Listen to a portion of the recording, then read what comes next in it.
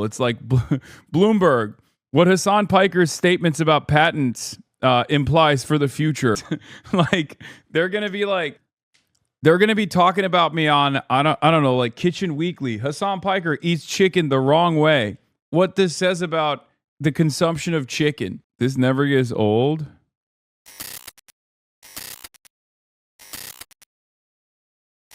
What is this? Here you go, your best slogan, practice your preaching. You know what's really crazy about this? Like, all my haters have this weird sexual obsession. It's pathological, it's psychosexual, but they always make me hot. They always make me hot, and they make me slay.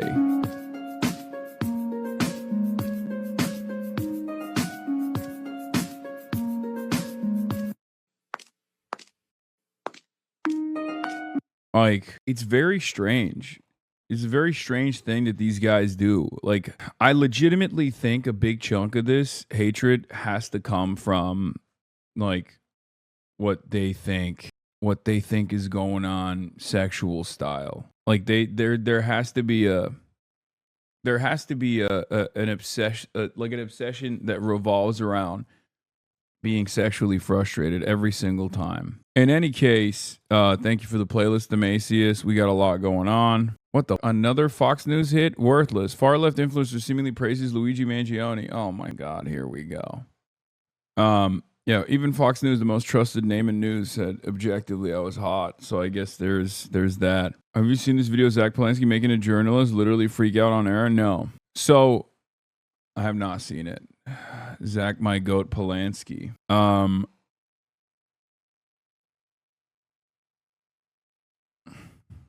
What the frick? It still says New York City tomorrow. That's not good. On my caption. No one even corrected me. 8 new pieces today. 8 pieces? That's crazy, bro. That's too many pieces. That's too much mustard. This site is getting a lot of utility. Head not so small here. Thank you. It's maybe because I'm wearing something that's like actually form-fitting. Fox and Friends did a segment on YouTube. Brian Kilmeade was talking about how dangerous you are, but nothing uploaded on YouTube. Again, still linking me to Shooter, even though he was a hater. I guess no one cares, right? It's just, we knew that already though, right? We knew that already. I don't understand how we can exist in this kind of insane media environment. But Fox News, wait, well, I'm scrolling, but it's not showing. Where are the latest ones? Washington Examiner, 1 hour ago. Will the Democrats embrace hating America in 2028? Washington Examiner, another hour ago. Democrats have normalized political violence. The New York Times, the Wall Street Journal, when rationalization turns deadly. It's very strange. It's a very strange phenomena where all of these guys, on the one hand, are frustrated with the lack of credibility that the media has. But also, on the other hand, they're just like playing fast and loose with these kinds of narratives that make no sense. It is what it is, I guess. Fox rarely puts you on their main channel, but there's a few clips on their clips channel. I like that. That's like Fox News and Asmongold have the same media strategy. Try refreshing, Control-Shift-R. Oh, Jewish Telegraphic Agency. That one came out. That was supposed to be an interview that I did. That one's actually interesting. I want to see how people react to that one. Hasan Piker favors Hamas, is pushing Dems to be anti-Israel, and wants Jews not to worry about him. An interview with the influencer gaining ground with liberals and alarming Jewish leaders. That's a crazy title for it. Oh my God. I had like a almost 2-hour conversation with Andrew Lepin. That's awesome though. That's a funny title for it. Hold on. I mean, I knew this was going to be like somewhat contentious because it's the Jewish Telegraphic Agency. Andrew's the guy. He's actually fairly woke, for the record. Like he's not. This is not like a super aggressive reporter, but in an interview with the ascendant Hasan Piker, who insists he's not anti-Semitic.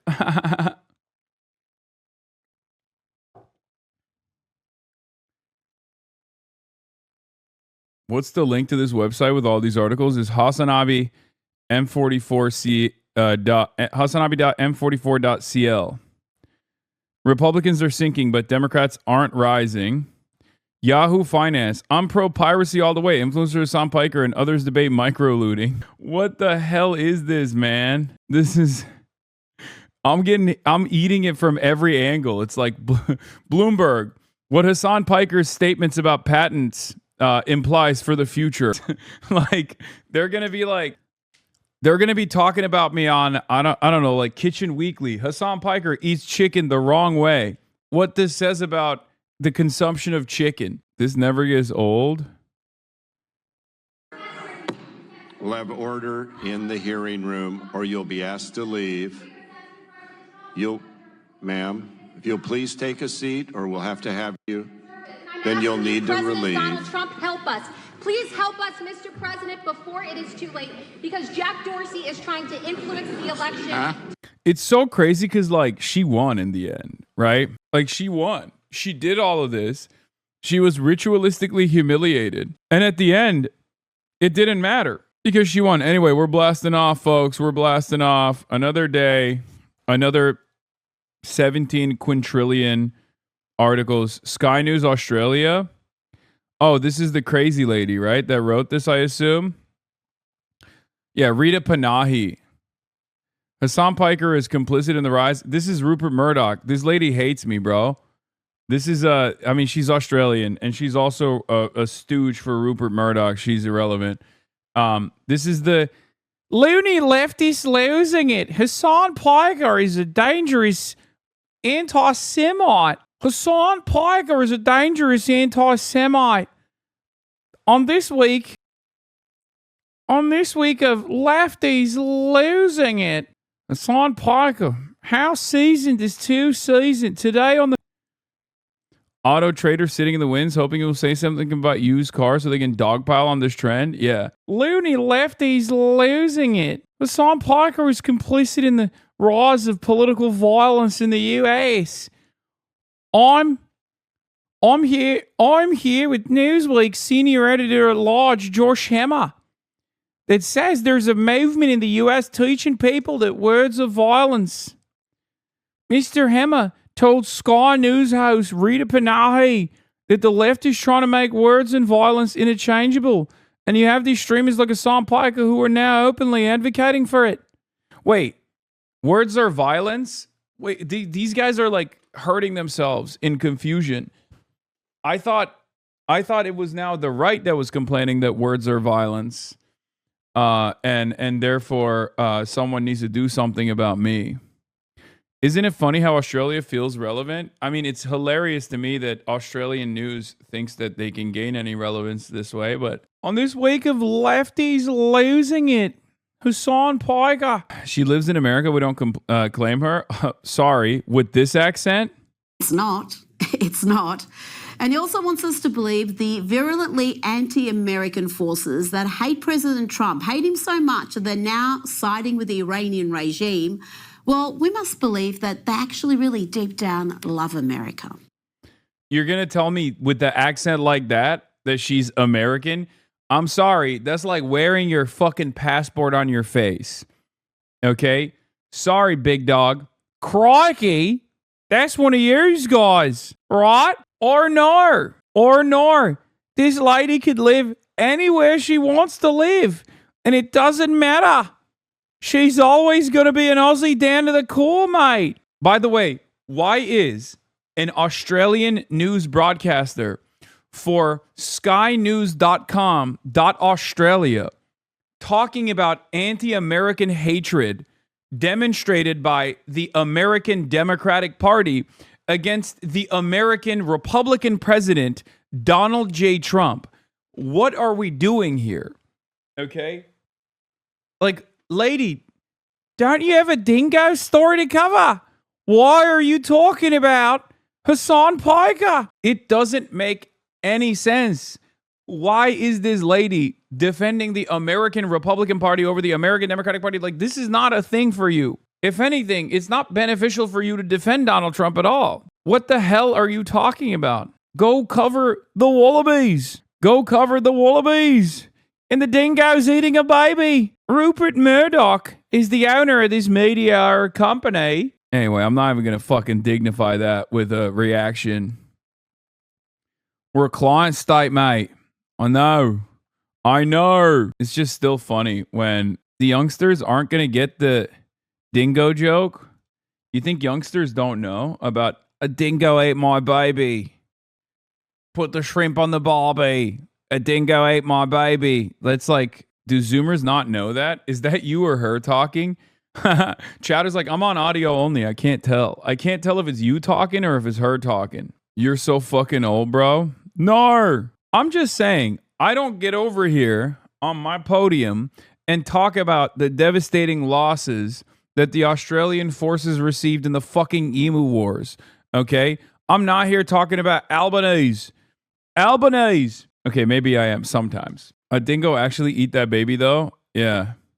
Babies are dingo's meat on the Barbie. Anyway, I'm excited to hear about this Jewish Telegraphic Agency article and like what came out of it.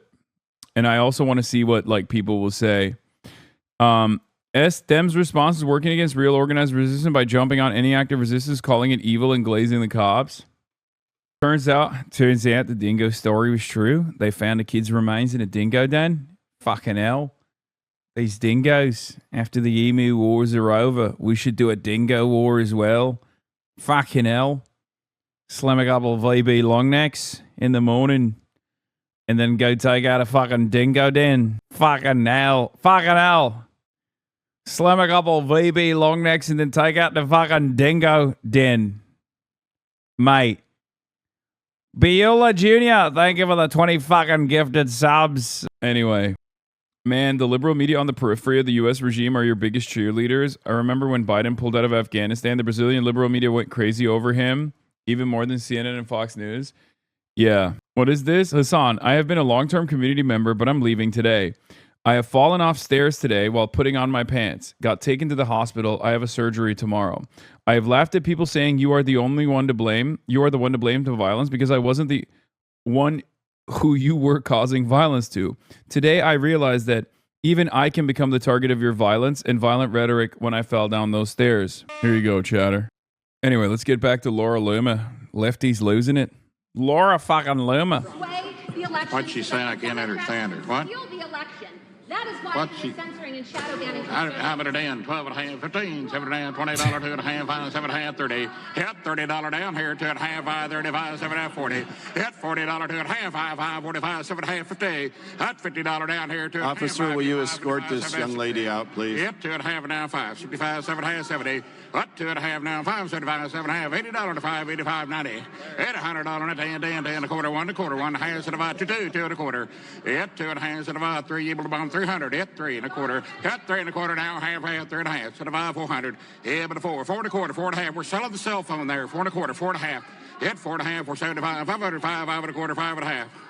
I yield back. Incredible work. Oh, wait. Someone's at the door. Hold on. It's not Mossad. It's housekeeping. Somehow I think our auctioneer in residence going to get tweeted about today. Yeah. Okay, bro is waiting for the chance to show off his auctioneer skills. I mean, yeah, he's done that before, which, you know, I respect. By the way, this one got 700,000 views. We're so back. Agents pulled out guns and began running towards the ballroom. White-jacketed caterers screamed and bolted for stairwells. Pandemonium reigned as top cabinet officials were evacuated. Robert Kennedy Jr. and his wife, Cheryl Hines, came out and were ushered into an elevator. Then Janine Perot emerged. The FBI director, Kash Patel, came tearing across the hallway with 2 men in tow. His girlfriend was hiding in a room with another man who was holding her hand. Oh! Kash Patel is both fired and cooked at the same night, bro. Ooh, sure. Oh, my God. Stop spoiling the new episode of The Boys. Anyway, I'm making a spaghetti squash.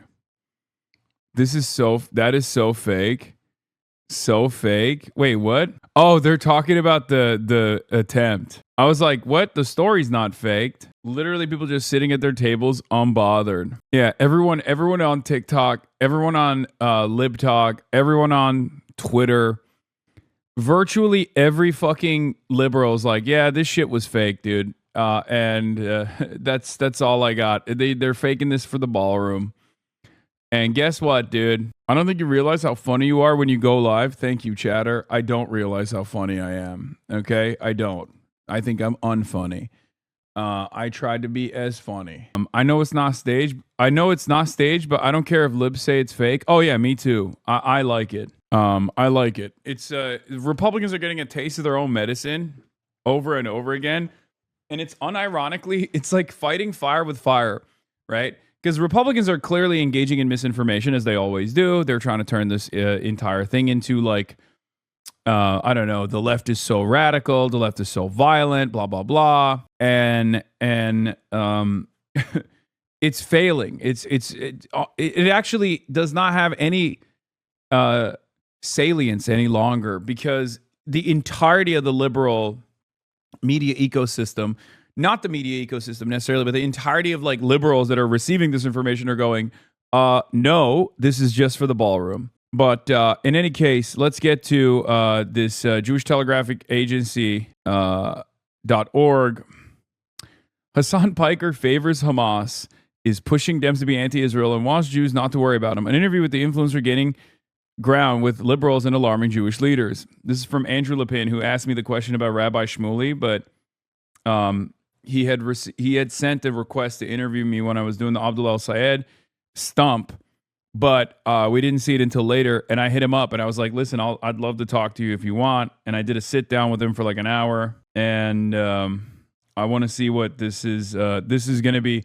I'm trying to do the rounds here. I'm trying to reach out to the Jewish Council of Elders so they realize that I'm not a threat, but let's see if it works, okay? I'm trying to do a media push on the Jewish side of media. People are probably going to yell at me for having this conversation, as Hasan Piker said from his live streaming chair midway through a video call with the Jewish Telegraphic Agency to discuss his views on Jews, Israel, and Zionism. By people, Piker meant his own.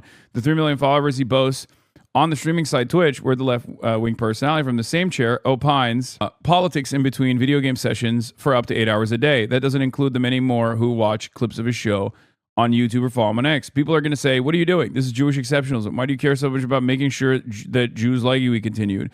The 34-year-old New Jersey native, who was recently rocketed into the center of the Democratic Party's identity crisis, then answered his own question. I still think that there's value in reaching as many people as possible and helping them understand where I'm coming from, he said.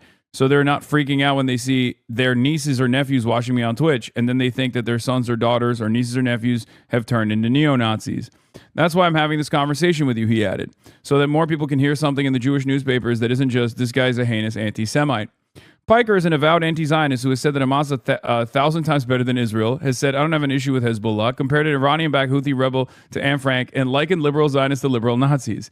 And he reiterated the JTA, I do still believe that Zionism is a racist ideology. Like, I genuinely believe that. The Anti-Defamation League's Jonathan Greenblatt recently called Piker one of the most outspoken, virulent anti-Semitic influences in the world.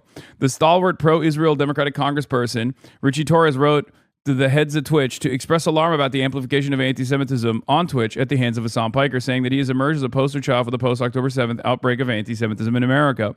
Such criticism has escalated Piker as a self-described Marxist and socialist becomes an increasingly influential player in Democratic politics. He joined rallies for Michigan Senate candidate earlier this month and has hosted several progressive members of Congress. Next month, the provocateur will appear in San Francisco with Shoykat Chakrabarty, a congressional candidate who says Israel committed a genocide in Gaza. His influence is beginning to extend beyond progressives, as California Governor Gavin Newsom, a leading 2028 presidential candidate, said he would appear on Piker's stream. Piker looks on as U.S. candidate Abdul El-Sayed delivers a stump speech. Speaking at Jewish Telegraphic Agency, in his first extensive interview with a Jewish news outlet, Piker acknowledged that anti-Israel activism can morph into anti-Jewish rhetoric, but also said he can't be responsible for what everyone in this movement says. He explained that he wants to combat anti-Semitism, in part because it undercuts anti-Israel activism. He condemned heinous violence against Jews, such as the Temple Israel attack in Michigan, but maintained that American Jewish organizations are fanning the flames and creating an atmosphere of hysteria. How does Piker reconcile the tensions and contradictions that radiate within his worldview? The answer is important, not just because his influence is rising, but because there are signs that a growing number of Americans already share some of his fundamental beliefs, that Israel is a malign presence in the world, and for the United States in particular, that the United States should stop sending aid to Israel, and that Israel's character and conduct explains the violence its people face from the likes of Hamas and Hezbollah. As American Jews adjust to a new reality in which contradictions law, yeah, you have to realize, like, obviously, this is the Jewish Telegraphic Agency. I'm not talking to an anti-Zionist, okay? This is not an anti-Zionist paper at all. This is a very much pro-Israel newspaper. This is perhaps one of the most important newspapers for Jewish syndication on the Jewish press in the United States of America. This, whatever I say to them, will go to all of the other like Jewish papers as well from this point on. It's like infinitely more relevant than, for example, Jewish Insider is. Jewish Insider is like very clearly an outlet that is entirely dedicated to smearing people who criticize Israel. Jewish Telegraphic Agency is like an actual Jewish newspaper, right? If you're not an anti-Semite, why on yesterday's stream did you spend 3 hours reading from the Torah with a silly, condescending voice? Shut the fuck up, chatter. Anyway, as American Jews adjust to a new reality in which old norms about anti-Semitism and the U.S.-Israel relationship are being shattered, Piker's vision is one that some warn Jews will need to increasingly grapple with going forward. Piker, though, says many Jews are on his side. There are a lot of young American Jews, at least in my community, who also feel this way, he said. They might be a little bit more shy about expressing their opinions in polite company. Yeah, this was for all the Jewish HasanAbi heads out there, by the way. I was fucking coming...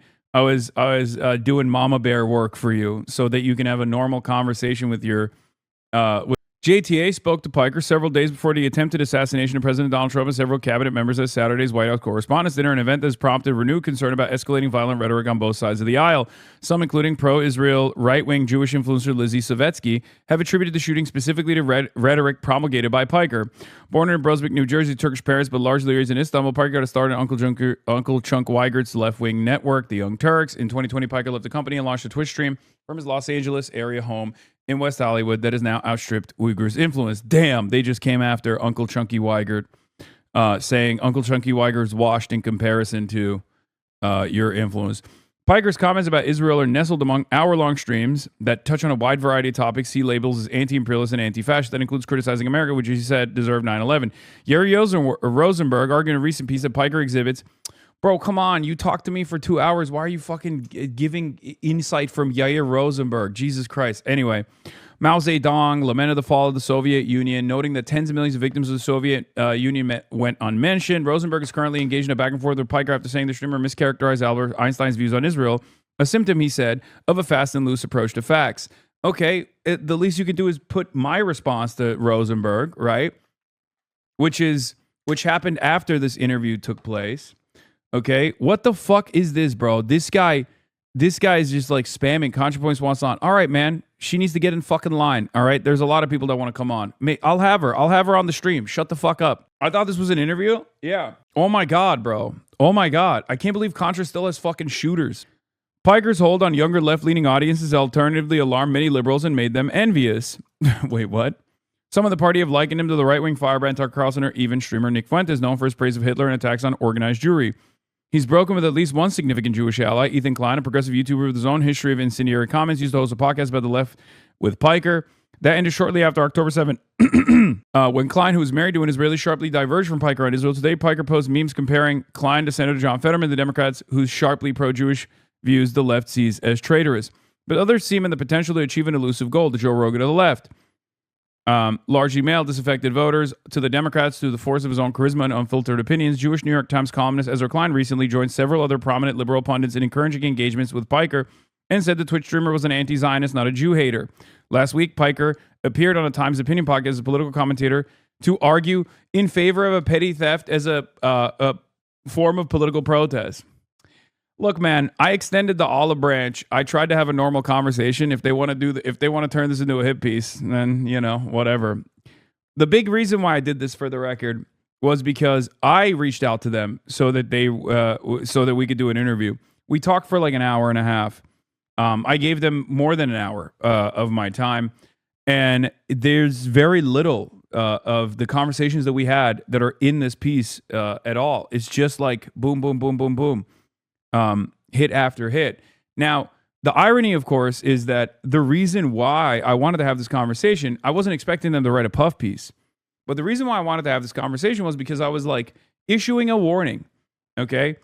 Basically rehashing some of the warnings that I made at the Oxford Union speech, right? The exact same warnings that I gave at the Oxford Union speech that I thought I could reiterate to the Jewish Telegraphic Agency that has a lot of older Jewish readers who would perhaps understand like where I'm coming from, number one, even if they don't agree with me, and recognize why so many young American Jews also no longer agree with them, see Israel in a different way, right? Warning to them just sounds like a threat. No, the warning is that anti-Semitism is rising, and it's because of Israel. It's because a lot of Jewish institutions do present themselves unified in support of Israel. And you are teaching non-Jews in the United States of America and in the Western world the wrong lesson, a lesson that only foments anti-Semitism.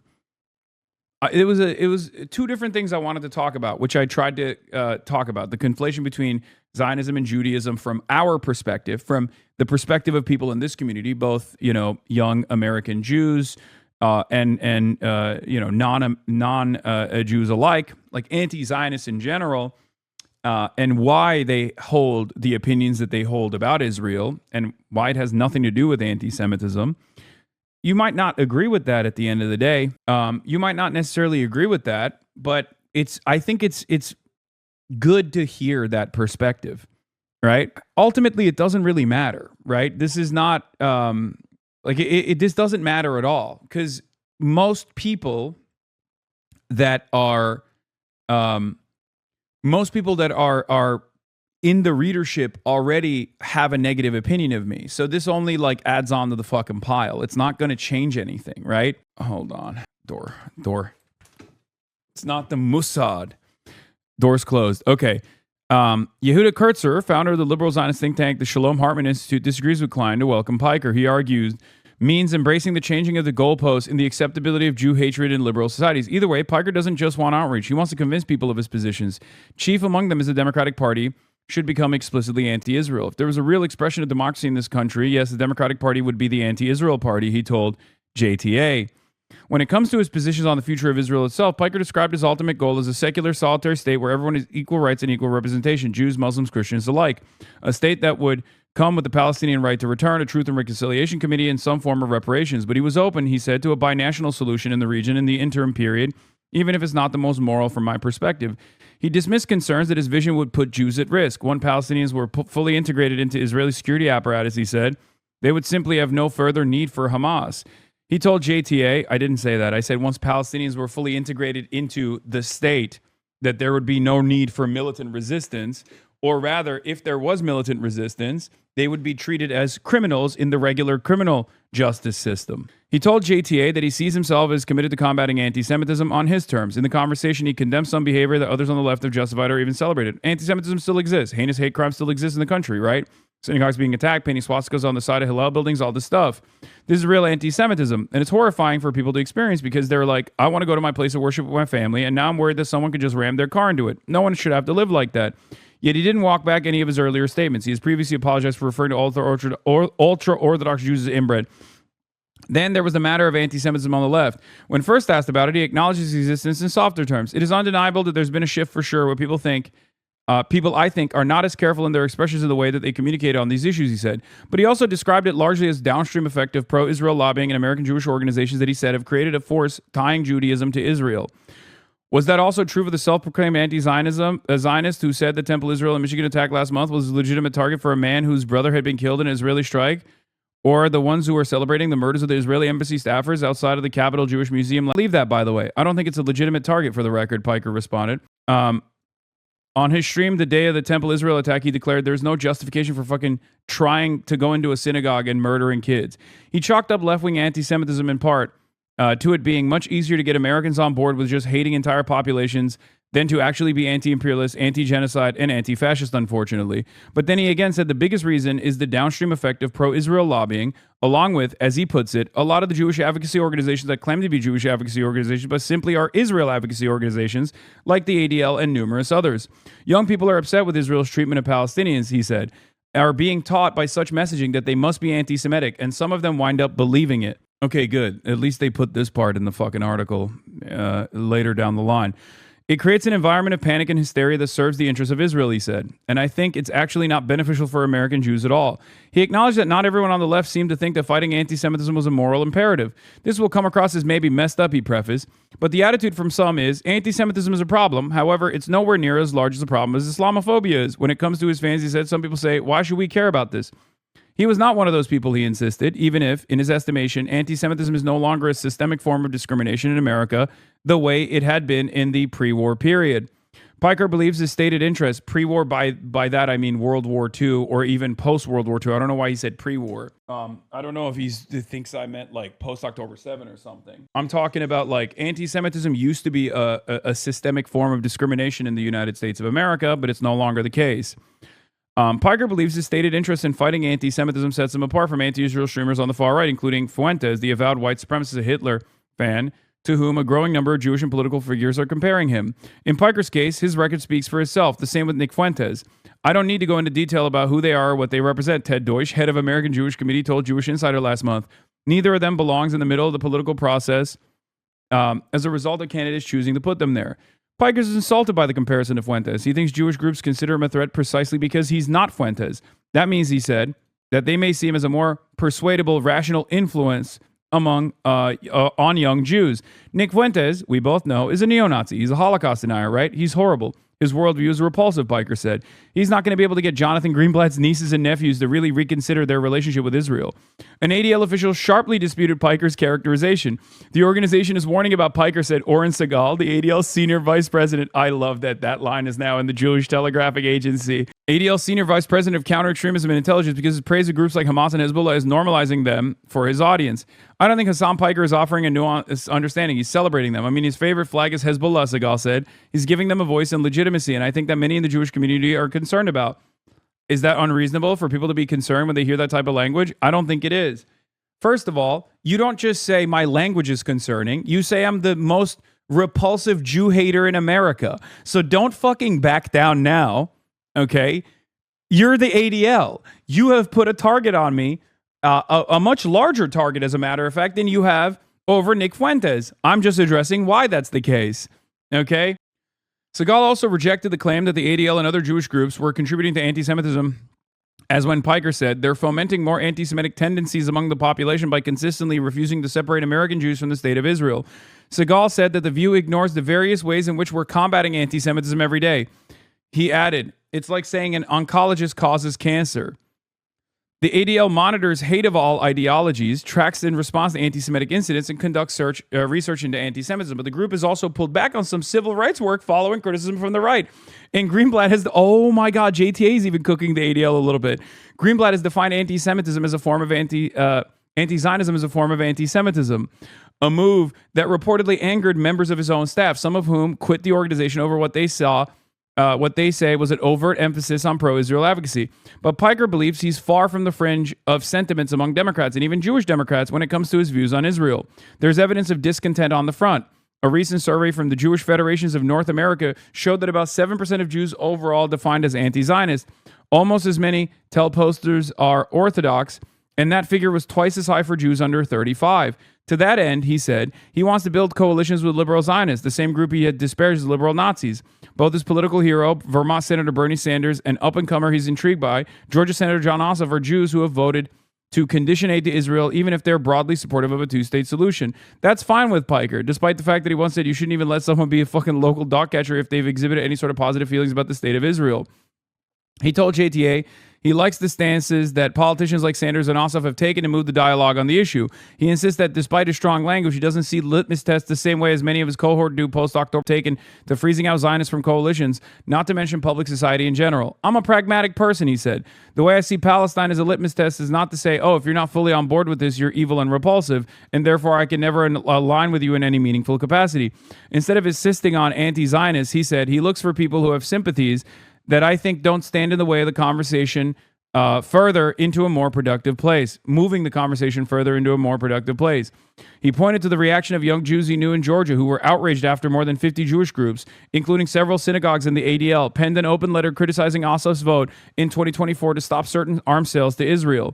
There are people who are like, what is this? This doesn't represent me at all. Why are you using my name? Why are you using my religion to take this stance that I find to be unconscionable, he said. Piker is convinced that the Democratic Party wouldn't lose a strong base of Jewish supporters even if it became full-bore anti-Israel party. Liberal Jews, he thinks, would simply decide that their other concerns outweigh Israel. American Jews are American. If they were Israeli, they would live in Israel, Piker said. At the end of the day, American Jews have American problems, right? And I don't think Israel is as high of a priority. Perhaps I'm wrong, he mused. For many American Jews, they might even say, Hasan, how dare you say this? You don't know this. That's not the case. It's very important for me. And they'll go and vote for... And then they'll go and vote for American-related issues. He pointed to the election of New York City Mayor Zohran Mamdani, whom he had hosted on his stream as a case in point. What the fuck is this? Cancel. As an estimated 1/3 of city's Jews voted for him, according to exit polls. Fundamentally, Piker believes anti-Semitism is a distraction for the left. If you see what Israel is doing to be a problem, as I do, and you want to solve this problem, you have to dial in on the actual root of this problem, he said. And I find that anti-Semitism oftentimes is moving people to focus on Jewish people rather than the actual issue itself. Isn't he being disingenuous? Question mark. After all, he talks about the movement building and claiming to fight anti-Semitism while also saying things he knows most Jews will consider anti-Semitic. No, I don't think so, he said, though he later added that he does fully understand why many Jews consider him anti-Semitic. That's why I'm having this conversation. He signed up a few minutes later on his Twitch stream for the start of another session. His fans were tuned in early, waiting for him. I can't believe how much we talked. And they did put, Noah thinks it was a lot more hostile than he expected as well. It's funny because we were yucking it up. We were laughing around. I even joked and said, people are going to yell at me for doing this, but I think more people are going to yell at you on your side. And maybe he listened to what I had to say, and that's why he turned around and wrote a much more hostile article so that people wouldn't yell at him. I don't think you should have said that the last part. You were way too conciliatory. No, I mean, I had this conversation with Peter Beinart as well, where, look, from my estimation, there are a lot of Americans that have racist opinions, white supremacist opinions. It's not, the way I see it is the same, okay? You got to convince racist people not to be racist. Zionism is a racist ideology, okay? And if there are liberal Zionists out there who are not going to set up hurdles in front of anti-Zionists in their organizing efforts, then I'm not going to immediately cast them aside. I'm not going to go after them first. Okay? That's it. In this country, there are a lot of powerful people who are unbelievably supportive of Israel. Okay? A lot of them are not Jewish. Plenty of Jewish people also are pro-Israel, however, to varying degrees. I think it's fine. Hopefully, if they get to the end of the article, they'll see it. They'll see like the good stuff, because he really fucking hammers on. Brace is selling you out for Bitcoin. He said I should be killed. He says capital should be killed, and the mainstream media gives him a platform. Is so disgusting. Will betray for 7 Bitcoin. DM. Hi, I'm writing this to let you know my wish is for you to have Brace Belden, aka Racial Jake, on the broadcast now that you're in New York, the concrete jungle where dreams are made of. It would be great to have some firsthand eyewitness accounts from the White House Correspondents' dinner incident on there. Usually I'm in the chat being a nice and cute chatter, City, but today I ask you to make this happen, please. Peepo shy. Anyways, much love and many thanks. Hustle. Yeah, half the article. I mean, it's kind of boring to just like do a sit down with me for like almost 2 hours and then just like put all of the other hit pieces that already exist in the fucking ether in that article. Kind of sad, but what are you going to do? You need to move to New York purely to provide your platform to Brace Belden. Thanks. Racial Jake, a.k.a. Pisspick Granddad, a.k.a. the Gay Pussy Eater, a.k.a. the Gourmand. Editor boxed out hard. I mean, I could see that. Oh, yeah, Mike from Taiwan had a good lock here. Let's be real. He did. Yeah, Cold Force, it seems, was... he might have been a straight-up Sex Pestiny fan, unironically. The fuck? Oh. Yeah, this is a Ukraine-Israel kind of guy, I think. I thought he might be one of the Ukraine-Palestine kinds of guys, but it turns out I think he's a Ukraine-Israel kind of guy. The problem is they don't understand like that. They understand it as if you're saying you're kind of anti-Semitic, so don't give them anything.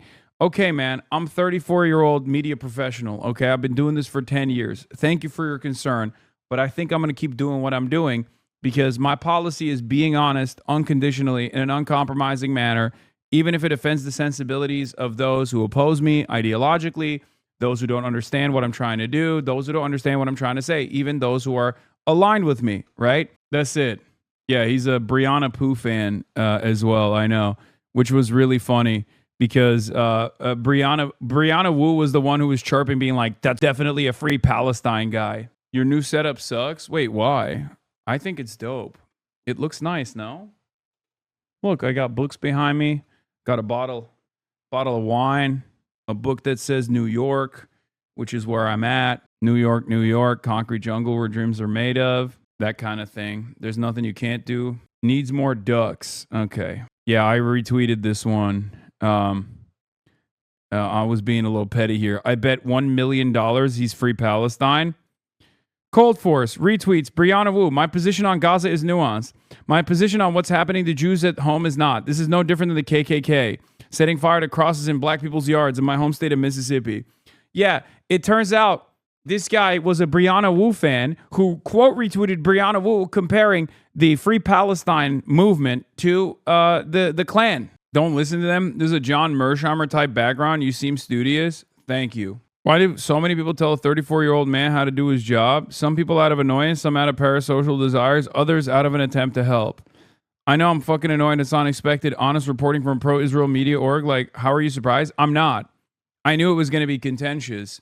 I didn't realize that, look, when you give a journalist 2 hours of your time on an interview, on an exclusive that no other outlet has gotten, right? They need to, they would most likely use the information that they receive from said exclusive. He chose to basically use like 3 quotes from our 2-hour conversation and then slam the first half with like Daily Mail style editorialized hit pieces. It's just, it's a testament to, I guess, the way I held my own in that conversation. He was a fan of yours, haters. Yeah. Yeah, no, he was. He was a fan of all my fucking haters. He was pro-Israel to the fucking bone, by the way. So let's look at another Fox News hit piece, and then we'll get into what the shooter's actual beliefs were. So much when I hear that, and he's so not alone in this kind of rhetoric, is that it excuses away a violent, horrific crime, and also can inspire those who are unstable and ready to take action because they hear it as orders. They hear it as orders, and I think that a lot of the folks that listen to that little waste of space twerp Hasan Piker, they don't understand that he's monetizing this, by the way. So he's saying these things that maybe he believes, maybe he doesn't, maybe he adds an extra layer of filth on it for a little more money. They're making money off of saying these disgusting things, right? And so he sits there in his little podcast mic, and to me, he's a worthless waste of space. However, the First Amendment protects his right to be a worthless waste of space. That's why it's incumbent upon parents now more than ever to know what, have honest discussions at home, make sure that they're not watching people like that and getting horrible ideas. Little twerp is pretty funny. I'm 6'4", 240 pounds. Okay. There are not that many guys that look like me on the Republican side. Let's be real. Okay. Calling me a little twerp is very funny. Michael Fusco Art, thank you for the 50 bones. God damn. Is it 50? 67 bones. 67. Oh, God. I'm sorry. Ideas in their head. I understand if you're 31 years old, your parents aren't going to have a lot of influence, but we need to have parents when kids are younger and most impressionable, making sure they know what their kids are consuming. Yeah, and also there's this celebration culture over just the idea of something happening to the president and others in his administration. And mockery. And mockery. And Joey, there's this business you were going to tell us about in Wisconsin, kind of doing the same thing. Yeah, so on that topic, I mean, you saw the things that came out about Charlie Kirk and how people mocked his death. And then you look over at President Trump, who I guess is enemy number 1 for them. And that's the problem, is that's what they truly believe. Right. There's this guy's name is Kirk Bangstad. He owns a brewery in Wisconsin. It's called the Minocqua Brewing Company in Wisconsin. This is their tweet. It says, well, we almost got Hashtag Free Beer Day. Either a brother or sister in the resistance needs to work on their marksmanship, or he faked another to get a positive news cycle. We'll never know. Regardless, we stand at the ready to pour free beer the day it happens, cheering for, hoping for, offering an incentive to kill the president of the United States. This isn't just a brewery owner. This guy is running or ran for the State Assembly District 34 against a Republican. He's also, there are videos of him laughing, cutting it up with his friend who is the leading Democrat for the Wisconsin gubernatorial race. So that's how deep this goes. I mean, just like with Hasan Piker, the difference with President Trump is when he has a Nick Fuentes come into Mar-a-Lago and somebody says, hey, this is who this really is, he tells him to get out. He doesn't. Okay. Yeah, Donald Trump dined with Nick Fuentes, who's an actual neo-Nazi. I'm an open socialist. Okay, I don't think socialism and Nazism are even remotely on the same wavelength. There's no moral equivalence between the two. Okay, that's number one. Perhaps that's the reason why I don't shy away from saying my personal ideology. Okay, and he does. But the fact that he just brought this up makes it so like the fact that he brought this up on his own is so strange to me. He's like, well, you know, the president dined with the neo-Nazi. And he was criticizing it. It's like, yeah, of course I am, because I'm anti-Nazi. I don't think the Democrats should be anti-socialist or anti-communist. I think that's very idiotic. They dangle the carrot of, oh, you can reach these people. President Trump has a hard line, and it's not to consort with people that do these types of things. Well, don't forget 8647. You know, Cardinal Comey's discovery out on a beach. Just a prior FBI director. Yeah, just happened to be wandering down a beach and see something like that. Again, if you play footsie with these ideas, I think you nailed it. You never know how some people will receive that information. They may see someone joking about it, whether it's a podcaster or someone else making light of the fact that there have been these attempts, oh, they just barely missed him. Someone else might get out there and decide, well, I won't. And this is the real sickness that's engulfed our political discourse in this country. We've got to stop it, and stop it now, because I'm really concerned, not just while he's in office. This may continue even after he's out of office, and this is not what we want for our country, because it won't just be this president, it'll be the next and the next if we don't nip this in the bud now. Yeah, and Tommy, one last thing. I'm so concerned about the putting these suspects on pedestals, and I'm concerned that's coming as well. Yeah, for some dark corners of the Blanche, Patel, and Perot are live. Weekend, they held signs that read "Death to Tyrants." And then you have leftist influencer Hasan Piker. He remains popular among Democrats, even as he faces backlash. Wait. Disregard the obvious. Why can't I see the video? Talk to O's, the man. Wait, I don't know what you just linked me. Yeah, you linked me the wrong thing. But anyway, while we're waiting on that, here, let's take a look. This moron, another sex pestiny orbiter, is straight up lying on the timeline. Okay? Straight up lying on the timeline. The recent shooter was a Hassanoid, by the way.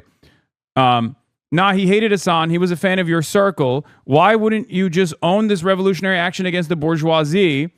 Why are you straight up lying about this, says Andrew Mercado? I'm sorry, are you taking Ben Shapiro's side here? You're an R-worded communist. Don't appear under my tweets again. Straight up saying he'd rather be aligned with Ben Shapiro than someone like myself, okay?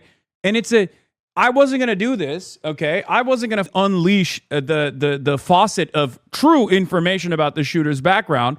But if there's anyone who this shooter had sympathies towards, it's you idiot. It's your ilk, okay? It's your radical centrist, pro-Israel Democrat ilk that this shooter was a major fan of. The classic Ukrainian flag in the bio slammed next to the Israeli flag in the bio type liberal that we've all seen on the timeline, many of which who have actually deleted at least the Israeli flag from their bios in shame, even though they still hold tremendous sympathy. Okay? And guess what? I said, not only did the shooter retweet criticism of me claiming I was promoting antisocial behavior on his way to kill the president, he also was a major supporter of pro-Israel liberals who spent the last 2 months claiming I was fomenting violence, Lamau, which is, once again, 100% true. Look, Cold Force, red triangles may as well just write bot in their username. I refuse to believe they are all real, and that's stupid. He's talking about red triangle in the pro-resistance Twitter. Retweeting no opinion. The Palestine protesters are, functionally speaking, Republicans. Retweeting Elon A. Levy. Again, the spokesperson for the Foreign Ministry of Israel at the time. of his retweeting. This fake report literally sparked riots. Irresponsible reporting costs lives. Retweeting Olivia Giuliana. It isn't inappropriate behavior. He's a rapist. He's a child rapist. Again, correct statement from Olivia Giuliana that's being retweeted by Cold Force. Retweeting Brianna Wu. My position on Gaza is nuanced. My position on what's happening to Jews at home is not. This is no different than the KKK. Talking about the pro-Palestinian cause, equating the pro-Palestinian cause to the Klan, okay? Do you feel like this guy was a fan of mine? Or do you feel like this guy is literally one of the people that was unironically claiming that I was fomenting revolutionary violence in this country for the past 3 months, or at least for the past 2 months? Guess what? We don't need to speculate because he literally did quote retweet someone saying I was a grifter who has no sincere beliefs, who just wants to promote antisocial behavior on his way to kill the president. So I know exactly who this guy is because I've been dealing with exactly this guy for the past 3 months. Retweet at Brianna Wu. America having the most lethal military on earth is why your superior Western values win and not a theocracy and autocracy. Retweeting Dylan Burns. Ukraine's breaking the Russian naval blockade is one of the least covered victories of the war. Okay, that one is fine. That's like, not that crazy. Sarah Longwell. What is this? Or what? I don't know what this is. This might be anti-Sarah Longwell, to be fair. I'm sorry, but I'm not just going to give up. Retweeting Troubleman90, another one of my ops. I'm sorry, but I'm not just going to give up the last 85 years of... Dude, I want editors to post the show the retweets that he's retweeting with posts of what these guys have said about me in the last 3 months. Okay? It took 1 second of me hearing this voice from a 2017 news hit to know that this guy was one of those like radical centrist liberals. Okay? I'm sorry, but I'm not going to give up on the last 85 years of civil rights and put my voting rights in jeopardy because 1% of the population of Michigan is upset over a decades-long conflict on the other side of the world that has nothing to do with me or my community. Yes, idiot, 1,000% yes. Simply voting would have saved this man. 6 conservatives on the Supreme Court refused to refuse to stop the executioner explicitly because y'all didn't vote. Harm reduction voter, maximum harm reduction voter. Adam Schiff barely beat his Republican opponent in the primary. I do not have confidence that he can win this seat in November. Therefore, I'm calling for Adam Schiff to step out of the race and allow party insiders to pick a new Senate nominee.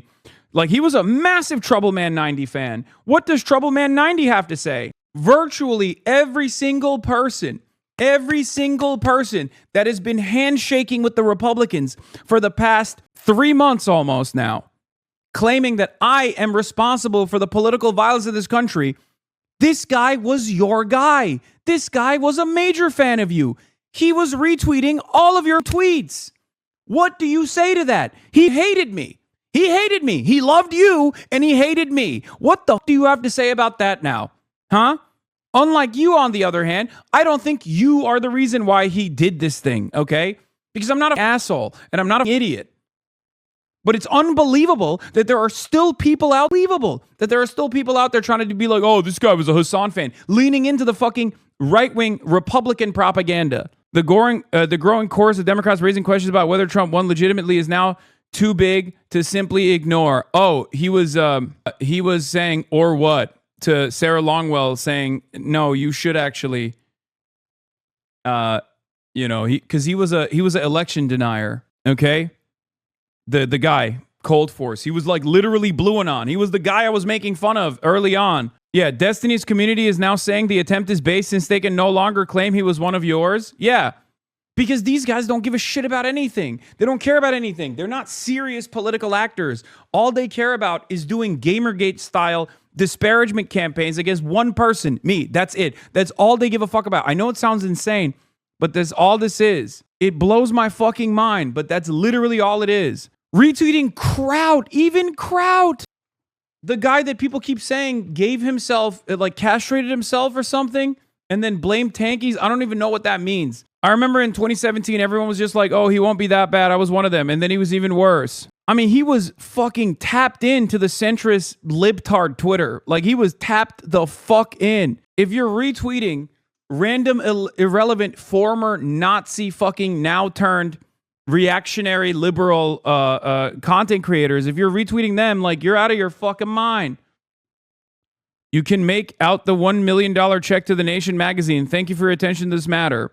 A, this is a screenshot. B, do you understand this was back when I believed your side lies? Don't make me defend and own the things I've said. I don't defend this. I educated myself and changed my mind after October 7th. This tweet is from 2024. Please make the arrangements to send $1 million check to The Nation. Oh my God.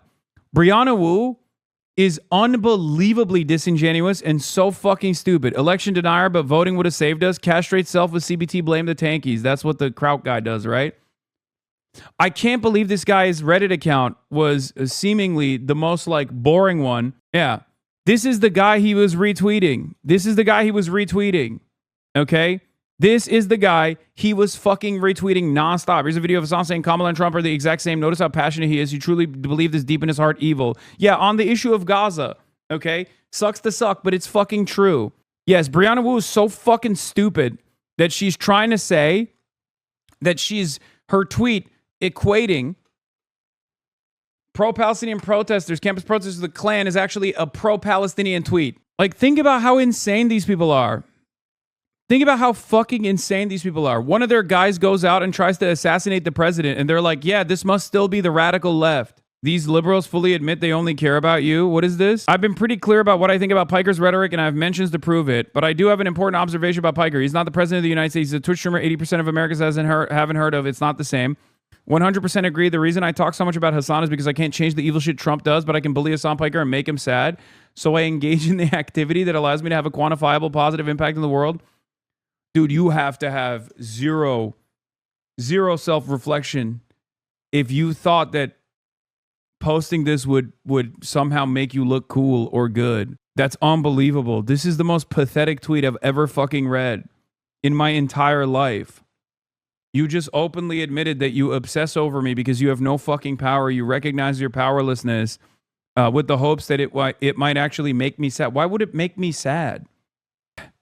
I'd be mad as hell if I looked like a Faz baby too. Oh my God. I mean, yeah, he not only behaves like a toddler acting out, but he also looks like a toddler. But it's just, that's a crazy thing. It's not going to work, buddy. It's not going to work.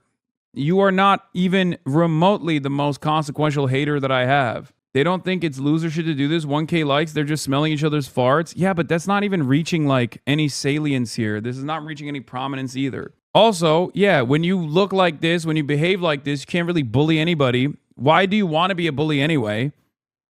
But I guess this is like, I guess this is your opportunity to try and bully someone on the internet. I don't know. It's very strange, but you know, I got bigger fish to fry here. I got fucking more consequential people to deal with, like the motherfucking entire Republican Party's media apparatus, or an entire country's propaganda apparatus, the country of Israel. Well, I guess the country of America too, let's be real. Republican media is literally fucking state media. So that does make sense. Like, you should use, to the liberals who come in here who are hate watching, like, please use all of the anger, angst, animosity you have towards more productive goals.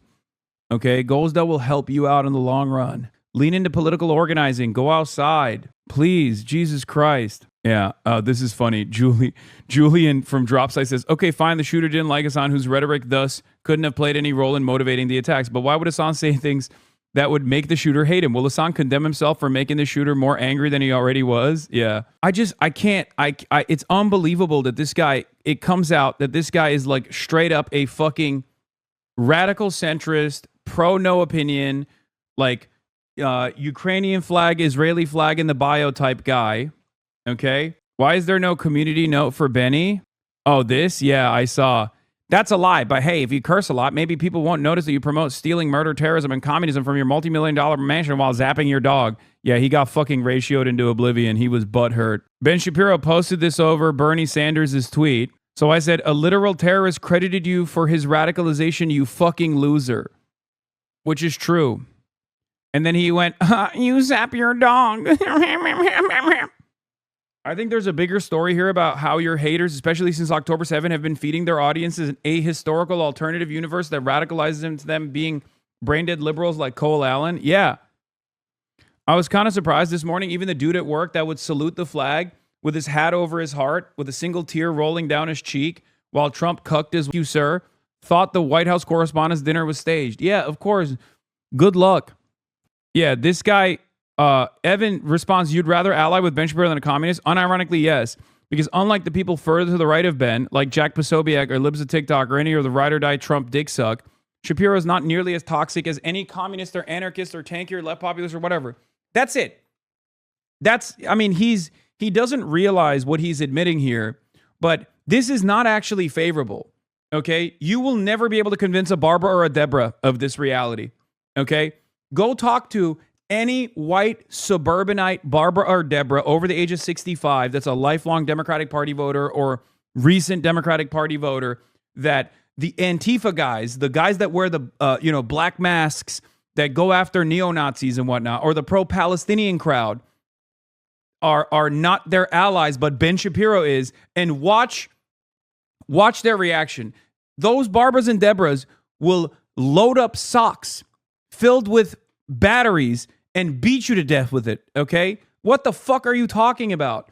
These people unironically have real smoke for the Republican Party. The idea that you could just convince them that you have better allegiances with a goddamn fascist like Ben Shapiro, a pro-Israel fascist like Ben Shapiro, over people like myself who have not only worked alongside Democrats their entire fucking lives, but still continue to do so, is unbelievable. You have lost your fucking mind. You are engaging in Hasan derangement syndrome. That's what it is. You only arrive at this conclusion if your brain is poisoned by what you see online. I think some of these people are unbelievably unsalvageable. They've lost their dang minds so much. They've received an unlimited amount of like Hasan Piker is the most evil person on the planet style of commentary. And therefore, it's impossible for them to think clearly on this issue. They're just meat riding into oblivion, not realizing that they don't have any fucking coalition in the liberal side. Does this mean that they owe you $1 million? Yeah. No, I told you. I bet $1 million he's free Palestine. He's not. I don't think these guys understand that. I don't think these guys understand where the actual population is. I don't think they understand where the resentments are for the independents. They think that if they present someone like myself in the worst light, that liberals will hate me and therefore hate the things I stand for, like Medicare for all, being anti-Israel, free college, like Bernie-style left populism. That's not going to happen. You might get a couple of them, you might convince a couple of them that I'm a bad person, but their attitude is not going to change. That's why Grant Plattner is fucking popping off in Maine right now, because Grant Plattner embodies all of those qualities, right? Grant Plattner is a candidate that is doing all that. Abdul El-Sayed is a candidate that is doing all that. And that's part of the reason why this kind of smear campaign, where I'm associated with people like Abdul El-Sayed, is not actually hurting the chances of these candidates. It's actually improving their standing. Because even with all of the negative pushback, even with all of the smears, it doesn't matter. People still go, hey, a lot of these people are yelling at this person because they're fucking... a lot of these people are yelling at this person because, you know, he's anti-Israel. I'm anti-Israel too. I've heard this kind of attack over and over again. I'm going to vote for the guy who's anti-Israel, who's like sincere on this issue. No, it's a personal issue with you. They don't have even 1% of the smoke for Zoran. It's an obsession. They're mad you were successful instead of their favorite streamer. Yeah, I mean, not all of these people are operating with the same fucking perspectives.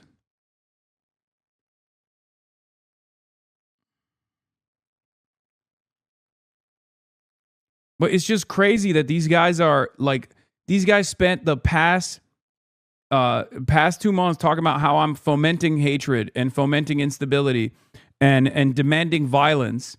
And then someone actually ends up doing the violence. They go, oh, see, we told you this is Hasan's fault, alongside the rest of the fucking Republican media infrastructure. Do you think the smear campaign is successful? Fuck no. Do you think it's successful? You have to remember, yeah, I promise you, these pro-Israel people that are attacking you are going to save your image from those that have been tricked and fooled by that group, because no one is more vile than pro-Israel ghouls. Exactly. You think it's bad that fucking Fox News is making me the poster boy of like the American left, saying I'm a dangerous person? No, of course not. Of course not. There's tremendous negative polarization against Fox News when they fucking constantly posterize me every single day of the week. You think liberals that see that are going to be like, well, I agree with Fox News? No, of course not. Most liberals are not that insane. The ones that actually see the Fox News coverage and go, see, even Fox News is agreeing with me and presenting it as a positive are people who are brain broken, who think that like that liberals will see the Fox News coverage and go, wow, I guess I agree with Fox News. It's not going to work it doesn't work that way. It does the opposite. You incite violence or calling the White House Correspondents' dinner shooter based. Yeah, because they realize it's one of their guys. That's it. If the White House Correspondents' dinner was a HasanAbi head, they would have been running around talking about how dangerous and how violent of a figure I am in American politics, because the people that do this don't have any real politics. Their politics just revolves around the personal envy and angst and animosity of their favorite sex pest cult operating streamer, Destiny. Many of these guys are just orbiters of Destiny, even after it came out in a fucking civil court case that he was procuring child sexual abuse material. Okay? These guys have not given up. A guy who can't even take care of his own son, whose own son came out as a fucking neo-Nazi, is supposedly converting young men. Get the fuck out of here. He's not converting them to anything. He's converting them into being his personal cult slaves. This is what 7 years of cyber stalking and cult building around fuck Hasan, nothing can change, does to people. They literally have no solutions or ideas. So as things get worse, they resort to idiotic violence because in America, that's all people with no organization have. Yes, ironically enough, my dad hates you. I told him you're debating Sean Hannity, and he said, I guess he can't be that bad. See? It's a nihilistic cult. Also, he tried to fight the courts calling him a pedo and was denied by the judge. I haven't even been following up on this. But anyway, what do I always say? Ironically enough, so much of the commentary revolving around my analysis over structural forms of violence and the anger that it creates in response to people experiencing these structural forms of violence is to do what? Is to take that anger and channel it into organizing, channel it into more productive things. And perhaps that's the reason why, because there is a real discernible North Star, a real goal in this movement of making necessary changes in American politics, that people don't engage in adventurism, which I routinely talk about being unbelievably unproductive and bad overall for any sort of serious political movement. I've never been a fan of decentralized forms of violence. And as a matter of fact, that fucking New York Times conversation literally revolved around that. Okay? Alonzo Grimandi, thank God there's like at least some intelligent people out there, you know, college professors and the like, that are aware of my commentary and aware of the things that I say, that he had a decent opinion on this. He says, in a well-oiled democracy, there'd be left-wing mainstream outlets showing you Hasan the Hun in that same podcast saying he does not endorse killing CEOs, or maybe clips from his own stream stating his views clearly. But not in a plutocracy like the U.S. That outlet does not exist. You are witnessing the U.S. political elites disciplining the public, making sure it does not dare get curious about his views or how the structural violence of the system itself, dying over lack of healthcare, is justified as inevitable or even fair, natural, when it shouldn't. Polite society demands you condemn political murder, not social murder. On the contrary, it justifies it as your personal responsibility. People affected pick up on that contradiction, but do not have the tools to express it coherently, so they simply celebrate the murder instead. Understanding this process, theoretically, and providing that framework for coherent expression is not moral justification. It never has been. And Hasan the Hun has been very clear about this. He has even stated he believes in labor organizing as the most effective pushback, which I brought up in that conversation in the New York Times, but not a single person talked about it, right? That's what's so frustrating about it, because a lot of people at the point of incitement will turn normal systemic critique into something it's not, an endorsement of, like, you know, wanton cruelty, or an endorsement of fucking going out and like murking CEOs in the fucking streets. Here's the problem though. A lot of people hear that and see that and might not even necessarily disagree with it. You don't want to live in that world where you are unironically celebrating decentralized acts of violence. I don't want to live in that world. That world is chaotic. I want to live in a world where there's stability, where there's prosperity. My argument. So even if you think you are in the short term, thinking that you're disparaging a prominent critic of the nation state of Israel, or billionaires and the current oligarchy that we exist under, what you end up doing is refuse to create a more productive outlet for a lot of people where they're just rudderless. They're left rudderless and they experience all the chaos. And there's no way to interpret that chaos through a framework that actually forces them into more productive and more viable solutions to fix that fucking chaos. So then they behave in a chaotic manner. They retaliate in an unbelievably chaotic way. Bum rushing the motherfucking White House Correspondents' dinner to try to fucking kill the president and members of the cabinet, except for Kash Patel. This is what happens when liberals experience the anger and the frustration and are left rudderless. They're left with no pressure valve. They're left with no vote that could potentially help them feel like they're moving in the direction of a discernible solution. Okay, they vote for regular centrist corpo dems, and then those corpo dems don't actually improve their material circumstances, so they're left more angry than they were before. You asked for this, shooter, repost one of your haters. I know. I already covered it. One of my number one haters, the shooter was in agreement with, including on the issue of Israel, ironically enough. So this shooter was a pro Ukrainian flag, pro-NATO, pro-Israel guy. This shooter was more likely to fucking kill me than the motherfucking president, if we're being real, depending on like the level of animosity that he had, considering the communities that he was a part of on the internet. Anyway, this is not a radical viewpoint by a crazy podcaster either. These are pretty well cemented critical views of violence in the state. Marc Neocleus in Britain, Jacques Rancière in France, Joy James in the US, among many others, have made this point over and over again. So Hasan has clearly read them and done his homework. It's easy to pick up on his words if you know the literature. CNN, Fox News, and mainstream punditry either have not or have, but don't want people accessing these views. No, they don't. They don't do any fucking... Their worldview is unbelievably nearsighted. Their worldview is hermetically sealed in the neat little confines of neoliberalism. There is no world where they reach beyond that analysis. Back in the day, I think, right-wingers used to do that. Okay? They used to. I'm glad you're making a solid connection to the cyber stalkers who prepped all these hate clips over 7 years in hopes they'd reach mainstream media. Yeah, and now that it has, what has that done? Nothing. So please, I urge all of the cyber stalkers, it's been a 7-year process.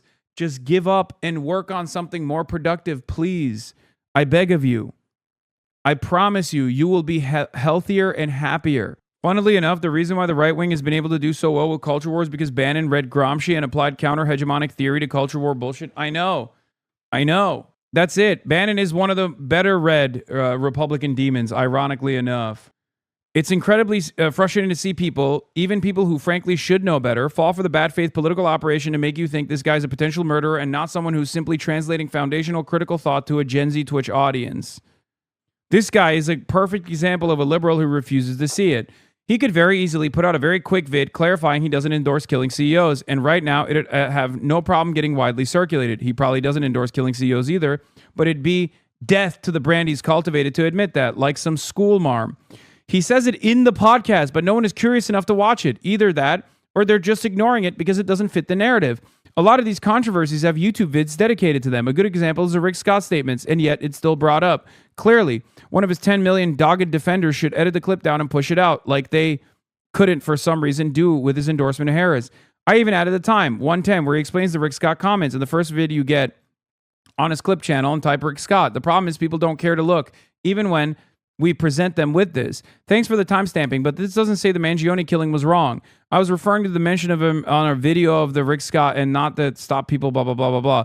I have to thank you for providing that citation from the very end of a new 35-minute show. You spent time researching that I wasn't willing to, so points to you. But that was an exceptionally weak, reluctant, one-word answer, arguably more on whether he'd do it. See, when he is faced with what he was looking for, from the very same primary source, that same interview where they asked me straight up, would you kill a fucking CEO or do you endorse the killing of CEOs? I say, no.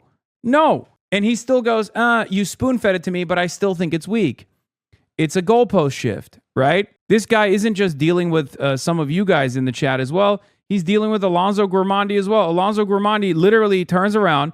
Grimandi says, you mean this video with 146,000 views on YouTube alone, not his biggest audience, that not one media outlet has shared?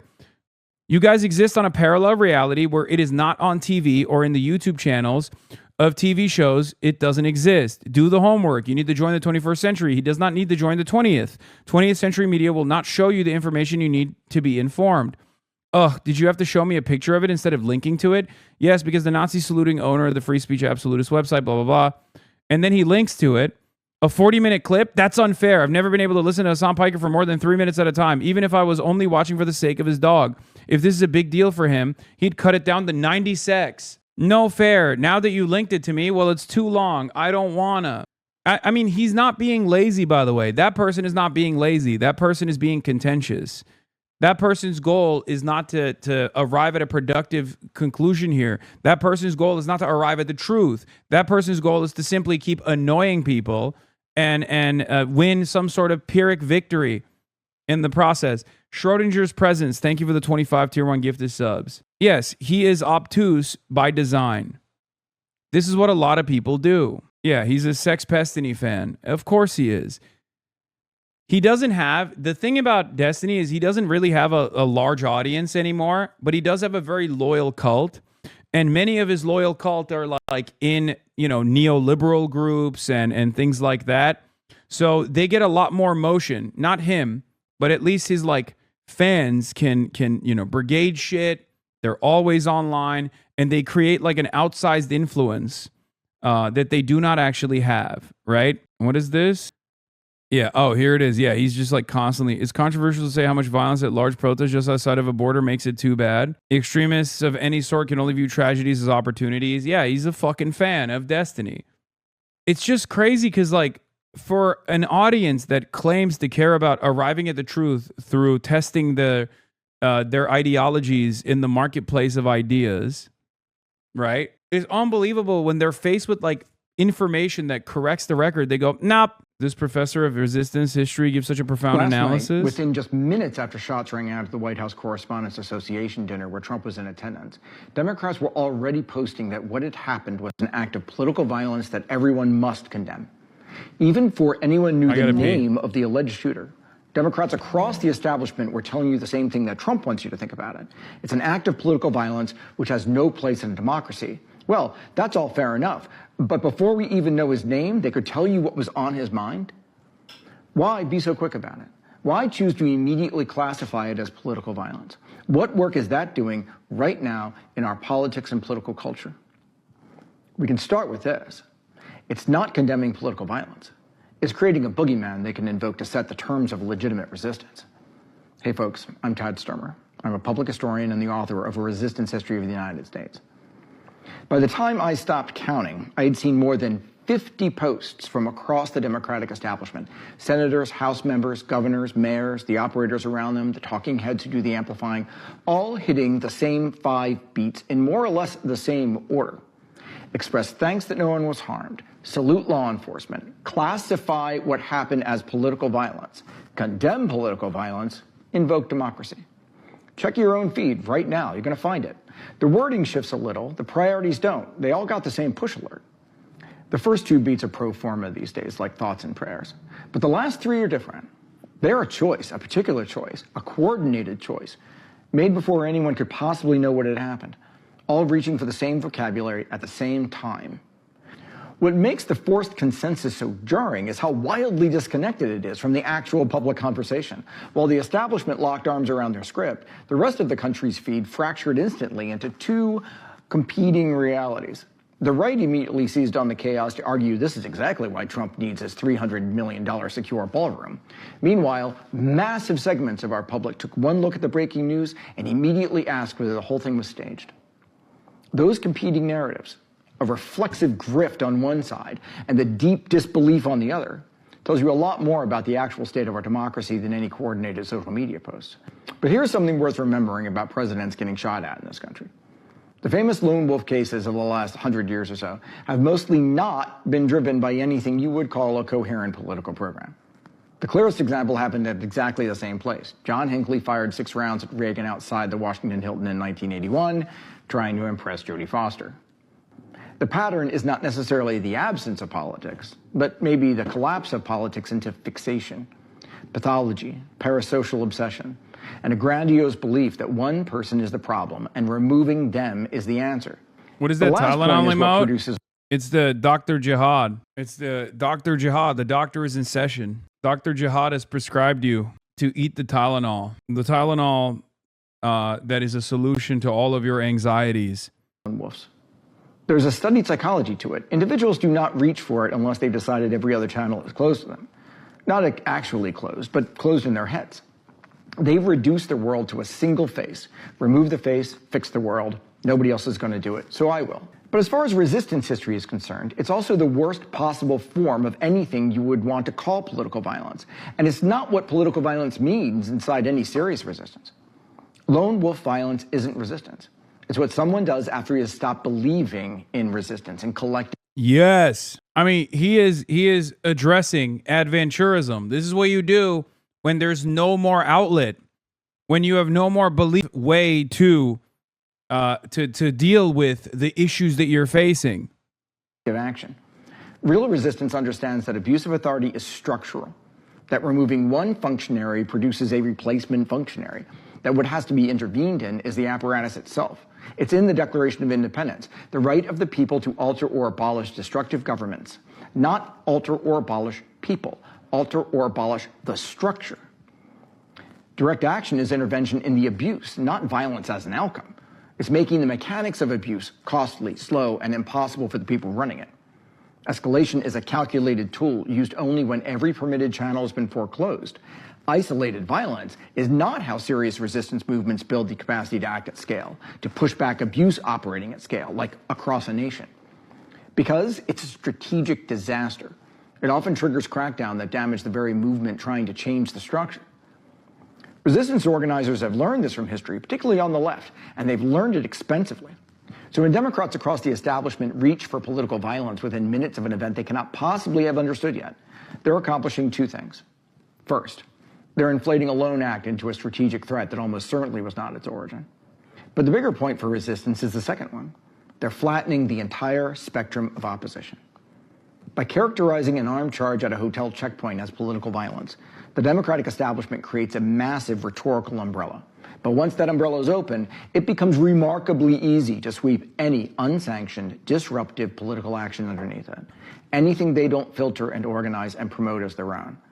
They intentionally conflate the image of chaotic desperation of a lone gunman with the organized, strategic escalation of actual resistance movements, the kind of patient structural work that has historically changed conditions in this country. So the intended effect is to preemptively discredit all opposition that isn't theirs. They are the legitimate opposition. They are the defenders of democracy. Anyone else, by definition, isn't. They get to call those shots, and only them.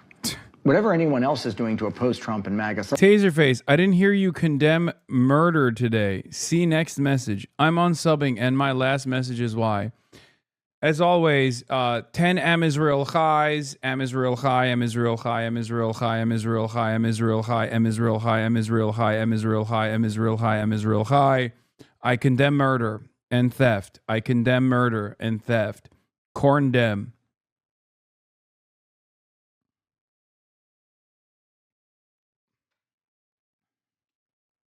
Okay. Okay. Now that we got that out of the way, you guys can still feel confident in coming to the broadcast and listening to what I have to say, of course. Small update. Boyer deleted the quote retweeted post and replaced it with the one below. In a phone call, he said he deleted it to axe the name calling and took away from the seriousness of the issue. And I never want to do personal attacks, but I stand by what I think. Building Trades president in Philadelphia deletes his post calling Alla Stanford APAC Alla. He says he stands by it, but didn't want to be mean with the name calling. That's funny as fuck. Bialua Jr., thank you for the 30 gifted subs. Israel just dropped a fake HasanAbi of Israel. Please watch the latest Surrounded. I'm very curious about your opinion. Is it Hen Mazik? Are we forgetting how right-wingers talk? This is stupid. I feel like this is massive hallucination going on. It's fucking driving me insane. Bitch. What is this? Read it. Yeah, no, this is how right-wingers talk.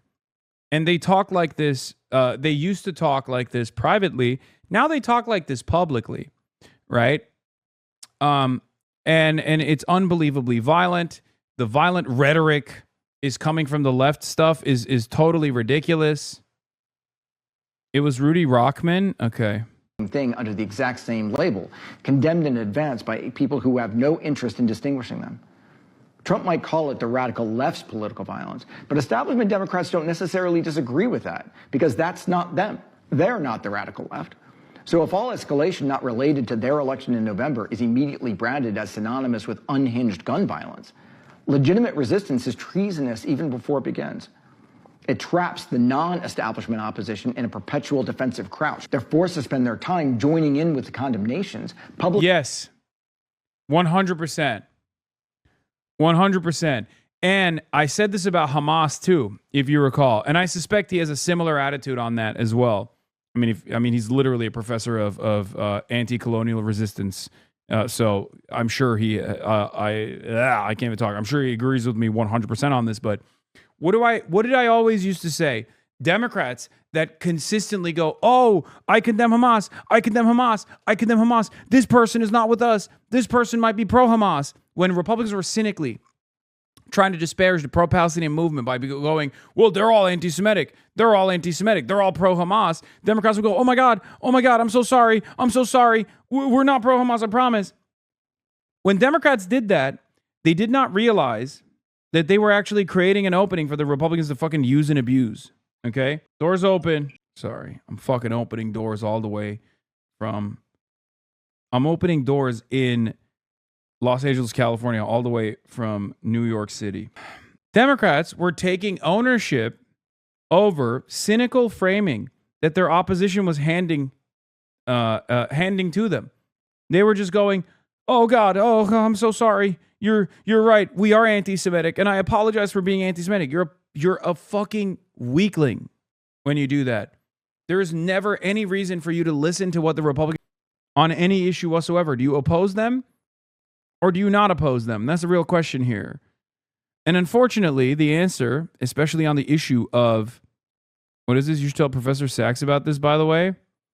Sell-off from the ceasefire now reverses. Market realizes that Hormuz has been shut the whole time. No, because he's going to say this is market fundamentals being sound. I don't think you guys understood. The conversation that we had here was the conversation that Professor Jeffrey Sachs and I had on market fundamentals being sound on this issue. He created a perfect Ouroboros of an argument where he said if it goes down, that means the market is catching up, clearly. And therefore he's still right. It was a heads you lose, tails I win situation. He is a market fundamentalist after all. But I was genuinely, sincerely trying, I wasn't trying to debate him. He could cook me on this shit, right? I mean, he's brilliant. He is infinitely better read than I am on this stuff. He would destroy me, right?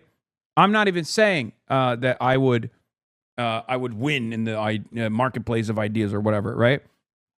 But what I was trying to genuinely get at with him was whether or not he actually saw any inconsistencies on the price of a barrel of Brent crude oil, and if there was anything that he could see that would cause him to reconsider whether the market was pegged to some solid fundamentals about like what was actually transiting, or if there was anything or if there was anything that would cause him to reconsider something that he has believed sincerely for his entire life, something that he's written extensively on, something that he teaches. So the question was a ridiculous question in many respects, which is why he laughed about it a little bit and responded kindly, but in a way that was still very dismissive. I asked them the ultimate question. Is there something that you could see that takes place in the Strait of Hormuz that would cause you to literally reconsider your entire, like your most significant fundamental the worldview, that perhaps the markets are not behaving rationally? Because the conversation that we were having I realized he kept saying, Professor Sachs kept saying, no, the price of the price of Brent is obviously pegged to however many ships are currently transiting. If it's $100, that means that there's ships transiting, even if we don't know how many physical barrels of oil exist.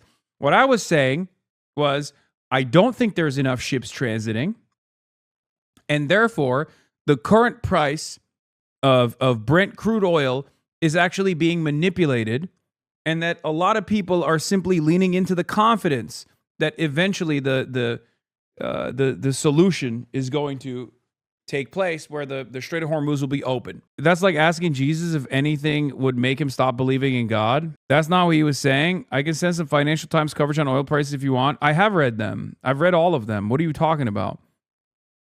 We only see future delivery pricing. Actual oil traders know a lot more than the general public about the current state of things. That's not what he was saying. No, he wasn't. He openly admitted. He said, just like I don't know how many ships are actually transiting the Strait of Hormuz. But his assessment was that if it's being priced, if the futures are being priced the way that they are, that means they know something that we don't. The people who are making this assessment, making this bet, know, because they're experts, they know that there's actually still ships transiting the Strait of Hormuz. That was the implication. The implication is that both Professor Jeffrey Sachs and I do not know how many ships are transiting. My speculation is, based on what I have seen with the conflict and what I've seen with some of the trades papers, like the insurers refusing to insure oil tankers, right? If there's a 150 or what is it? How many tankers pass through the Strait of Hormuz when it's normal time? Let's see. How many tankers transit the Strait of Hormuz? How do I look this up? Normally, it's like 150, right? That's correct, right? 150 a day, right? I didn't want to. Yeah, okay. So it's 125 to 140 plus ships, right? That's just ships overall. That's not all oil tankers, right? So the daily flow ranges, okay? The daily flow ranges. That's around 20 million barrels of oil, right? 100 plus a day, yeah. Right now, I'm speculating that there are not 100 ships passing, right? And I think that's a pretty fair speculation. Do you see what I'm saying? But they're pricing it as though there's maybe 60, 70 ships transiting, whereas there's probably more like 10 ships transiting. And it's not just futures prices either. Do you see what I mean? So I'm saying that people are leaning into a dream. People are leaning into a hope and a dream. If we're both speculating, if Sachs's assessment is that the price implies that they know more than we do, that there are actually ships passing through, and I'm saying the price is not actually on any fundamentals and is totally irrational and is leaning into a hope and a dream that ships are transiting, and there's an inconsistency here. How will we address this inconsistency? How will we can't see spot prices? He left the room. He left room by saying the price may catch up, but that could also be true while what you're saying also occurs. We have no way of knowing how much buffer and speculative hope is built into the staggered pricing model. Price is almost double normal, and there's the Saudi pipe. Prices?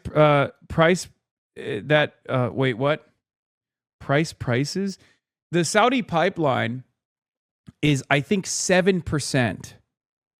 The Saudi pipeline that crosses from their refineries on the Persian Gulf side to the Red Sea is approximately 7% of their total capacity. That is not enough for them to make up for the loss of supply. Okay? At most, it's maximum 20%. Not only is this pipeline not enough, because there's more than just the Saudi refinement here. There's the UAE. There's the other Gulf countries. Okay, let's not say 7%. Let's say 20%. Okay, Even then, that's just 20% of the entire Saudi oil supply. That is not enough to make up for the loss of supply. Would what you are describing be a market failure? I think I mean, I am not an economist. So I am totally wrong probably on this, right? I'm willing to admit that I might be wrong. But my assessment is that increasingly, market fundamentals that used to exist to a certain degree are no longer a thing that exists. I don't think people are leaning into market fundamentals. I saw this with like the Tesla stock, and I kept talking about it over and over again. And people's assessment always was, well, you know, that's the beauty of the market. You can bet against it if you want. And many people have. They've tried to short Tesla stock, and they've lost over and over again. Chamath being one of those guys, right? SPAC King Chamath himself was a big Tesla shorter, right? And I think that the market is absolutely behaving in an irrational way, and obviously there is a term for this. It's called a bubble, right? But I don't think it's just a bubble in specific sectors. I think everything is a bubble. Because Sachs's counterpoint was that essentially that can happen in fundamental markets that deliver physical barrels of oil. Yes. So my question for Sachs was this. Because this is a physical commodity that is necessary for survival, and it's a global commodity with inelastic demand, you can't really continue wish casting that there are hard physical barrels of oil transiting to the Strait of Hormuz. So there has to be a point where the bubble pops, right? Because, again, economists are much smarter than I guess. Well, they're not as smart as they give themselves credit, but they're smarter than the way I talk about them, obviously. They're much smarter than me. I don't know what I'm talking about for the most part. I'm just talking shit. I'm speculating when it comes to this issue. Okay? But my speculation is that whatever you want to call it, because the capitalist terminology for this is a bubble, right? So they already have they have a term for the inconsistency when the market is not behaving according to fundamentals. It's a bubble, right?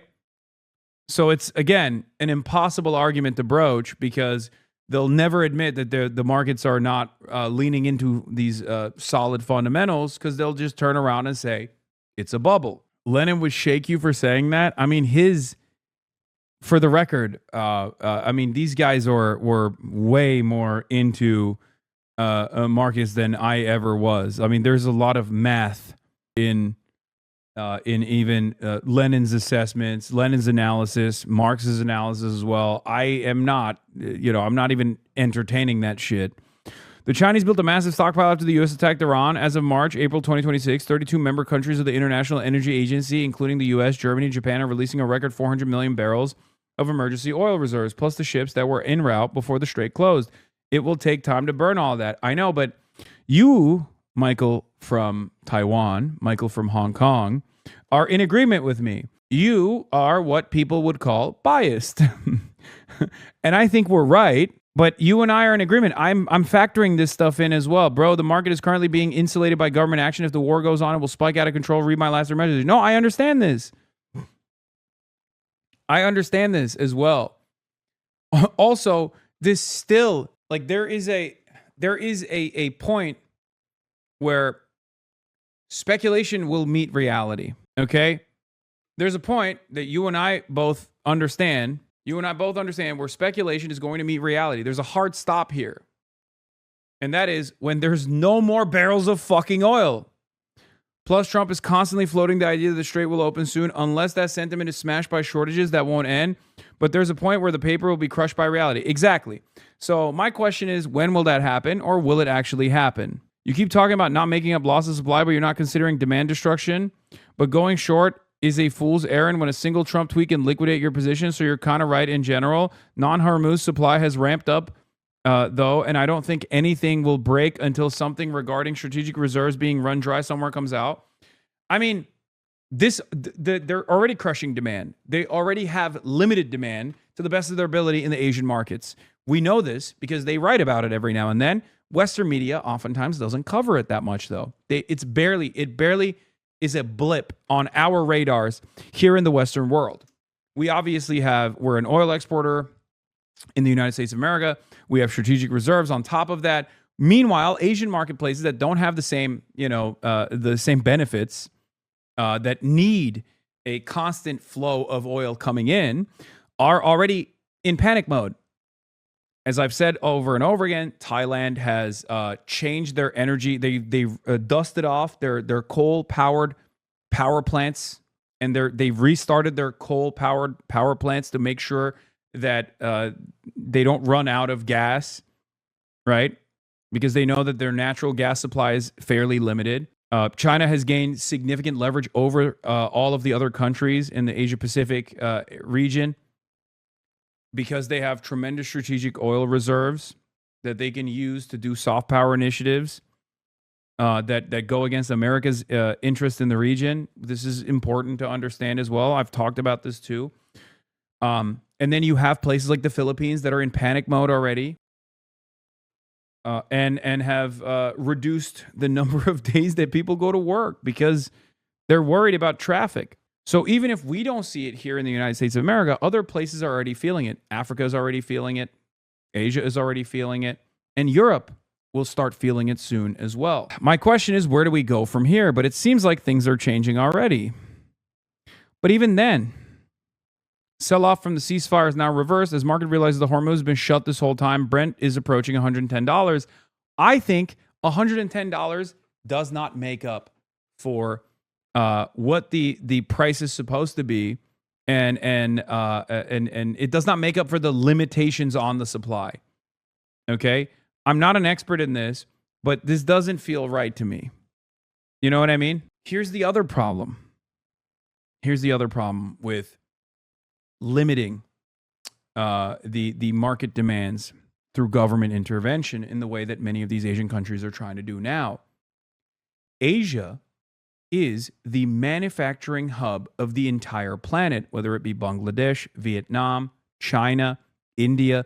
These are not totally separate markets that we are removed from. As I've described over and over again, this will have massive downstream inflationary effects on the American economy, on the Western economy as well. This is staring down the barrel of imminent supply chain collapse because the globe, in our design, is interconnected. Okay? You're operating on flawed data. Just FYI, there's now a huge divide between future and physical prices. Physical prices aren't generically public. You're only seeing future prices. See the chart. 133 versus 99. What is the real price for a barrel of oil? Prices for physical oil are becoming detached from what is implied in financial markets. Which oil price is the right one? These days, the price of a physical barrel of oil is significantly higher than what oil prices in financial markets suggest.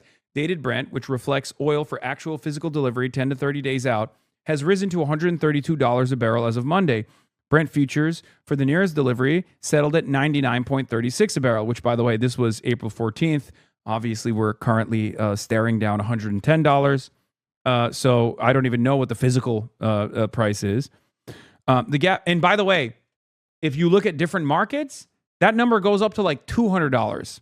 Okay, just understand how that's the reason why there's already a forcible collapse of demand through government intervention in places like the Philippines, in even South Korea and Taiwan and other Asian countries. There's also additional problems like a lack of fertilizer, leading to agricultural crop failure, leading to lower agricultural yields overall, which means less food.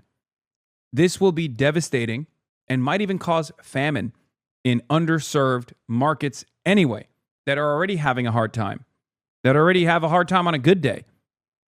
Okay? I don't know if I'm like... I don't know if I'm being too much of a worrywart here and I'm panicking for no reason, but I've been saying this for the last 2 months now, and now Bloomberg is reporting on it. Now Wall Street Journal is reporting on it. So it kind of feels like even the industry papers are beginning to realize that this crisis is, by the way, my assessment is not I'm not alone in this assessment. There are plenty of trade papers that have delivered warnings over and over again. No one fucking listens to them. And also, Financial Times does a pretty solid job on reporting on actually what's going on far before anyone else does. Okay? Just check the physical delivery price as of today is $144 to $150 per barrel. If you look at the stock market today, you might naturally conclude that the global energy crisis has been permanently resolved. The S&P 500 recently hit another record high, climbing past where it was before the fighting began in late February. Equity traders seem to have decided that a war in the Middle East, one that has closed the world's most critical energy choke point, is simply a great opportunity to buy the dip. But look at that. When I see that pink hue, I know that's reliable. It's the Financial Times pink hue. If you talk to the people who actually move physical barrels of oil, the mood is considerably darker. Futures markets are pricing in a swift diplomatic resolution, while physical commodity traders are staring at a completely different reality. There's a massive gap between the optimistic news flow that drives stock prices and the actual cost of a physical barrel of oil sitting on a ship in Northwest Europe. For weeks, we've seen a bizarre cycle play out. A ceasefire or diplomatic breakthrough is announced, the stock market spikes and the price of crude plunges by 10%. Immediately, the Iranians announce that they have not agreed to anything, and prices reverse. Just this week, despite the announcement of a 3-week ceasefire extension between Israel and Lebanon, Iranian forces boarded and seized 2 MSC container ships. President Trump responded by ordering the U.S. Navy to shoot and kill any boat caught laying mines in the water. This is not what a functioning trade route looks like. Investors seem to be suffering from a bad case of muscle memory. They're sitting at comfortable desks in New York and London, assuming that the administration will eventually experience what investors have been calling a taco moment, where taco stands for Trump always chickens out. They expect the president to look at the upcoming midterm elections, look at the rising price of gasoline, and simply walk away from the conflict, much like he did when he retreated on his Liberation Day tariffs last year. The fatal flaw in this assumption is that a trade war is fought with administrative ink. You can cancel a tariff with a weekend post on Truth Social. A shooting war in the Strait of Hormuz is fought with drones, naval barricades, and anti-ship missiles. You cannot unilaterally back down from a conflict where the other side has their own agenda. The Iranian regime has survived the initial strikes and discovered that holding the global economy hostage is an incredibly powerful piece of leverage. And unlike a nuclear weapon, it's one that they can actually use. As I've said before, it takes 2 to taco, and right now the other side of the table is busy seizing container ships. For the commercial ships currently trapped in the Persian Gulf, the situation has devolved into something resembling a high-stakes maritime prison break. Captains are turning off their tracking equipment and sneaking through the water in the dead of night just to get their crews out safely. About 45 ships have entered or exited the strait since a temporary ceasefire was first agreed on April 8th. Yesterday, over a 24-hour period, only 5 made it through. At least 22 other ships have been attacked and several others seized by the Iranian Revolutionary Guard since the conflict began. The situation is now being described as a dual blockade. Iran has restricted passage to hostile vessels from unfriendly countries, while the U.S. Navy began its own counter-blockade on April 13th. Specifically targeting ships bound for or departing from Iranian ports. The reality of... Now that we're conducting serious analysis on what the price of a barrel of oil should be like, the energy markets, I had to put the jacket on, you know what I mean? To navigate the Strait of Hormuz right now sounds less like global logistics and more like a heist movie. Just this past weekend, a Greek-owned tanker called the Yeah, someone said, must be fake news since Iran doesn't have a navy.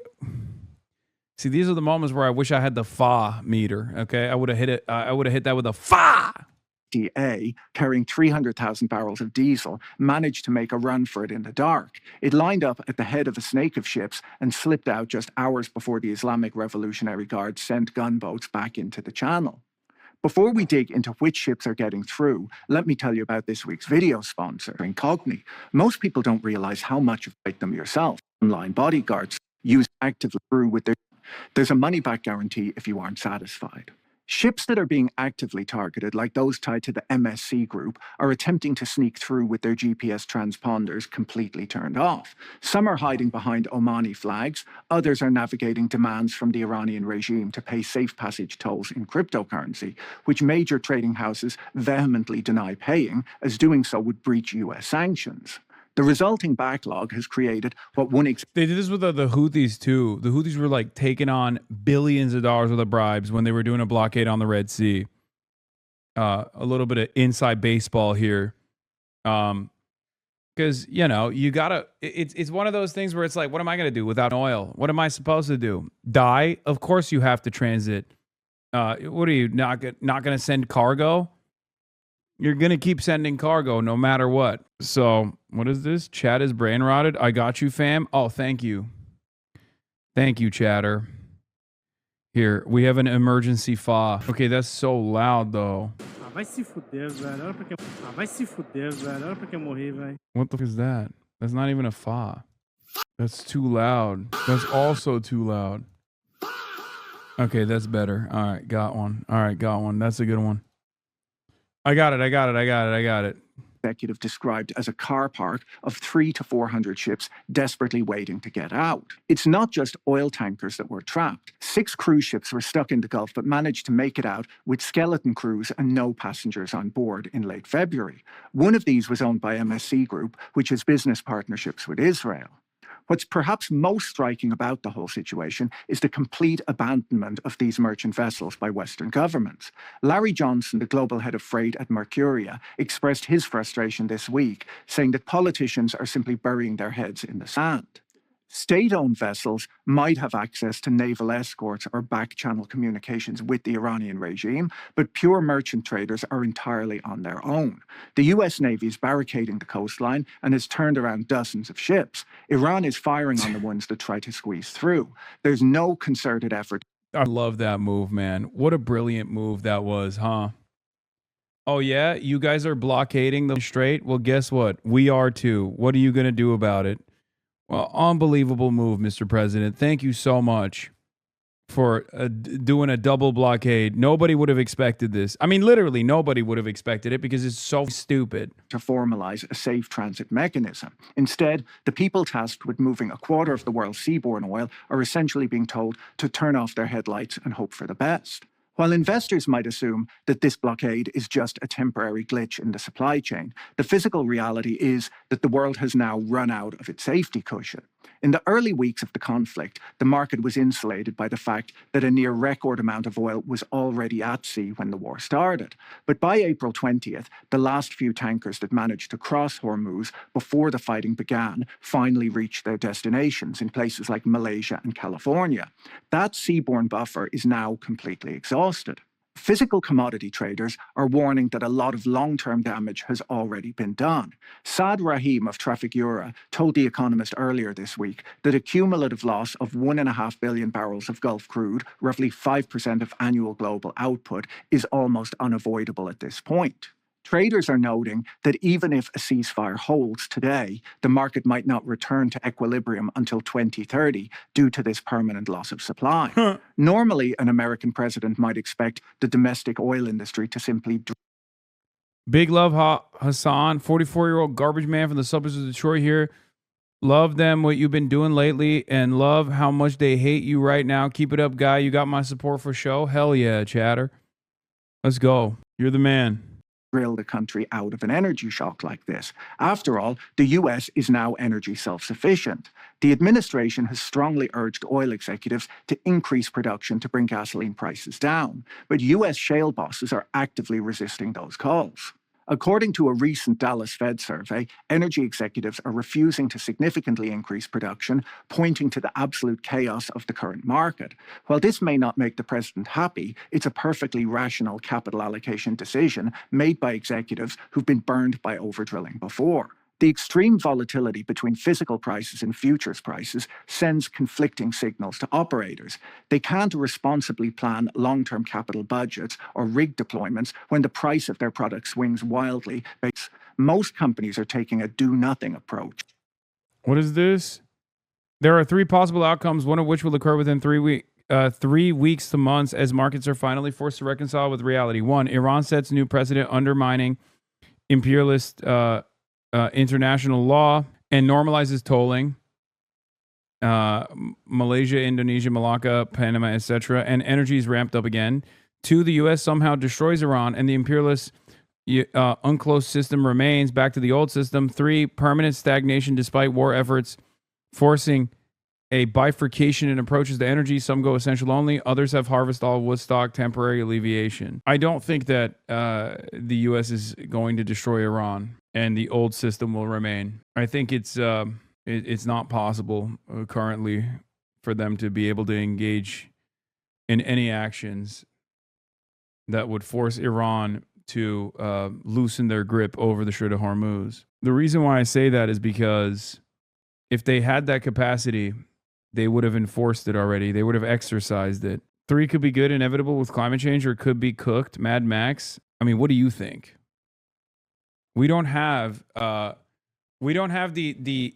changes or the willingness to make the necessary we don't have the capacity or the willingness to make the necessary infrastructure updates, changes, especially in the Western world, to actually live in this degrowth reality that you're suggesting. So it will be closer to Mad Max, an anarcho-capitalist dystopia, than one that is eco-socialist. To their 2026 budgets. They know perfectly well that if they spend billions... I mean, virtually everyone is just looking at the situation and be like, eventually Donald Trump is going to have to give. Okay? I don't think people are as confident in the American military capabilities of like destroying Iran or forcing Iran to heel here at all. That's why I also brought up the deadline, the self-imposed deadline, as a matter of fact, of the Beijing summit. Donald Trump has to nip this in the bud before Beijing. It's virtually impossible for him to do so at this point. Why the would, like, every day that goes by where Donald Trump is getting closer and closer to the May 14th date, which is when the Beijing summit is supposed to happen, is a day where Donald Trump has less leverage over Iran. If we can see and recognize from, over here on this Twitch stream that Donald Trump has this additional pressure placed upon him, then I'm sure the Iranians are aware of it too, right? So clearly, Donald Trump does not have any leverage whatsoever in this circumstance. I mean, Abbas Araghchi literally went to Pakistan and left Pakistan after bilateral talks before Trump could even send the American envoys. Okay, he didn't even want to give the presence that he was going to be in the same area with the Americans at the same time.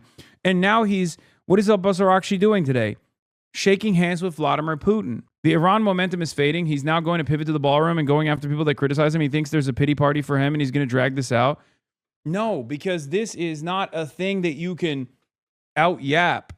What have I said over and over again? Since day one, the thing that I have kept reiterating is Donald Trump is a yapper. He's a room reader. But there's one thing he can't actually convince his fans of, and that is that their wallets aren't hurting. Okay? If his own cult is experiencing the negative consequences of his warmongering in the region, and it's translating to less take-home pay, or translating into more expensive gas prices at the pump. Doesn't matter if he talks about the ballroom. Every time he talks about the ballroom, he's going to lose even more fans. His fans are going to be like, I don't give a fuck about the ballroom, dude. Fix the gas prices, right? That's it. You can only talk about everything transgender, everything computer, everybody transgender until, people start realizing that they're paying 10, 20, 30 extra dollars at the pump. At which point, it's over. It doesn't matter. People are going to be like, I don't give a shit about transgender. If you fucking lower the price of my groceries, Mr. President, I don't give a shit. This was, and I'm repeating myself so much, a genuine problem with Brandon as well. People were frustrated by negative real wage growth for a year and a half. And what was Biden doing in the process? Talking about how he's doing NATO. Ain't nobody gives a fuck about NATO when they're experiencing inflation. Ain't nobody gives a fuck about NATOizing Finland. Now Trump is doing the other version of that, which is even dumber. somehow. And that other version of that is everything is fine, everything casino, it's going to be good, we're going to build a ballroom. Who gives a fuck, man? Fuck your ballroom. To overproduce now, and Trump secures a sudden peace deal tomorrow, they'll be left holding the bag in a crashed market. Please explain why the summit puts more pressure, because he can't go to fucking China. He can't go to Beijing with no leverage. If he packed up Venezuela and then Iran, similar to Venezuela, he would have a lot of leverage over China in this Beijing summit, which was supposed to take place a month ago. At which point he could have said, look, we took over Venezuela like that overnight. That was your foothold into the Latin American markets. We destroyed that. We severed that connection. And Iran was a big ally of yours in the Strait of Hormuz. We destroyed them too. We did regime change. We have a pliant regime there, similar to Delcy Rodriguez in Venezuela. And you don't hold any of the fucking cards. If you ever try the nuclear option of trade with us ever again, and if you even float the idea of strategic export controls, then we'll shut off your oil faucet. It's leverage. Donald Trump tried to do a forcible decoupling from China with all of the other regional partners, and it failed. And in the aftermath, China turned around and said, "Oh, if you fuck with us again, we'll stop. We'll reconsider rare earth minerals that we have a monopoly control over that you need for your national defense, for everything, basically. No more raw earth for you." That was a big threat. We covered it extensively at the time. If you want to understand how a geopolitical energy shock actually trickles down to the real economy, you'll have to look beyond the headline price of crude oil and examine the specific refined products that keep the world moving. Take jet fuel. Europe does not produce enough of it to meet its own demand. According to Politico, its refining capacity can cover at most 70% of what airlines need. Any prolonged disruption to tanker traffic through the strait will leave carriers scrambling for supply. Europe is currently sitting on about 50 days of jet fuel reserves, which is their typical operating level. But according to modeling by the data firm Kepler in association with The Economist, those stocks are going to fall precipitously if flows through Hormuz don't normalize by June. The United States could theoretically help by exporting refined products, but if the administration decides to prioritize domestic prices and bans refined fuel exports, Europe's aviation sector will be... No more planes will frustrate the bourgeoisie. Buddy, what are you talking about? No more jet fuel means no more delivery. Do you know when you get on a plane, when you get on a commercial airliner, okay, and you fly from point A to point B for health emergency in the family or business travel or even fucking tourism, you don't realize that like half of those airliners are also carrying your Amazon packages, okay? This is so much worse than just, oh, rich people won't be able to go on fucking tourism destinations. Number one, rich people will always find a way, okay? Just so you understand. As a matter of fact, I don't take planes. Yes, brother, I know. That's why I'm trying to explain to you that just because you don't take planes doesn't mean that you don't benefit from air travel currently. When air travel is happening, you know what else is also happening? Commerce. Your packages are being delivered.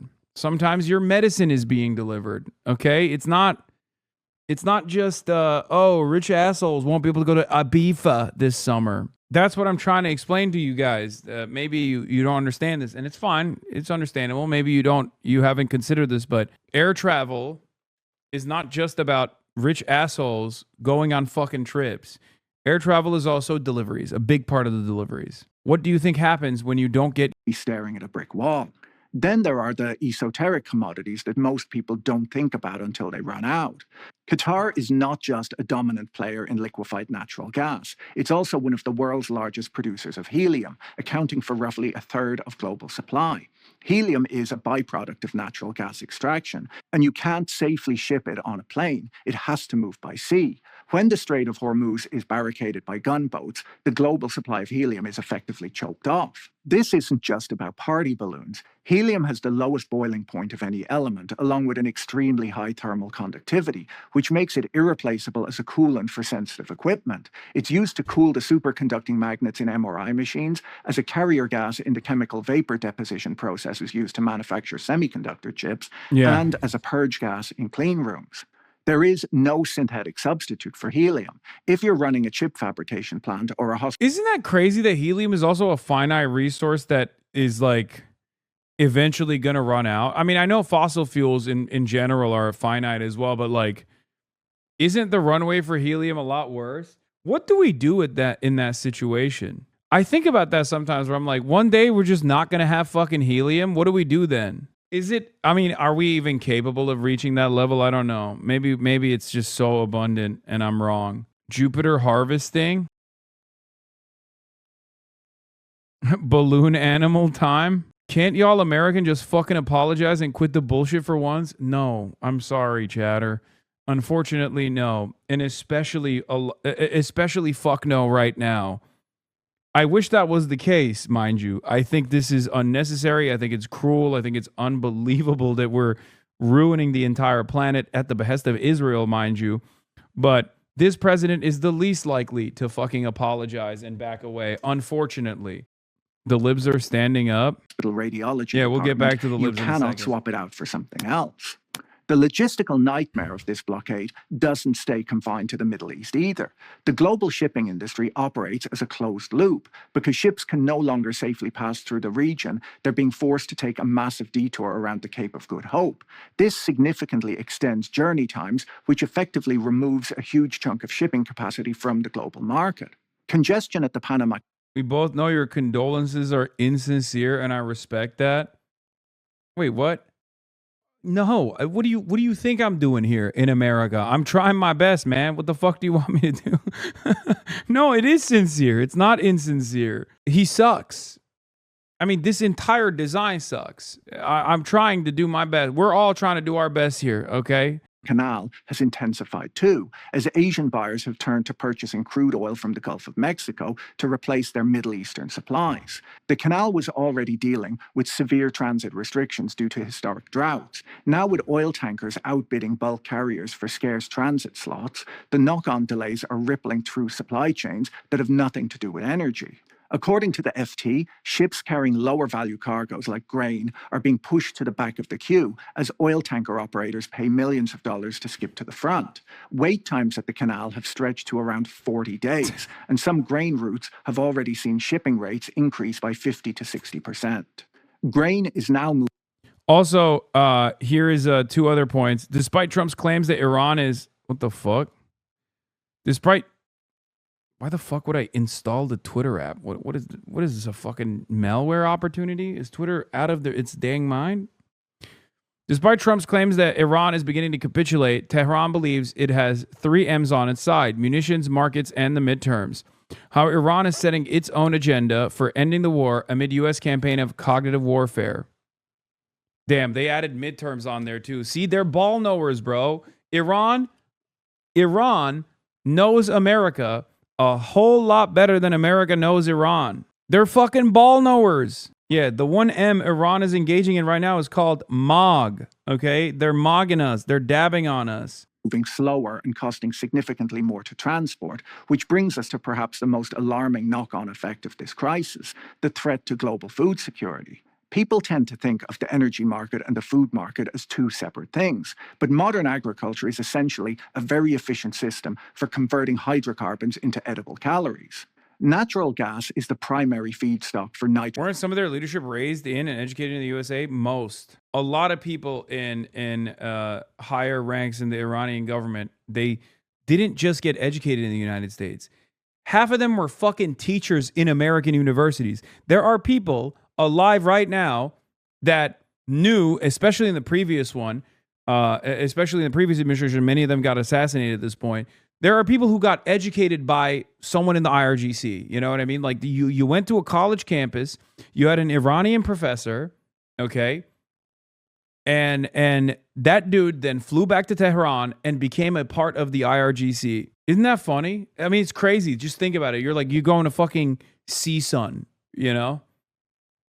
Cal State University, and your professor is literally now in the IRGC and he's all over the fucking news. You're like, that's crazy.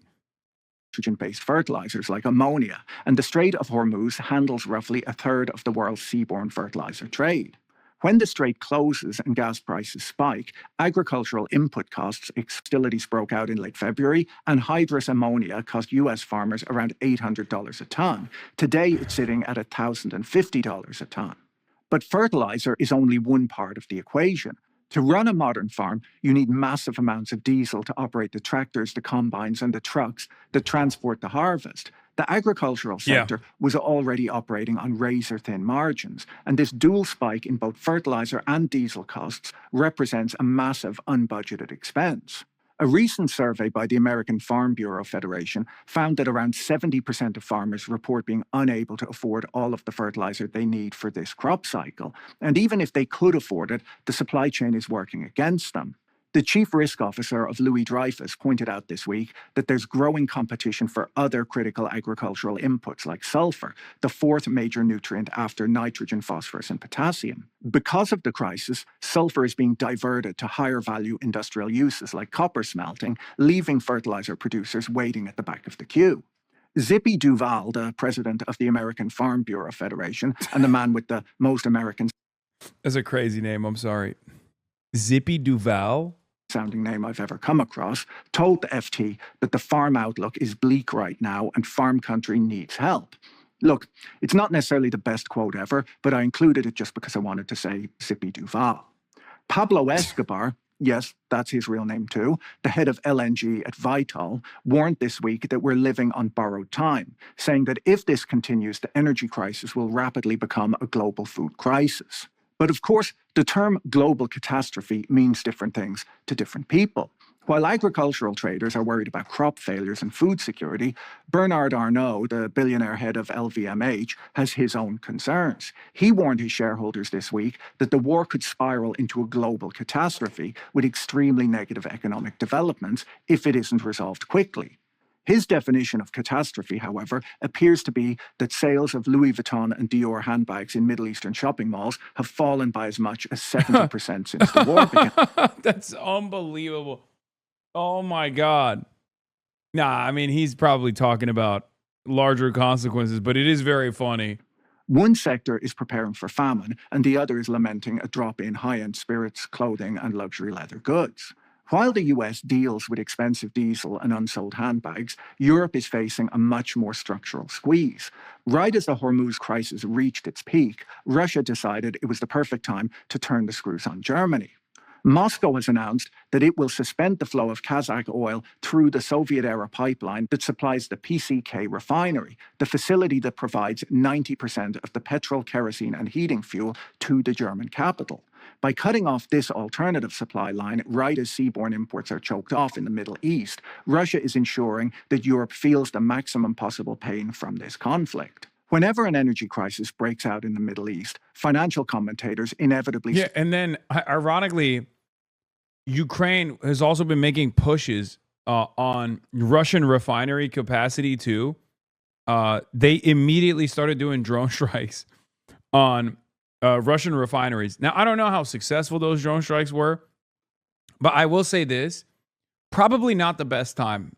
I know that Ukraine is trying to gain as much leverage as possible in this situation, but it is unbelievably fucked for all of the other European allies of Ukraine if Russian refinement is under attack. It plays the same role that Vladimir Putin is engaging in, where they say, "Oh, we're going to shut off the Kazakh pipeline," right?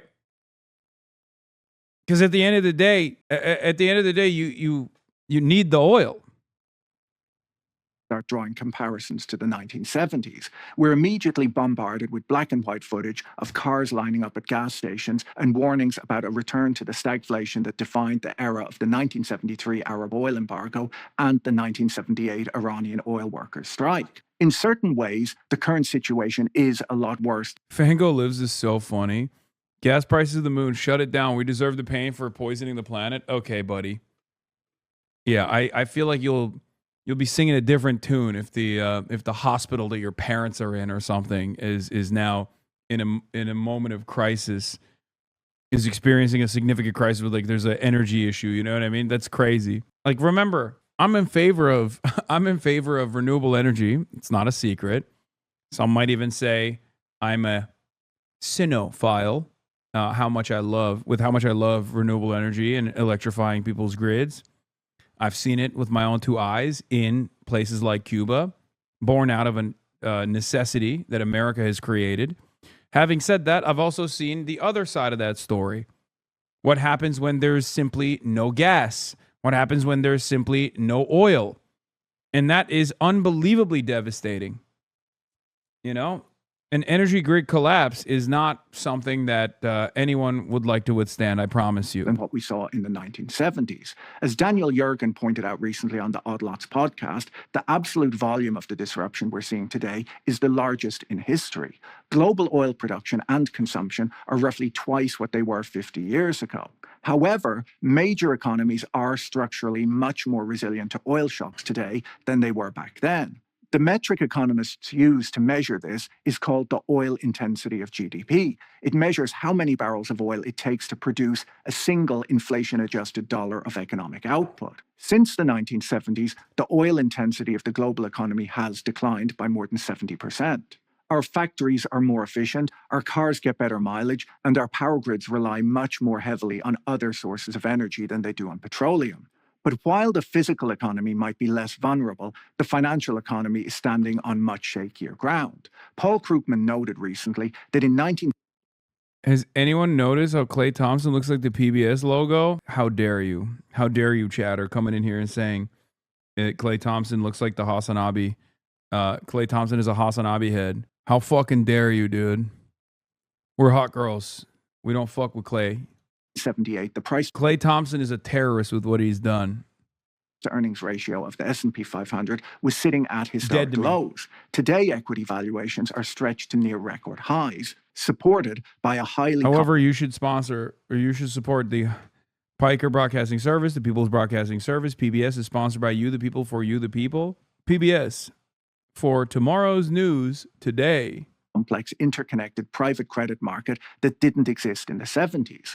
We have an economy that requires less oil, but a financial system with a much lower margin of safety for a prolonged inflation shock.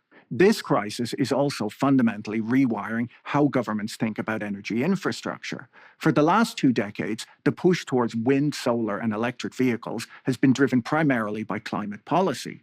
The closure of the Strait of Hormuz has rebranded the entire green energy transition into a matter of national security.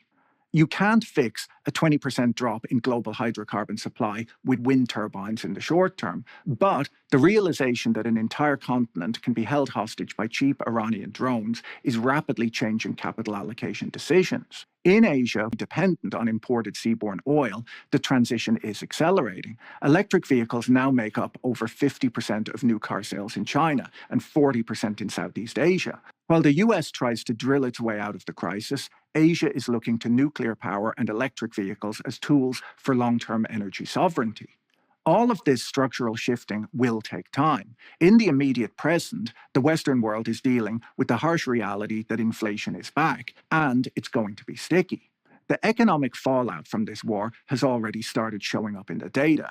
Both the United States and the United Kingdom saw inflation accelerate to 3.3% in March. In the UK, the Bank of England is now facing a central banker's worst nightmare, an external energy shock that raises the cost of living while simultaneously killing economic growth.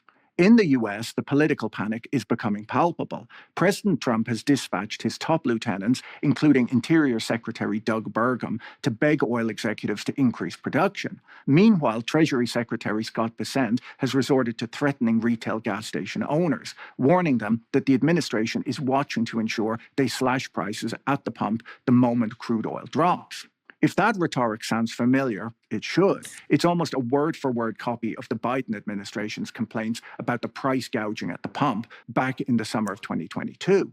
President Biden tweeted at gas stations, "Bring down the price you're charging at the pump to reflect the cost you are paying for the product, and do it now."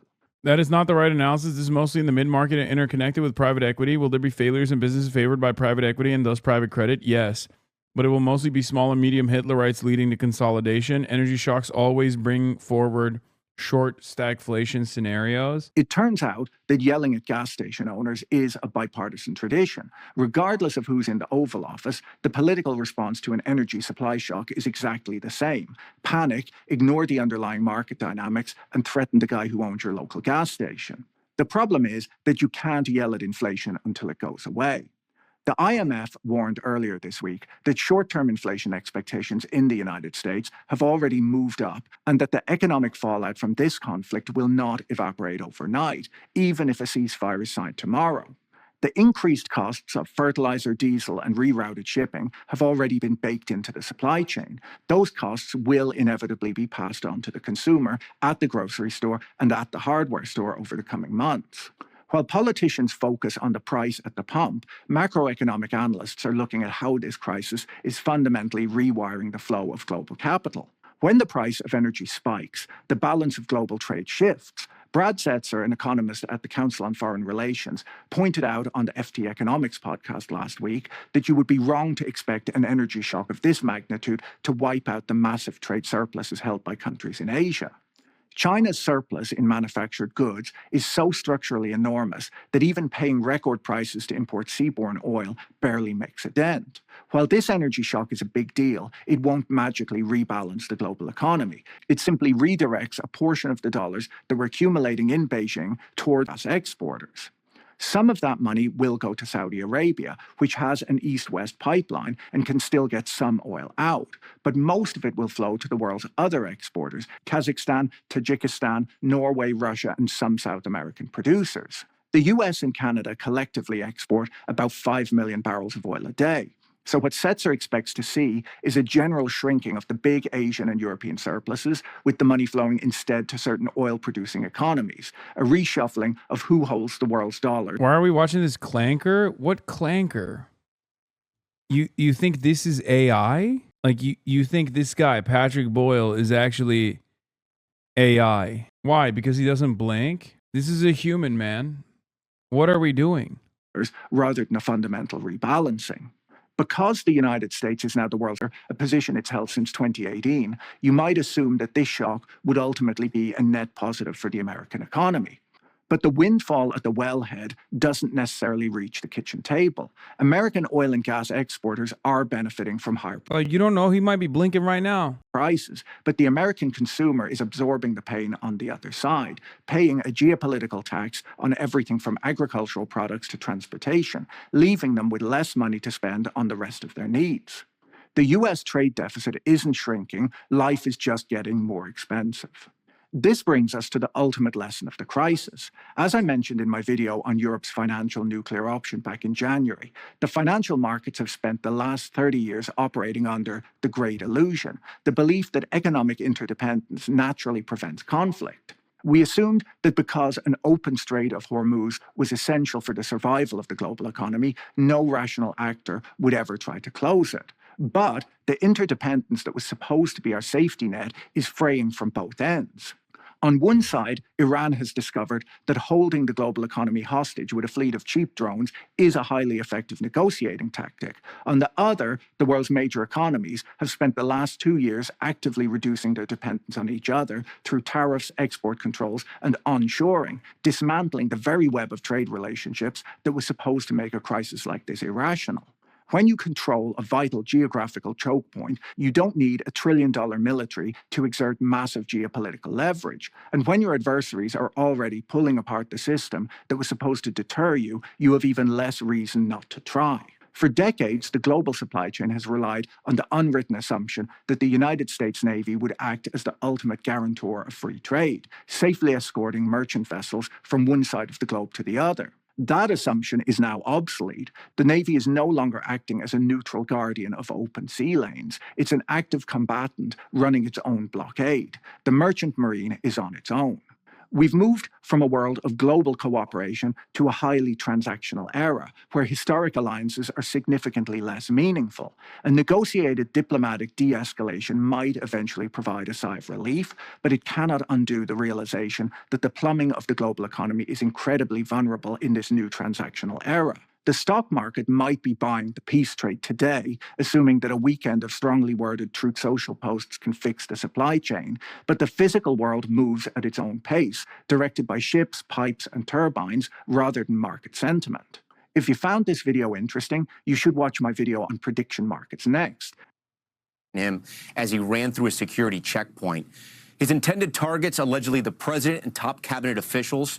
We expect to learn what the charges Allen will face shortly. Cameras are not allowed inside the courtroom, but our reporters inside will be sending us notes in real time that I will bring to you and our team will bring to you as soon as the hearing gets underway. So far, we know that Allen has been walked in to that courtroom right now. He is sitting, he is wearing a blue jumpsuit, and he is flanked by 2 U.S. Marshals that are on each side of him. We understand that the matter is now unsealed, that according to the judge who's just announced that in court, and the pretrial services are about to begin right now. Kelly O'Donnell joins our coverage now. Kelly, a quick question to you, because the night, Saturday night after this happened, there were some announcements of 2 initial charges. Do we expect to hear those formally today, or will there be additional charges as well, do we expect? Well, in the appearance today, when they say the matter is unsealed, they are... Will Miniker post on a surprise commenter on the shooting? Exclusive, John Hinckley, the man who shot then-President Ronald Reagan in 1981, says the Washington Hilton Hotel should stop holding big events because it's not secure. He's in the group chat. I love when he weighs in on the situation. He's done it a few times. He's like, I should know. That's crazy, by the way.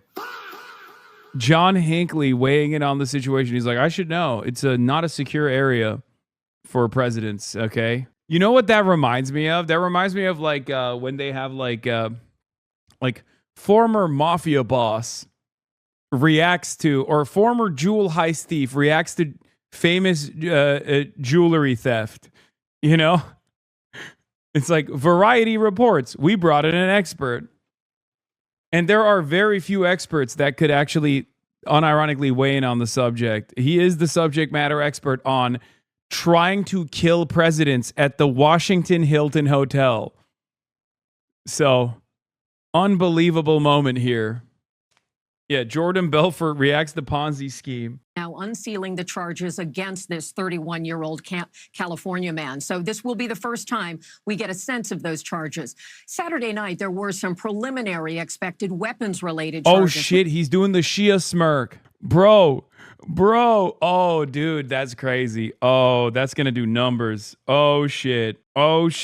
Now, this is a man who doesn't seem to be feeling too... This is a man who's excited at the prospect of a ballroom being built, okay? That's what he's looking like. He's looking like he's like, yep, that ballroom is getting built. All right. We think a lot of work has been done in the hours since then, going through the evidence both at the hotel where this event occurred, in his hotel room. He, of course, checked into the Washington Hilton Hotel in advance of the White House, part of the alleged planning of this suspect. Also, he traveled from California on a train, a multi-day trip to get to Washington. We know, based on the weapons that were recovered, those were purchased legally. But as they explore his electronic footprint, they conducted searches at his California home and at the hotel. They've been piecing together evidence, and included were some writings he sent to his family that we have been able to review. They were provided to us by a senior White House official, and that describes some of his intention and thought. And that's why the White House has so comfortably labeled this an assassination attempt. We'll have to see if the charges bear that out in the specific details. Clearly, the man was armed, was moving toward the ballroom where the president and many other dignitaries were attending the dinner. 2,600 guests in a very crowded ballroom. Many members of the cabinet, dignitaries, ambassadors from the U.S. and other countries were there. It was a high-profile event, which in and of itself could have been a target. But we understand from what authorities tell us was included in this writing to his family that he had intention talking about members of the Trump administration. He did not name President Trump, but some of what he wrote seemed to indicate... What did he write that indicated that he was talking about Trump? This part is also brilliant because every time they talk about how he didn't call out Trump by name but implied that it was Trump, they have to literally say that he called him a rapist pedophile, which is very funny. He was alluding to President Trump and others who were serving in the administration. We will know much more when these documents are available to us. They have not been available yet. We would expect to see a FBI affidavit. Ted Cruz brought you up on his podcast today. Maximum warfare everywhere all the time. Yeah, I love that they just like pair up Hakeem Jeffries' maximum warfare statement with like whatever they think I'm actively demanding people do. Where an FBI agent swears to some of the initial evidence that's been brought before the court that helps to support whatever charges come. These will certainly be felonies. They are at the federal level. But this magistrate appearance today is the most beginning of these kinds of events. He may not enter any kind of a plea. This is simply telling him what the charges are against him. He is at this point supplied by counsel, federal defense counsel that is provided to him, public defender. And so it's an early step. But when we get those charging documents, the specifics of the complaint will have more information. This may ultimately go to a grand jury where still more will come out, but this is a critical first step in what could be a long-time prosecution. In many of these potentially violent or terroristic type attacks, the suspect is, in many instances, is shot and killed or somehow loses his or her life in it. This is a more unusual case where the suspect was not injured. He was subdued at the hotel, and now he has rights and a process that begins. I'm being told 3 counts? 3 counts. Okay, let's look at those counts to get the specifics here. Yeah, the attempt to the president, 3 counts on that, Kelly. The judge, when you... They were saying Pete had coke jaw. Well, who do you mean they? I was saying it because it's the truth. He did have coke jaw. Did you not see? Or Molly? I mean, he was definitely zooted, like 100%. That's not even a joke. That's not even a question. I mean, look here. It's funny because a lot of these guys who talk shit on the internet are just nerds that have never seen someone zooted before. Look at his jaw. Look at his jaw. Look at his jaw. I don't know what Matt Crispin is posting in the replies, but here, there's more. In his jaw, my man. He's jawing some premium Peruvian marching powder. In other words, he's obviously high on cocaine. You people are so sheltered and stupid. No wonder you continue to support this gay Israeli scam government. Reporting said there were several charges here, so this is going to be a little bit till we get everything in. Our team, yeah, Seth Harper also had a take on it too. He said, "I've been saying this for more than a year that everyone at the top of the U.S. war machine is coked to the gills and also geeked up on modafinil and Dex, but mainstream opinion is still basically unaware of this disturbing reality." I mean, it tracks. Yeah, I mean, this is a great example of this, but like Blitz, drugs in the Third Reich, this is unironically what happened with the Nazis too. They were also crackheads. They were cracked out on methamphetamine, Panzer Schokolade, right? Isn't that what it is? Isn't that what it, like they were slamming methamphetamine. There's that famous video of Hitler just like shivering. So that also tracks, you know? That book has no evidence. No. Is reporting from inside the courtroom back to me and Kelly. The cameras aren't allowed there. So far, all we know, he's been here comes more. An attempt to hit the president of the United States. It looks like 3 counts of that, Kelly, as we know. That, of course, you know, up to life in prison if he were to be found guilty. We're going to wait some more of this. We also learned he's 31 years old. He has a graduate degree, a master's degree, I should say. He pronounces his name Cole Tomas Allen. And as you said, he has asked the court to appoint him an attorney. He's an educated suspect, yeah, Tom. He is. Count 2, transportation of a firearm and ammunition through the interstate commerce with intent to commit a felony. You were talking about that train trip. We know that he took a train from California all the way to Washington, Kelly? That's correct, and that would account for taking firearms across state lines, lawfully purchased firearms, but taking them across state lines with an intent to commit a crime. That's its own kind of felony. So that explains that. The 3 counts of attempted assassination, I'll be curious to see if that ties with discharging his weapon. If he fired his weapon multiple times, that's count 3. It just came in. It Yes, just came in. That's count 3. Yeah, so you're right about that. That one just came in. He has been fully briefed on these charges, and he says that he is aware of the charges against him. And that will be a part of determining that he is capable of being in this process. We have seen in some instances where the mental acuity of a defendant is at issue. He is saying he understands his rights. He understands the charges against him. That's an important part of the process. At this point, these are very serious charges, of course. And he's going. He's going for the Mangione play. He's like propaganda of the deed, except that doesn't work if you don't actually accomplish the deed, ironically enough. Like he's just staring down the barrel of like life sentence for pretty much nothing. Maybe he'll have a little bit of time on the main stage where he can talk about how everyone should have voted for Kamala Harris and how Israel must be defended. Who knows? Trump pardon? He's going to come out and be like, we should build the ballroom. I was just pen testing. I was pen testing to show America the necessity for why a ballroom must be built. The backdrop of growing political violence in the country, Tom, something that President Trump has personally experienced with multiple attempts on his life, and many other figures across the political spectrum have had criminal acts against them for being in the political space. This is certainly a very notable case, one that stands out as we're learning more about the specifics here. And as you mentioned something earlier, it sparked a reminder here. Initially, when this hearing started, the judge had asked him if he had taken any drugs, any medication, or any alcohol in the last 24 hours. He said he had not. And that is, part of the procedure here to make sure he understands the charges against him, Kelly. And we know from investigators that they spoke to his brother and to his sister in authorities having interviews with investigators. The brother, when he received that emailed message to the family, did alert police in New London, Connecticut. And there was a connection from that local police department forwarding that information sort of across to federal partners and ultimately getting to the command center here in Washington that was dealing with the event at the Washington Hilton Hotel. So the family cooperated in that way. Authorities also tell me that the sister spoke about escalating rhetoric from her brother and that the family was concerned about the way he talked about world events, a variety of world events and national political events.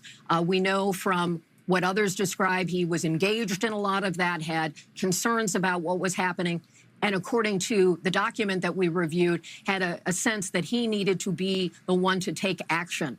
More of that will play out. We'll have to learn more about the specifics, any mitigating facts that may come forward. Kelly, we're now learning exactly what he was holding, according to the assistant U.S. attorney who's reading this now to the judge, a 12-gauge pump-action shotgun, a .38 caliber semi-automatic pistol, 3 knives, and, quote, other dangerous paraphernalia.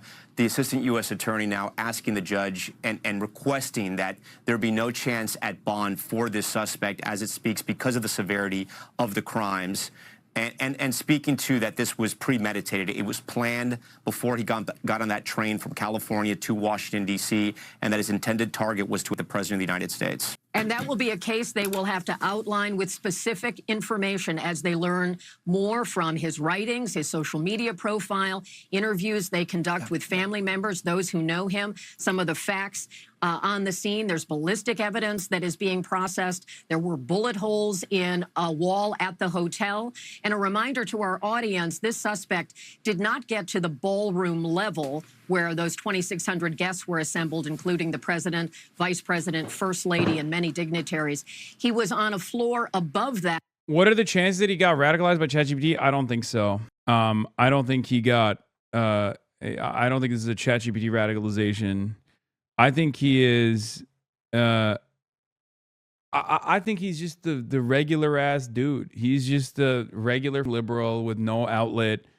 And you know, like I think he was a radical liberal who lost his dang mind a little bit and had no real outlet whatsoever for all of his anger and thinks that Donald Trump is not merely a symptom of the disease, but wholeheartedly the main problem, and his cabinet too. What is this? Former U.S. Deputy Secretary.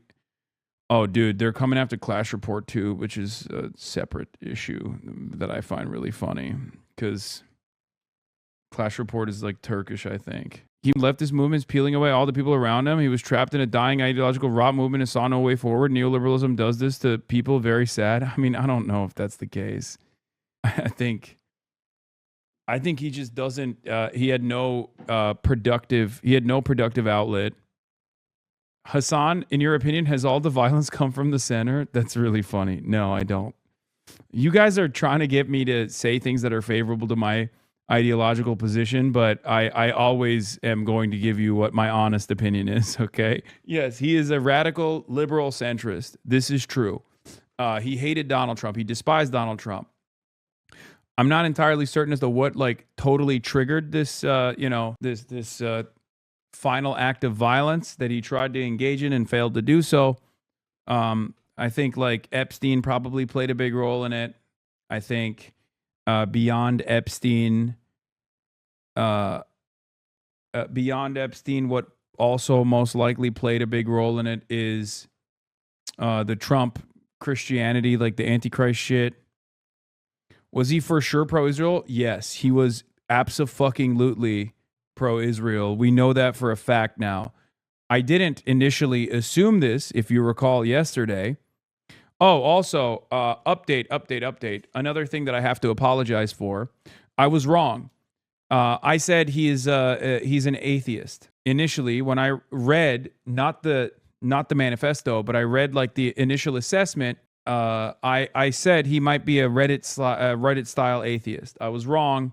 Part of the reason why I didn't get a full understanding of what his worldview looked like was because I can't read the fucking manifesto when I'm live on Twitch, and unfortunately his manifesto had just come out, and so I apologize for that. It turns out he's a Christian. He isn't, as far as I understand, he's not an atheist at all, and that came from a lot of these news outlets summarizing his manifesto by claiming he was anti-Christian only because he actually was saying Trump is not a real Christian.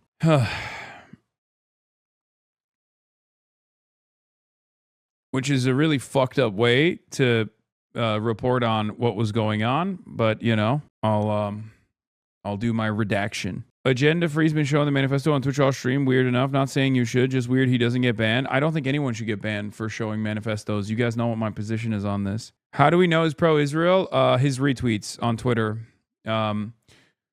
People found his Blue Sky account, and then people found his archived tweets as well on his now deleted Twitter account. And his now deleted Twitter account and the prolific retweets that he engaged in reveal a very different reality about his position on Israel specifically. Newly resurfaced tweets from Cole Allen reveal he hated Hasan Piker, the far left and pro-Palestine protesters. Reposted by Cole Force, no opinion. The Palestine protesters are functionally speaking Republicans. I find far right and far leftist dipshits who say, I just want the war to stop offensive. Do you think Ukrainians don't want the war to stop? My position on Gaza, retweeting Cold Force, retweeting Brianna Wu, calling Gaza protesters the KKK, retweeting one of my number one ops, Troubleman90. I'm sorry, but I'm not going to just give up the last 85 years of civil rights and put my voting rights in jeopardy because 1% of the population of Michigan is upset over a decades-long conflict on the other side of the world that has nothing to do with me or my community. Literally all of my ops that spent the last 2 months, every single day claiming that I was violent, I was a radical, I was trying to get this exact thing that happened to happen. Turns out the guy was a fan of theirs. Okay? The usual suspects are scoffing at those, saying they're barely hate tweets, but they're just outing themselves as psychopaths. Yeah. Why is he mad at Trump? There are plenty of people who are radical centrist liberals who are pro-Israel too, that hate Donald Trump, but also hate the extreme left. Sometimes they hate the extreme left more than they hate Donald Trump. Given the fact that this guy didn't like me, but, wanted to kill Donald Trump instead of me, I assume he's in the camp where he hates Donald Trump more than he hates me. There are others who I personally believe would rather kill me before they would kill Trump. Let's be real. In a public space that had been used as part of the general reception for all of those guests. Yes. And there were... Yes, guys like this fall into the I hate Hasan and I hate the left more than I hate the Republicans camp. He doesn't have a real constituency and therefore is utterly irrelevant and should not be paid attention to, but we're doing it anyway, regardless.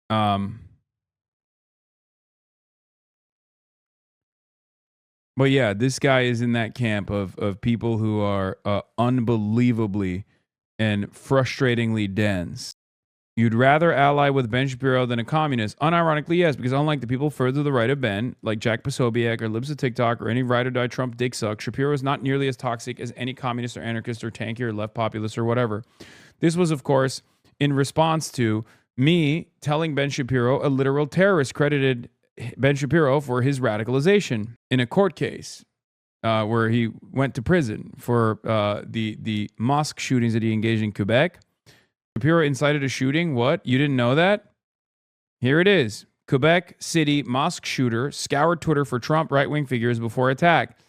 He openly stated, Bizanet checked in on the Twitter account of Ben Shapiro, editor-in-chief of the conservative news site Daily Wire, 93 times in the month leading up to the shooting. This was a guy who straight up openly admitted that Ben Shapiro radicalized him, by the way, just so you understand. Yeah, Rand Paul is doing it. Ben is full-blown obsessed with you nowadays. He's washed beyond comprehension. Yes, because if someone is pro-Israel, okay, if someone is Israel first in any way, shape, or form, they will never stop chirping about me. Anyway, this fucking dipshit, though, on the other hand, the recent Trump shooter was a Hassanoid, lies about the shooter who was a hater of mine, and then continues to defend Ben Shapiro. Bro, the liberals think they're going to be spared? Certified Babela moment? Yeah. Yeah, no, they do. They do. History has obviously taught us that liberals will not be spared. Apparently, the White House Correspondents' dinner shooter frequently reposted radical centrist Canadian ex-Bush speechwriter David Frum. Maybe it's time for the media to pay more attention to this violent ideology. I asked Claude AI to compare the Hasan Piker audience to the cringe wine moms at MS Now. On a normal night, MS Now's primetime audience of roughly 900,000 to about 25,000. Yeah, David Frum is a hater of mine as well. Another person that the shooter retweeted. Layers of barricades and metal detectors and those kinds of steps. He was seen on video running through one of those metal detectors. After the event had begun and all other guests were assembled inside, he was subdued by a variety of officers there. There was a discharge of weapons. I'm told he fired his...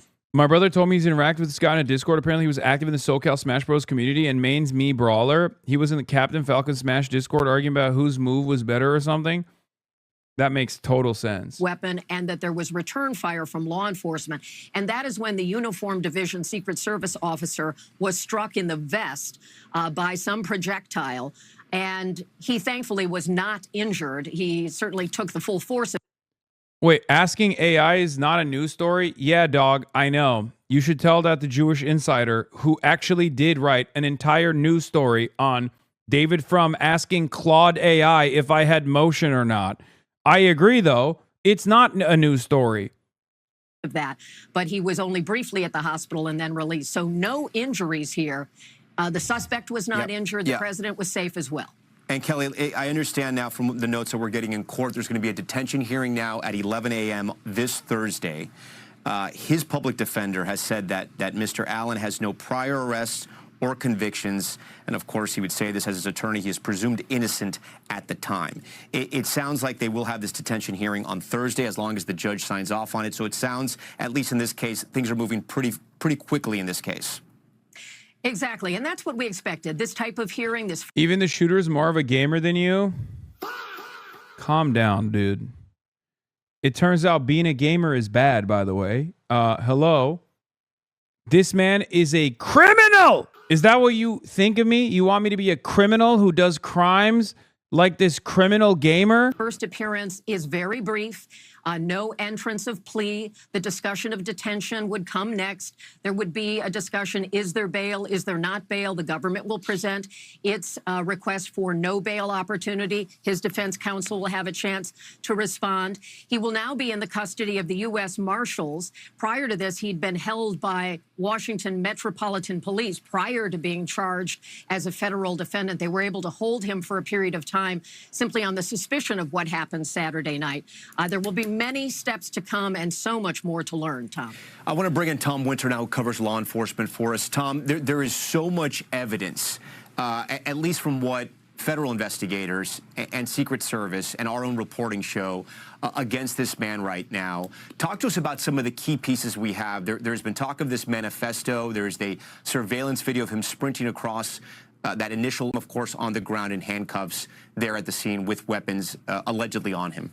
You know, that's right, Tom, and that evidence is pretty strong, as it's been shared with us so far. It's 3 counts total here. So the key one is the attempt to assassinate the President of the United States. That does carry a life sentence if he's convicted to that, up to a life sentence. There's also count 3 there, that discharge of a firearm. That's a mandatory minimum if he's convicted of that. What they seem to have extrapolated is some intent. From that note that we've been reporting on, that's very clear, as you mentioned, a manifesto detailing the exact reasons why he was there. There's little room for interpretation. He specifically references the Trump administration and specifically Donald Trump, who he wanted to assassinate because he said he wanted to kill the rapist pedophile. And I guess we all know who he's referencing when he says that Trump, every time he gets low approval ratings. Oh, FIB special agent, I got this covered. Detain this man. Fuck you, I should detain you. I just took a bullet for my country. Why do you listen to mainstream media? I guess because you need content source for Twitch. What do you mean, dude? Your parents are listening to mainstream media. These guys still have some capacity to lead discourse. His whole game plan for how he was going to carry this out and his reasons for doing so. You've got this video that you're looking at right now, which we're going to start to see be played out shortly, where he will come running in from the left, going past the checkpoint. Here he is coming right now. You can see him dressed in all dark clothing, presumably holding a rifle there, just the way that he looks. That was as they were kind of breaking down the magnetometer and the checkpoint. Here he is lying on the ground shortly thereafter, after he's taken into custody and stripped to make sure he's got no other explosive devices on him. He is going to be held until that hearing. And one of the things that we'll get, Tom, in the coming couple of days, and presumably a lot of detail in today's complaint, once that is publicly filed to the docket, we will know more about that. But they will also file a detention memo from federal prosecutors where they can lay out some additional evidence that goes just beyond the basic requirements to bring these charges against him. And sometimes we can get a lot more information. I will note, and some folks might point out, that there's a preliminary hearing scheduled for May 11th. That will almost assuredly not. He was so uniform in having bad takes, plays new gen trash smash instead of melee, endorses decrepit zombified political theories like neoliberalism over the ascendant leftist populism, loves Israel and thinks pro-Palestinians are bad people, brain rot takes all the way down. Yeah. Couldn't even... Bro was on a fucking, 10-plus hour train ride, even longer than that, 24-hour train ride, and he didn't even do the dignity of reading the goddamn New York Times paper, the New York Times article that I was featured in, or even watch the New York Times podcast that I was featured in, before fucking quote retweeting slams, calling me a social maladaptive actor who is engaging in the moral rot that is at the core of American politics, because he thought that I was actually endorsing the concept of micro-looting. Ironic, because he was on his way to assassinate the fucking president, which in his mind, I guess, is less antisocial behavior. Okay? But if he had actually read the New York Times article or watched the New York Times podcast, instead of quote retweeting snide remarks, he would have seen my assessment on adventurism, Luigi Mangione, and how adventurism doesn't get the results that many actors who believe in decentralized forms of violence think it gets.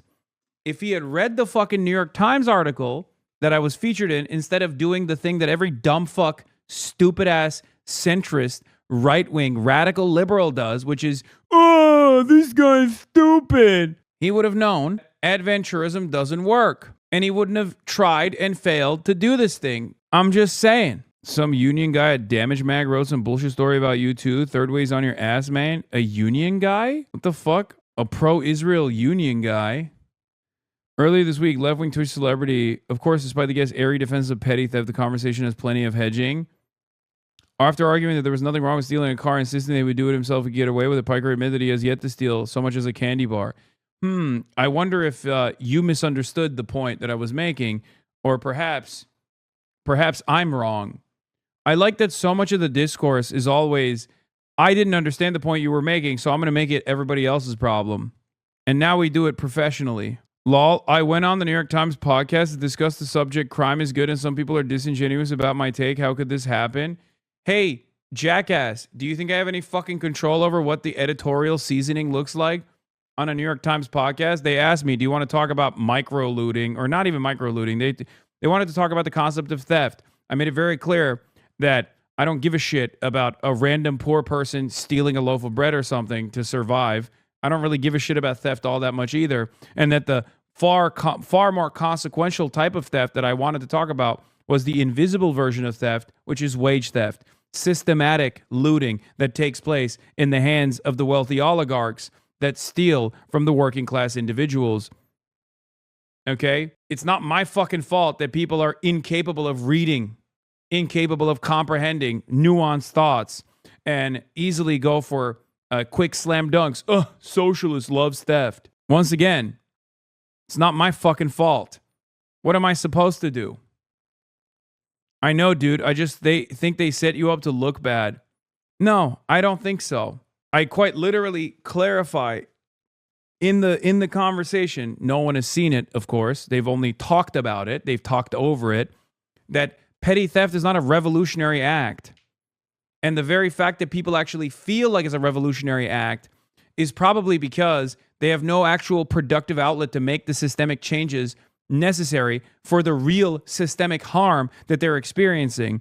A lack of political education, a lack of political analysis. These were the concepts I talked about. At some point, we have to say, look, man, if people are refusing to understand nuance, it can't be, it can't be my issue. What am I supposed to do? They're being purposely obtuse. Happen. He will likely be indicted by a federal grand jury well before that date, but because he's being arrested on what we call a complaint, they have to enter that date for there to be a hearing to see whether or not the evidence, weigh the evidence rather, on this complaint. But the most serious charge is the first one, the attempted assassination of the President of the United States.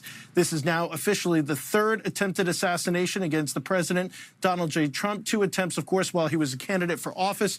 A third one now that he is in office that apparently occurred or allegedly occurred, according to the Justice Department, on Saturday night. Those 2 previous ones, one in Butler, Pennsylvania, Thomas Matthew Crooks, and then a second one near his golf course in Florida with Ryan Routh, who was convicted several months ago as a result of his federal trial there. Crooks, of course, was killed by a U.S. Secret Service sniper, counter-sniper that was up on the roof at that incident. Unlike that first incident involving Crooks in Butler, Pennsylvania, we now have, Tom, to your point earlier, just a tremendous amount of evidence because we have a note. With Crooks, we didn't have really any social media profile, no writings, nothing really left behind. Crooks is very clear here, as I mentioned before, and also discuss the security at the hotel. We see him there flanked by officers, this image being put out by the president on Saturday evening after he arrived back at the White House. But this is just a very different case than that, and obviously they will continue their investigation, presumably continue to get surveillance video, some according to our colleagues, including Kelly O'Donnell, contains him going in through the stairwell to get down there so he's not detected in the elevators. Much more to come, Tom, I'm sure, as we continue to get these charges in. And as we look back on those 3 assassinations attempts, this one marks the 3rd one. Tom, there's also that Pakistani man that is on trial, I believe he's still on trial, saying that Iran had hired him to kill President Trump and other administration officials as well. So there have been both plots and assassination attempts against the president's life. Tom, in that manifesto, do we we know if it was just an MO, if you will, right, his modus operandi, or was there also a plan of attack in there as well? Did he lay out what he wanted to do? Because I've seen some reporting out there about, administration officials were the targets in sort of an order of importance. That's exactly right. I mean, I think he understood, if you read this note, that this, in his eyes, was the best opportunity because he thought he could get closest to the president. That's what he says in the note. He also talks about the fact that he wanted to go after administration officials. I think he knew by the time he would get too close to where Trump was, he would have been confronted by law enforcement, but certainly was up for any sort of top officials. Interestingly, we don't know why he says that he was not going to go after the FBI director, Kash Patel, but he definitely seemed to go after administration officials. And that, big picture here, Tom, you referenced the charges against that Pakistani individual. We're not even talking about the threats that are investigated by the Secret Service. Why are they not talking about the Mar-a-Lago one? Prosecuted. The Mar-a-Lago pads the stats against Trump's overarching argument and against the right's overarching argument that all of this violence is coming from the left, the radical left, and that it's not actually former Trump fans. You should check out Kyle's compilation of the shooting events. Hope everybody out there. Oh my God, he's doing a false flag. Oh, he's doing it. Oh, Dark Woke Commander, he's going the distance.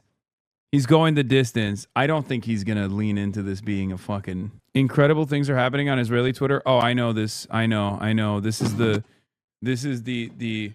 average... This was the average Ashkenazi take in 1948. Yeah. This Israeli Ashkenazi Jew is doing Mizrahi hatred the old-fashioned way, okay? I know. This actually led me down a very funny rabbit hole where I found a Mizrahi Jew in Israel that was talking about how he hates Israel because the Mizrahis were actually the elite in Arab countries, and then they went to fucking shit and they lost all of their wealth. And if Israel never existed, that they'd still be dominating the Arabs. It's very funny. I want to see if I can find that other account. I was reading their tweets. They were so stupid.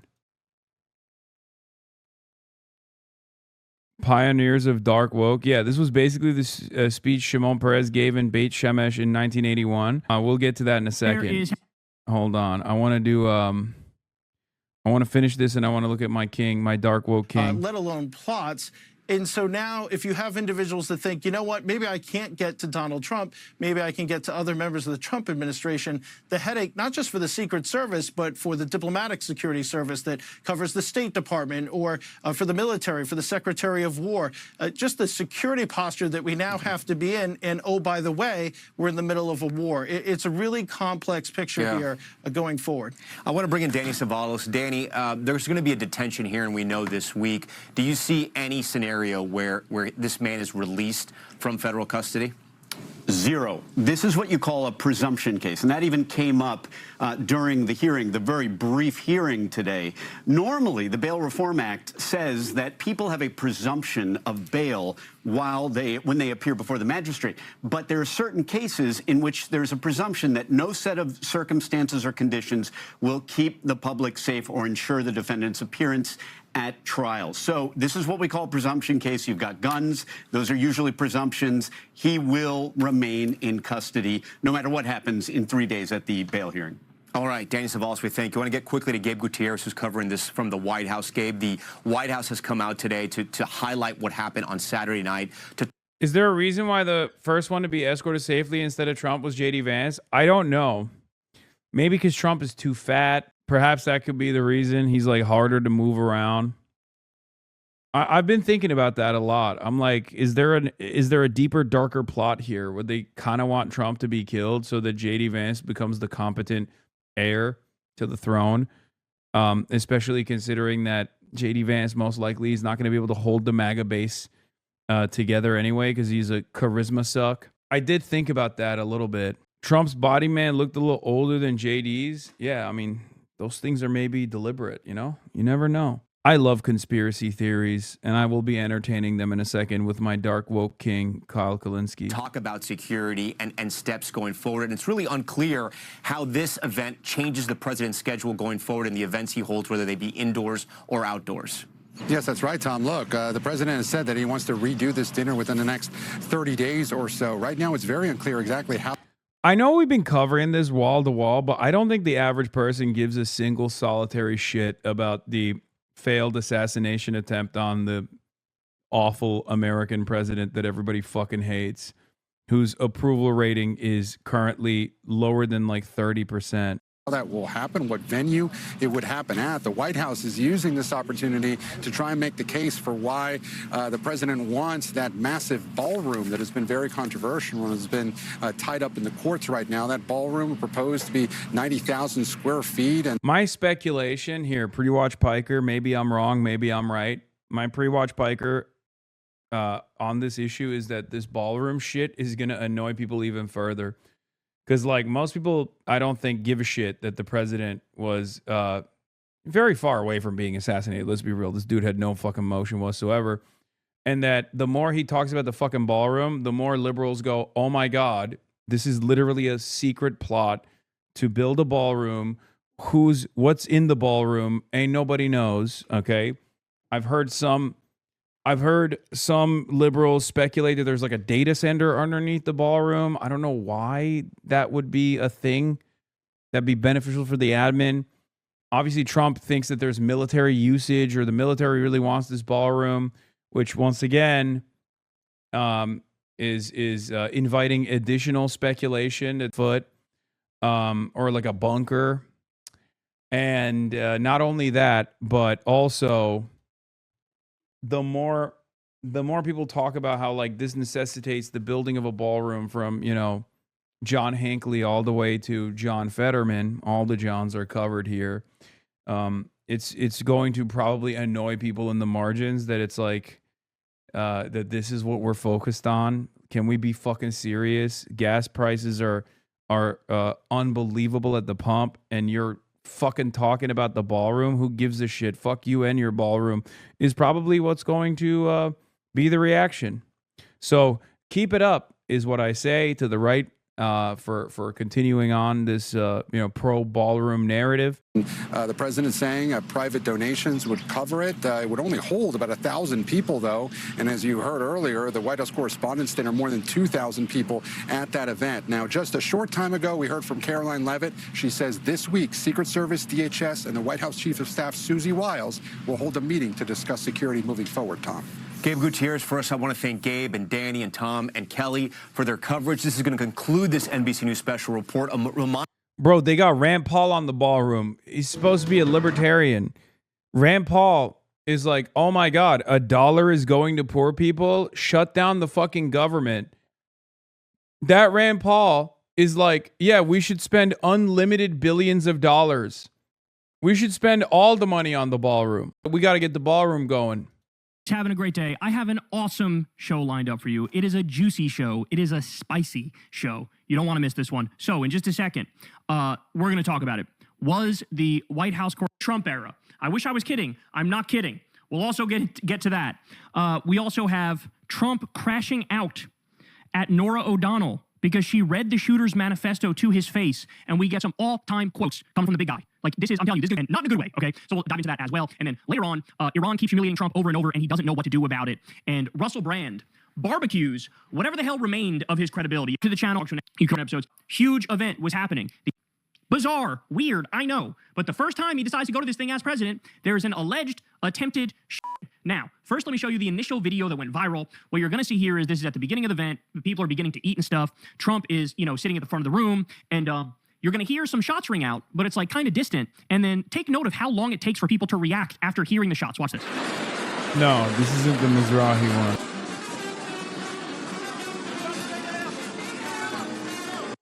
one. Kyle is counting down the seconds until Trump is escorted out of the room once the shots are fired. 32 seconds until you hear the shots and they grab Trump and pick him up to move him. 32 seconds. Now, people in the audience were reacting, going under tables and whatnot. But before they moved the president, it was 32 seconds. Okay. Very bizarre, very strange. More. So here we have a video of Trump on his way out. He fell right in his face. And the funny thing is he came out and denied this. But like, bro, we literally have it on video. I think they tried to like explain it away by saying Melania was crawling out and Trump tried to grab Melania and pull her back up. But no, you're about to see the video here and it looks pretty clear to me. And down. Yeah, he fell. Oh, he's such a fat ass dude. It's awesome. Oh, that's so funny. Come on, dude. That's amazing. Yeah, Diva down. I feel like the data center under the White House is a Palantir Peter Thiel initiative, which would make the push for the ballroom make a lot more sense. But like, what utility do you get out of having a data center under the White House? Do you see what I'm saying? Like what? This guy on drop site looks like your long lost brother. Yeah, his name is also Hasan, ironically enough. Yeah, his name is Hasan Ahmadian. He's a professor at Tehran University. Yeah, he fell. He definitely fell there. And by the way, his health is obviously failing him. Between him falling here when they're trying to move him out, not even like super fast, just like at a slightly sped up pace, falls on his face. But also, you'll see this event they did, this speech he gave after this. He looks like death. I mean, his eyes are 90% closed. He can barely get through a sentence. It's hard to watch. Okay, Washington Post says, breaking news. The Trump administration provided a lower level of security for the White House Correspondents' Dinner than it has for other gatherings of high-ranking officials, according to officials familiar with the plan. So, understand something. In the room, we had like the top 5 people in the line of presidential succession, right? Maybe even the top 6. I forget exactly, but like the whole cabinet was there. And they had, let me repeat it, a lower level of security than it had for other gatherings of high-ranking officials. So if everybody in that room was taken out, you know who would have became president? 92-year-old Chuck Grassley, who doesn't know where he is and doesn't know how to write English. I wish I That's not true. That's not true. That's not true. He's a prolific poster. Kyle, you're disrespecting the GOAT. You're disrespecting the GOAT. He knows where he is. That's why he's posting like a madman all the time. Just kidding. I'm not kidding. So just a thought there, but insane that you have this high level of a gathering and it's just such a mess and so low level security that something like this could happen. Okay. Yeah, I mean, it's crazy. It's literally State of the Union level of administration. The same hotel outside of which John Hinckley Jr. tried to assassinate President Ronald Reagan in 1981. That is a bizarre fact right there. Okay, this was kind of blew my mind, but there's this guy on Twitter by the name of Chili Dog, and he said, note the date here, April 13th. He said, Trump is going to go for a staged assassination attempt again. Blame it on Iran. I will put a 25% chance on this play. Trump has lost all global respect, such that he had. Allies and enemies alike are laughing at him. So as I pointed out, he said this 12 days before the alleged attempted shooting. That's when this guy said this. That is absolutely bonkers. Okay, so here we have Wolf Blitzer, who got like a front row seat to all this. He got up to go to the bathroom, and then when he was leaving the bathroom, all this mayhem unfolded. So he's going to tell you what he saw. Listen to this. After they served the appetizers, I walked out to simply go to the men's room, but you have to walk up these stairs and walk out, and which I was doing. And as I was walking back towards the door to get back into the big area where the event was taking place, all of a sudden, I start hearing gunshots in the hall right near me. And the next thing I knew, a police officer threw me to the ground and was on top of me. And I was listening and watching what was going on. And apparently they got the gunman who had a major weapon there. But it was so worrisome. The noise was so loud in a small area. And all of a sudden I'm seeing gunshots. And then they grab me, the police officers, and they take me back into the men's room where I was safe. And there were about 15 other men who are stuck in there and they won't let them out. And that's what happened. And then after a while, they let me out, and I'm out now. I'm not back in the ballroom, but everything is apparently closing down. Very scary incident. All of a sudden, a guy with a weapon, and it was a very, very serious weapon, he starts shooting, and I happened to have been a few feet away from him as he was shooting. Of course, first thing that went through my mind is he trying to shoot me. And I don't think he was trying to shoot me, but I was very close to him as the gunshots were fired. And it was very, very scary, but I'm okay now. So one of the stories here is he that lost the guy his Cole shoe. Allen, who allegedly did the shoot, right, that he was staying in the hotel, he ran down 10 flights of stairs and exited on the same level that the ballroom was where they were having the White House Correspondents' Dinner, and that's when there were shots fired. Now, he didn't fire the shots. It was Secret Service that fired the shots, but none of them hit him, and they ended up just being able to arrest him somehow. Again, I don't know how that all happened, but that's allegedly how it all unfolded. That's one story. Dude, that's awesome. He just straight up saying, nope, he don't believe it. He reportedly didn't even get to the same floor as the ballroom where they were having the White House Correspondents' Dinner, that they were able to apprehend him before he even got to the proper floor. So I've seen contradictory stories here. One saying he ran down 10 flights of stairs and got to the proper level. Another one that he didn't get to the proper level. But either way, the shots that were heard were not fired from him. They were fired from Secret Service, and somehow they didn't hit him, but they ended up being able to arrest the guy. Okay, this is what we've seen to this. Are you covering the fact that he's a time traveler? What is he, Dan Bongino? Is he young Dan Bongino? Point. So kind of weird that you still have contradictory stories when, you know, there was enough people there where this should not be that hard to determine exactly what went down. Okay, so this is kind of crazy, but I'm going to show you, this is a zoomed in version of what we just watched at the beginning here, where apparently some guy is doing like party tricks or magic tricks for Melania Trump and Donald Trump here. This is the guy standing above them and holding something. So let me just play a little bit of this for you so you can see real quick. But he's doing some sort of trick. He's showing, you know, a card that has something written on it. Okay, here's a crazy fact. Ready? The person showing Trump and Melania a magic trick when the attempted assassin was shot is the same guy, Oz Perlman, who hauntingly guessed Joe Rogan's ATM pin while they were live on air. Oh my God. Oh my God. Oh my God. What does it mean? What does it mean? The latter felt like a veiled threat at the time. Maybe it's nothing, but it's weird. That is kind of weird, okay? Now here is... You can see this, you know, this screenshot here, this picture here. I don't know if Melania's face is reacting like that because the trick blew her mind, which is possible, or if it's because they already heard the gunshots. But the fact that the magician himself is also making a sort of a scared face leads me to believe this is after the shots ring out. And look at Trump's face and look at Melania's face, okay? Trump's face is literally like that meme of James Franco where he looks at the person next to him and they're about to get hanged and he says, first time? Like, Trump's face looks like that. Like he's calm, like he's relaxed, like he's soaking this in. Melania looks terrified. Trump looks perfectly at ease, okay? Very, very bizarre. Okay, more. So here we have, this is kind of crazy, but you can see this is outside the ballroom in like a little press gathering here. You can see fucking the FBI, the Secret Service, police, the National Guard. You can see them like scrambling. Watch this video. Where's the code from? Where's the code from? There's left. Where? Where's the code from? Where's the code from? Where's the crossfire? Look out! Bro, somebody go. Stay down. We got one down. What the? Oh my God. Stay down, everybody. Ladies and gentlemen, stay down. Where's that? He's inside. They're not inside. Nobody comes in here. That was literally like the village people of law enforcement, one after the other, running in different directions, chaos seemingly, okay? Here is J.D. Vance getting dragged off stage. And what's interesting is he gets dragged off stage and it's still a little bit before they even grab the president. So yet again, so-called protocol here completely and utterly out the window. Watch this. They grab JD, drag him. Trump is still sitting there. Look at this. Or is it the protocol? Look at this. And that's where he falls. And then he goes on later to insist that he definitely, positively, without a doubt, did not fall. Okay, this video is kind of wild because there were multiple examples of like different cabinet officials, Stephen Miller, RFK Jr., they end up being dragged out at one point or another. But you're going to see Stephen Miller's like using his wife as a human shield. Okay, RFK Jr. is dragged by his Secret Service agents, and his wife Cheryl Hines is like 5 feet behind, trying to keep up desperately. And look, you know, RFK's going, wait, do I have a wife? I don't even know if I have a wife. I don't know what you're talking about. I was too busy felching with Olivia Nuzzi to give a shit about my wife. Wait, my wife is with me now? Oh, I didn't even realize that. Watch, you'll see, watch it. So there's RFK, there's the Secret Service agents, there's Stephen Miller using his wife. Look, Cheryl Hines way behind, bro. It's too perfect that in these moments, stuff like this happens. These people are exactly who you think they are, dog. They are exactly who you think they are. Now, here is one of Trump's top goons, Dan Scavino, I think like one of his social media guys, and he's about to find out that all their goofy, like, fight stuff and USA chants, that only works at Trump rallies with a bunch of sheep around you, okay? Here you have a room full of people going, what the fuck? You're doing fake patriotism shit as there's like a threat to our lives? What the fuck is wrong with you? Watch this. USA! By the way, that's a little too on the nose because, yes, this is something that can only happen in the USA. The country that has a shoot like every other day, a new shoot. USA. Perhaps that's not something to be proud of. I love the person who tried to get a USA chant going, and then it's just like, we're like, we're not doing that shit right now, okay? This is not a fucking Trump rally, you dipshit. Okay, ready for this? This is kind of crazy. Please tell me this is not the same worthless agent from Butler, Pennsylvania. So here's one picture, a little bit from a distance here, but clearly a Secret Service agent. And then, boom, here's this one from Butler. So one more time. I mean, that part is not that crazy. I saw this too. I didn't cover it when I was covering all the conspiracies because that one is like the most explainable. Like even if it's the same person, that still wouldn't be. There's a likelihood that it's not the same person, but even if it was, it wouldn't be that strange. Like she's a part of the president's Secret Service security detail. Here's one.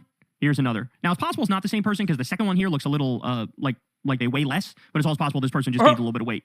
But either way, kind of bizarre. Kind of bizarre. All right, now here's Dana White, the CEO of the UFC. And he made some eyebrow-raising comments, y'all, that you're about to see right here that made a bunch of people go, huh. All right, watch this. Inside, they started, all of a sudden it just started getting noisy. Tables getting flipped over, guys running in with guns, and they were screaming, get down. I didn't get down. It was awesome. I literally took every minute of it in, and it was a pretty crazy, unique experience. So you were on the aisle? What exactly did you see? We were sitting right in front of the table. Okay. Right in front of where the president was. Okay, well, yes. And what exactly happened? So someone got tackled or like what? Nobody got tackled, but guys came in looking for shooters, and they came toward our table. I thought the shooter was over by us or something. I didn't get down. It was fucking awesome, he said, about what's supposed to be an alleged attempted assassination of the President of the United States of America, his friend. Okay, here's Erica Kirk. Now, Erica Kirk, for those of you who don't remember, there were so many instances after her husband got murked on live TV. There were so many instances where it's like, I think she's supposed to be emotional, and she definitely isn't, right? Why is she acting this weird? Why is she acting this bizarre? Why'd she do this thing? Why'd she do that thing? Why'd she wear those fucking leather pants? Why is she snuggling up to J.D. Vance? Like, why is she snuggling up to Jesse Waters? So many instances of like, wow, you're acting pretty strangely here. Well, here she is after this alleged assassination attempt of Trump, which, by the way, according to some stories, the guy didn't even get to the same floor as where they were having the event, okay? Like, they got his ass, right? Here's Erica Kirk's reaction. Watch the waterworks go. I just want to go find Suzanne. Did she just say, I just want to go home while crying? I just want to go find Suzanne. Bitch, you ain't been home since Charlie got killed. Your kids don't even recognize you anymore. Well, every time I blink, I see you at a new fucking massive event with the fireworks and the WWE WrestleMania entrance and shit, going to give a speech. Like, I see you all the time running, the fucking TPUSA organization. But that's crazy. You should be home. Get back home. Like, your kids are going, Mommy, where are you? We miss you. Oh my God. Oh my word. I can't with these people, bro. I can't. This person says, the most performative woman who ever lived. Yes, I think that's fair to say. Okay, how about this one, y'all? Ready? I'm one of the small number of journalists traveling with the White House press pool tonight. We were in a hall just outside the ballroom when the commotion first rang out. Several things happened in quick succession. Tuxedoed agents pulled out guns and began running toward the ballroom. White-jacketed caterers screamed and bolted for stairwells. Pandemonium reigned as top cabinet officials were evacuated. Robert Kennedy Jr. and his wife, Cheryl Hines, came out and were ushered into an elevator. Then Janine Pirro emerged. The FBI director, Kash Patel, came tearing across the hallway with two men in tow. His girlfriend was hiding in a room with another man who was holding her hand. Bro got cucked at the White House Correspondents' dinner shooting. Bruh. Reporters are about to be taken back into the ballroom. The show will go on, apparently. Now, that last part is not true because the show didn't go on, but all the reports were Trump was demanding that the show go on. Kind of strange, kind of weird that yet another supposed attempt on your life. You're like, anyway, let's go back out there, bro. I'm ready to stand in front of a room of people where we just had a breach. Like, what the fuck, bro? What the fuck? But Kash Patel, dude, I know they're about to fire your ass, but you might have to just resign after this. Like, this dude must have a public humiliation kink, right? He's got to have that fetish because it just had day after day after day. Now, this was eye-opening. Carolyn Levitt to Fox News before the White House Correspondents' dinner event. This is before the event. Listen to her language here. This is crazy. It'll be funny. It'll be entertaining. There will be some shots fired tonight in the room. So everyone should tune in. It's going to be really great. I'm looking forward to hearing it. There will be some shots fired tonight. Do not tell me that's not spooky as hell. Do not tell me that is not spooky as hell. You are a fucking gaslighter and a half. If you listen to this, you go, oh yeah, I mean, no, I don't. If you guys want my honest take on this, I don't think it's like, I don't think Caroline Leavitt was like straight up implying that like actual, gunshots were going to be fired. I think what's even weirder than that, the only thing that's weirder than the Caroline Leavitt thing is Caroline Leavitt's husband, which I'm sure Kyle will get to in a second. Caroline Leavitt's husband telling someone that's in the crowd, be careful. And then Fox News basically shutting off that interview and then never having them back on again. That was weird. None of the other stuff that he's brought up so far is all that strange. It's just funny. That was, this normal. It's normal to say something like that in a scenario. Bro, come on, man. We're not done yet either. I have more spooky clips for you in just a little bit, by the way. Okay? Now, after this, when Trump goes and gives his, he gives a little speech afterwards, right? Which, by the way, they cut off the fucking playoff game for this, which was annoying. I was watching the NBA playoffs. They cut it off for Trump to babble about how the Dow's doing great with his eyes 90% shut.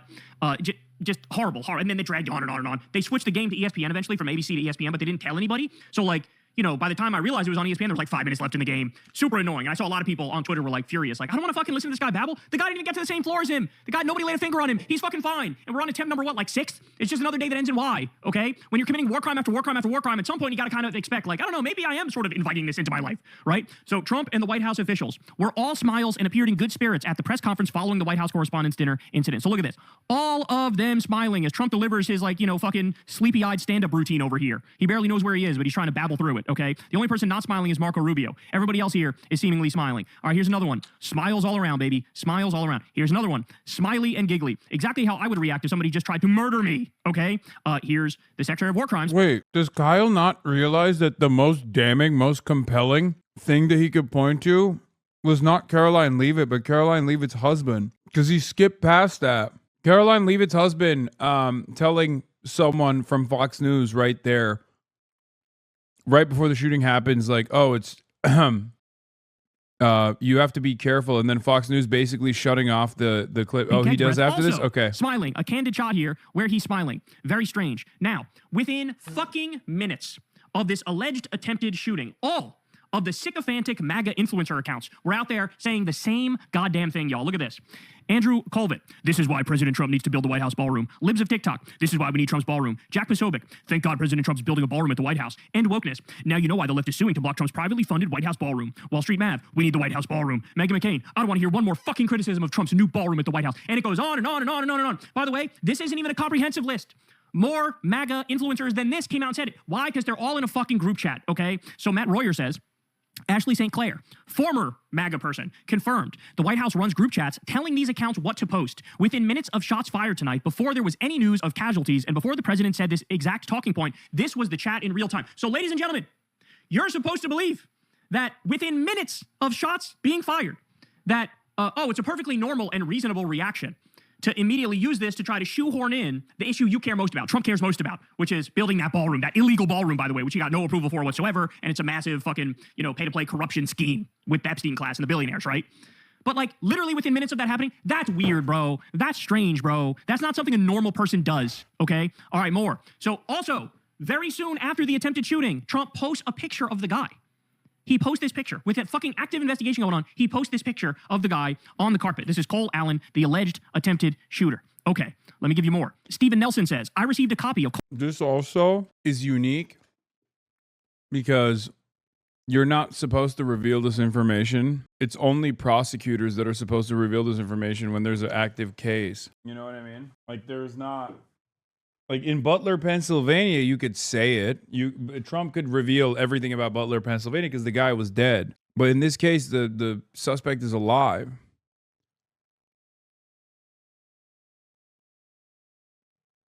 Oh, never mind. Which is what my own father and other people told me recently. He was expressing this concern for my safety. I was going to say before I lost my signal. Yeah, I don't believe it. I don't believe it. Sure. Yeah, that's convenient.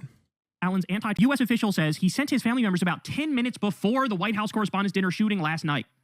So we're supposed to believe 10 minutes before he sprints through security with a shotgun or tries to do that, okay? That's when he sent his manifesto, okay? By the way, in the manifesto as well, it also says, like, if you're reading this, I'm probably in the hospital right now, or like something to that effect. You're telling me he was trying to go assassinate the president and he knew somehow, I'm going to survive this and they're going to take me to the hospital? Guys, again, like, if it was one of these things or two of these things or even three of these things, I understand people being like, well, Occam's razor, it's, this shit happened, but some wacky stuff occurred too. But as you're going to see here, it's one thing after the next, after the next, after the next. All right, more. Here we go. Here we have the Secretary of War Crimes, Pete Kegsbreath, and take a good look at his face here, his jaw here as he walks by. Watch. Look at the jaw. Look at it. One more time. Here we go. Look at the jaw. Ready? Look at that. Okay.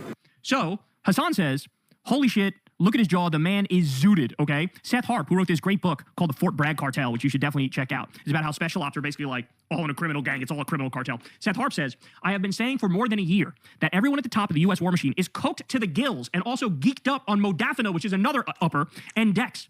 But mainstream opinion is still basically unaware of this disturbing reality. So the Secretary of War Crimes, Pete Kegsbreath, also along with Kash Patel, right? Also along with Trump with old videos of him sniffing, just like Kash Patel, sniffing. That's a sign of snorting an upper, ladies and gentlemen. That's a sign. When you move your jaw like that, that's a sign of cocaine use or meth use or Adderall use. Honestly, it's probably stronger than Adderall when you're jawing that aggressively, right?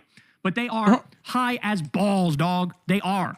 This is a group of fucking degenerates and freaks is what it is. All right, more. Soon after the attempted shooting, Trump somehow gets the security footage and posts it. Again, in the middle of an active investigation, as Adam Cochran says. So the Secret Service and FBI just happened to release the footage to the president during an active investigation, and he felt the need to post it because. So here's the super grainy footage of what appears to be here him trying to sprint through security. Watch this. Standing around. Look at this. Look at this Acme ass, Looney Tunes ass shit. No shot. You got all these guys standing around. It's almost like it's the stereotype of like, a fat cop eating a donut, right? Standing there. And then fucking this guy comes sprinting through like Usain Bolt. Look at this. Then they grab the gun, they fire. By the way, again, they take so many shots, none of them hit him, but they still apprehend him somehow, okay? Okay, now, the MAGA influencers were also spreading an AI image of this incident, okay? They used AI to try to juice up the image. And as you're about to see here, this is goofy in so many ways. See how this agent is wearing a hat? He's going to turn to shoot, and he's going to no longer have a hat. I also like how the text on the back of this this jacket of this law enforcement official says ELID, Elide. Oh, no shot. By the way, this is what they want to take your job too, by the way. They want AI to steal everybody's job, and this is what AI delivers for you. Ready? Watch this. Here we go. So guy comes sprinted through, not even holding a shotgun, by the way. This guy turns, and the hat becomes his normal hair, firing. Like, what the fuck, bro? What is this? Okay, bizarre. Yet again, very bizarre. Now, notice, here was Stephen Miller basically like hiding behind his wife, right? The little Nazi Stephen Miller. Look in the background here very closely. Look in the background here. Who's this? Who's this back here, backstage? That's Trump. Trump is staring out. Very strange. Very strange. Trump lurking in the distance in the background there. Okay, how about this one? So here we have somebody calls into Fox and apparently tells a story here about how Caroline Levitt's husband basically says like, hey, you better be careful. It's a dangerous place here tonight. And they said this before the shooting. Listen to this. And then watch what happens next too, by the way. Here we go. I want to just quickly tell you, I was sitting next to Caroline Levitt, the press secretary's husband. He was one of our guests. He was seated right next to me. And, right as the dinner was starting, the national anthem happened. And then he kind of leaned over and said, I watched you on TV. You do a great job. You need to be very safe. Why the fuck would you say that? You need to be very safe? Why would you say that? What a weird thing to say at a White House Correspondents dinner event. What the fuck? Watch you on TV, you do a great job. You need to be very safe. And he was just very serious when he said that to me. And he kind of looked around the room and he said, there are some... I love this clip. This one's the best one. Okay, this one is the best one.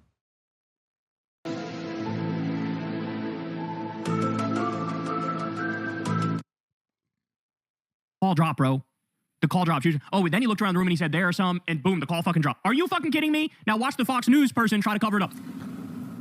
Sounds like we lost Aisha's phone there. And this happens, by the way. No shot.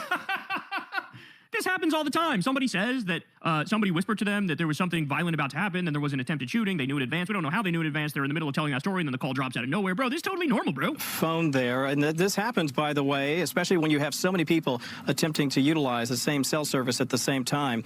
I did want to add this while we have... Oh, my word. Who are they kidding, bro? Who are they kidding? Okay, so then Trump, afterwards, after this happens, all of a sudden he puts on the serious person hat, and he says, in light of this evening's events, I ask that all Americans recommit with their hearts in resolving our differences peacefully. Trump is saying, everybody calm down out there. We need to be peaceful. We need to resolve stuff peacefully. The same guy who just the other week said, an entire civilization will die tonight. An entire civilization will die. Sounding like a fucking comic book ass villain. Now he's going to lecture us about resolving our differences peacefully. The guy... Dude, he's fucking... Kyle is so dope, dude. He is like... I don't mean he's becoming Alex Jones in a negative way. I'm not saying... Well, this video, he is leaning into the conspiracy a little bit. But I mean, like, as far as his, like, on-camera presence, which I have tremendous respect for Alex Jones for. This is the one thing that I think Alex Jones is brilliant at, is, like, being... Kyle is officially, like, becoming that guy. Not even awesome. I'm not even talking about, like, conspiracy theories or, like, a dangerous force or anything like that. I just mean, like, on... As far as like being able to deliver an entertaining story about like ongoing events in a way that's convincing, but more importantly entertaining, he's on that. He's on that tip.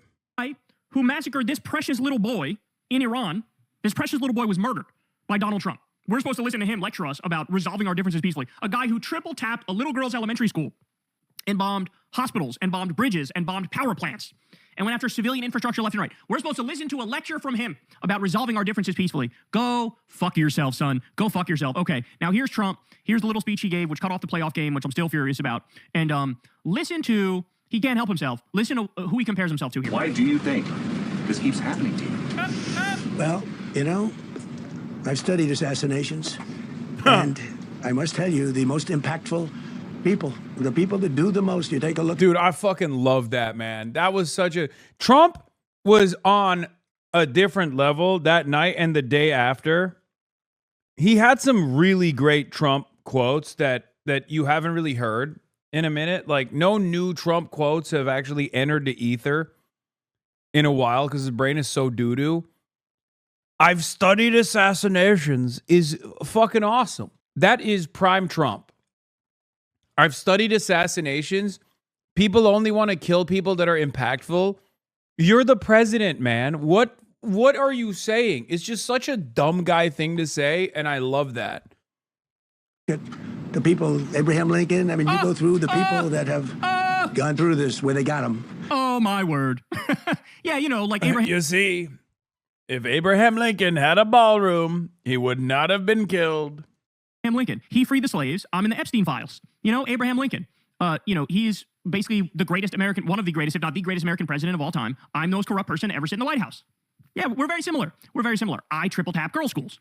You know, I'm humanitarian like that. Bro, I can. And also, again, why are your eyes 90% closed? By the way, here is what happened when Kash Patel delivered his commentary. Watch what happens. Look at Trump's face here. Those that were there, and if any of those individuals have information, please come forward to the law enforcement of the FBI's Metropolitan Police Department. Bro, he's out. Look at him. Look at him. He's out. Background thoroughly. That process is already started. He can barely keep his eyes open. We're going to ensure Look at that he was either a lone wolf Look at this. Bro's hitting REM sleep. Or anyone else.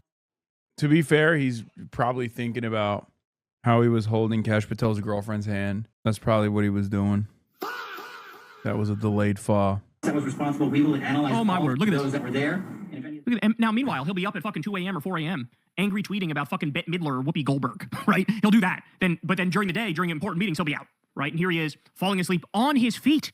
On his feet. Okay, here's another. Look at what he looked like when he gave his speech. Bro, he looks like if Miss Doubtfire was a narcoleptic. That's what he looks like here. What on earth am I looking at? His face looks like fucking silly putty or some shit. What is this? Or Play-Doh. He's got Play-Doh on his face. What is this?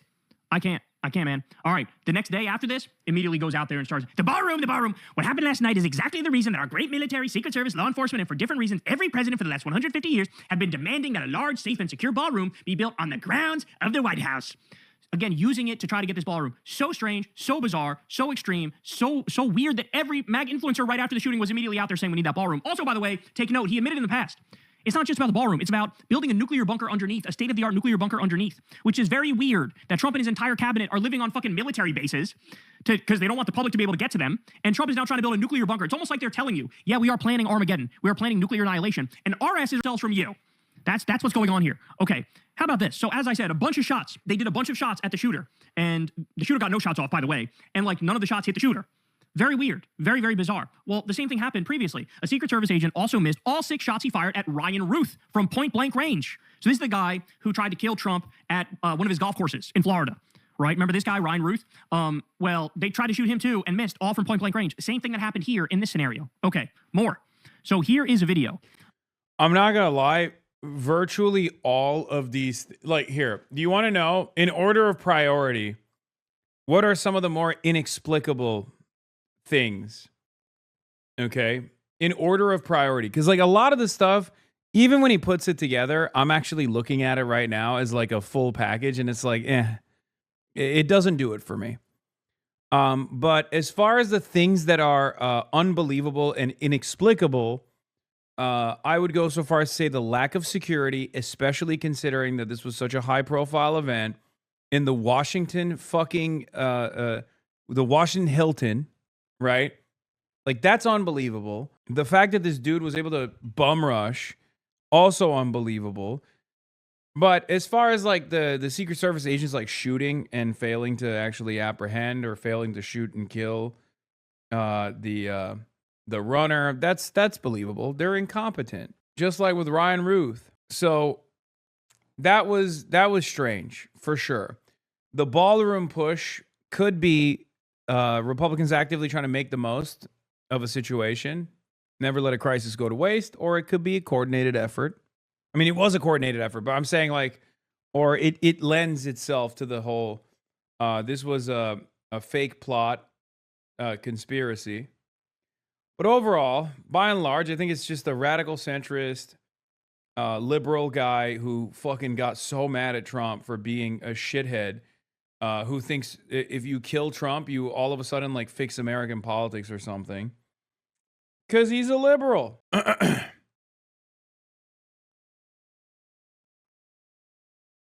Security is crazy. We are at war with the stated #1 state sponsor of terror.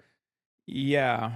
I don't know. Look where the mentalist was born. Yeah, I know he was born in Israel. I know. We already went through this where chatters were saying he's a agent of Mossad, and I got mad at them and threatened them that I would do an anti-Semitism sensitivity seminar if they kept saying everyone that's born in Israel that like lived in Israel for 2 years or whatever, or 7 years, however long he lived there, is a Mossad agent, is getting a little anti-Semitic for my taste, sweetie. Oh shit, you're in the Chapo episode? Yes, I am. Damn, chatter, you got the Patreon notification just now? Yes, I am. Of the shooter, Cole Allen. And they say, people thought like, oh, Usha Vance is also in this video. She's not. It's not Usha Vance. She was like literally living in a different state. She had nothing to do with Caltech. So that's incorrect. But very strange. This guy went to Caltech. Very bright person, like very intelligent person. And he's going to walk you through here. This is the kind of stuff he was doing. He was like working on devices to help old people with medical problems. Watch this. College student Cole Allen developed a prototype for a wheelchair emergency brake. The wheelchair brakes tend to lock the wheels, but don't actually lock the chair to the ground. The idea with this is to prevent it from moving at all. Recent Aging into the Future conference held by St. Barnabas Senior Services and the Eisner run on products that have the potential to enrich the lives of seniors. See, people thought this was Usha Vance. It's not Usha Vance. 14 different tech startups got to present to over 350 people in the hopes of getting their projects into some sort of senior health facilities. So this was a brilliant kid. This was somebody who was working on like scientific problems. It's very strange to have somebody like that end up doing something like this. Okay, Roy Jones Jr. says, Cole Allen, the alleged shooter at the White House Correspondents' Dinner, is seen here in the image for Caltech's mechanical engineering major page. Thomas Crooks was featured in a BlackRock video ad while he was a student. Both handpicked directly from Okay, this doesn't... okay. CIA Central Casting. All right, look at this. So there you have him right here. There you have him right here. Caltech, mechanical and civil engineering. He's right there. Okay, and then here was Thomas Crooks in that BlackRock ad.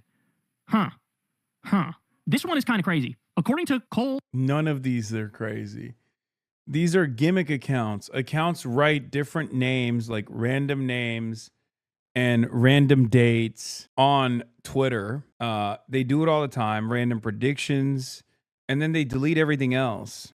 Like, I feel like even if this account didn't do that, like Cole Allen is an unbelievably common name. You just not ready, dude? Okay, so I'm gonna stop ruining the fun. I mean, I said this the night of. I feel like it's just no fun. Okay. It's real. It's a real. They got Cole Allen. They spread the clues all around, like this one fucking Groyper account.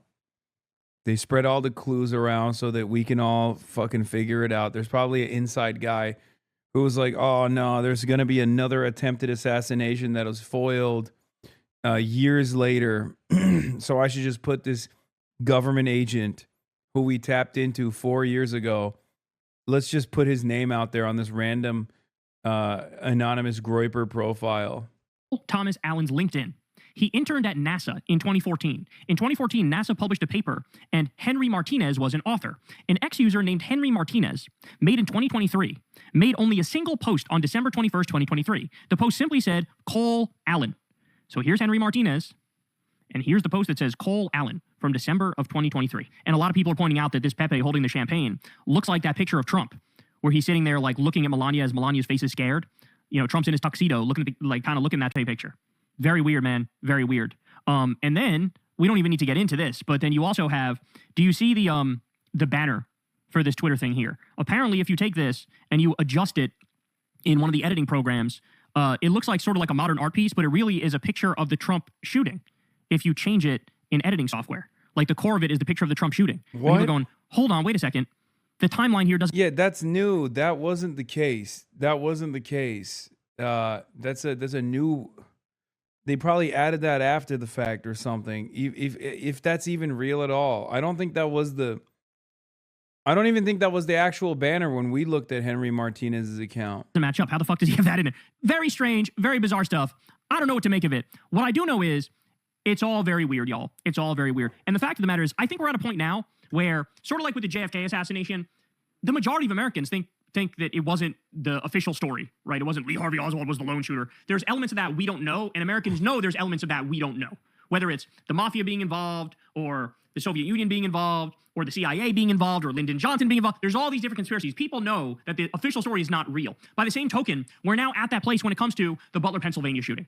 We're now, even conservative Republicans are kind of leading the charge and going, yeah, that doesn't make much sense. That doesn't fucking add up. That doesn't add up at all, bro.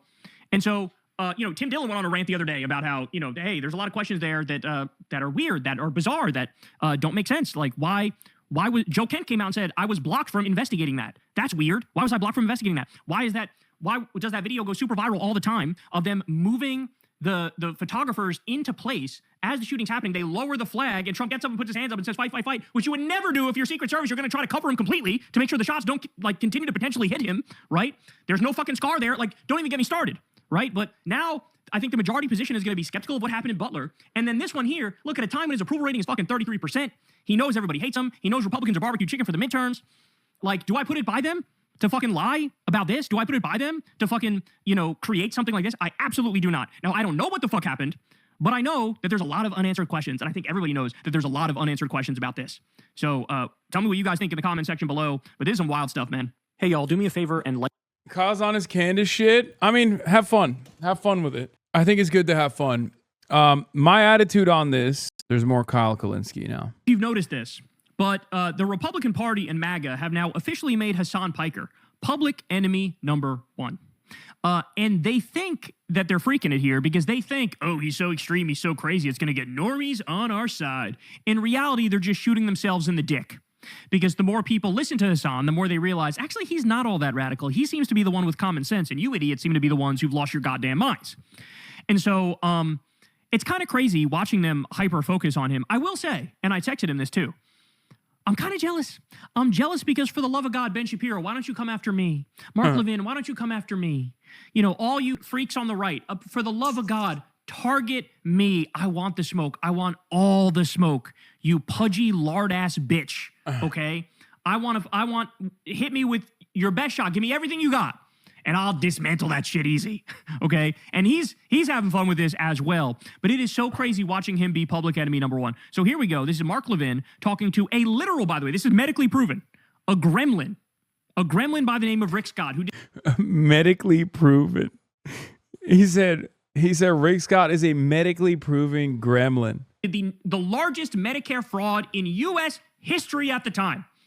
Okay, listen to the conversation that they have. Here we go. You got Bernie Sanders doing it every minute of the day. He lives to trash our country. Bernie Sanders lives to trash our country. Really? I kind of thought he lived to do free healthcare for everybody and free education. I thought he lived to tax the wealthy and redistribute that and give people a decent chance at the American dream. That's what I thought he lived for. I thought he lived to stop your stupid war with Iran. That's what I thought. No, apparently he lives to hate this country. God, these people are so stupid. Who can be a right-winger? I mean that sincerely. Who can actually be a right-winger when you watch this? You're not embarrassed? You're not humiliated that these are the people on your team? These are the people on your team? Jesus Christ. You've got people in the House who admire some of the worst mass murders on the face of the earth. And I want to ask you about one person individual, this guy, Hasan Piker, who is a radical Islamist, if not jihadist. He called Hasan an Islamic jihadist. Bro, that's Islamophobia on steroids right there, dog. That's like, oh, his name is Hasan. I assume he's like Osama bin Laden or something. Jesus Christ. Oh, my days. He went from 0 to 100. Between me, Mark Levin, and Rick Scott, who do you think is closer to a religious fundamentalist in our worldview, in the things that we advocate for? Mark Levin is a Jewish supremacist. Rick Scott is a right-wing Republican Christian nationalist. I'm woke. This kind of shit doesn't work. This is why it's always ridiculous when they say this about Ilhan Omar. It's like, oh, she's hijabi, right?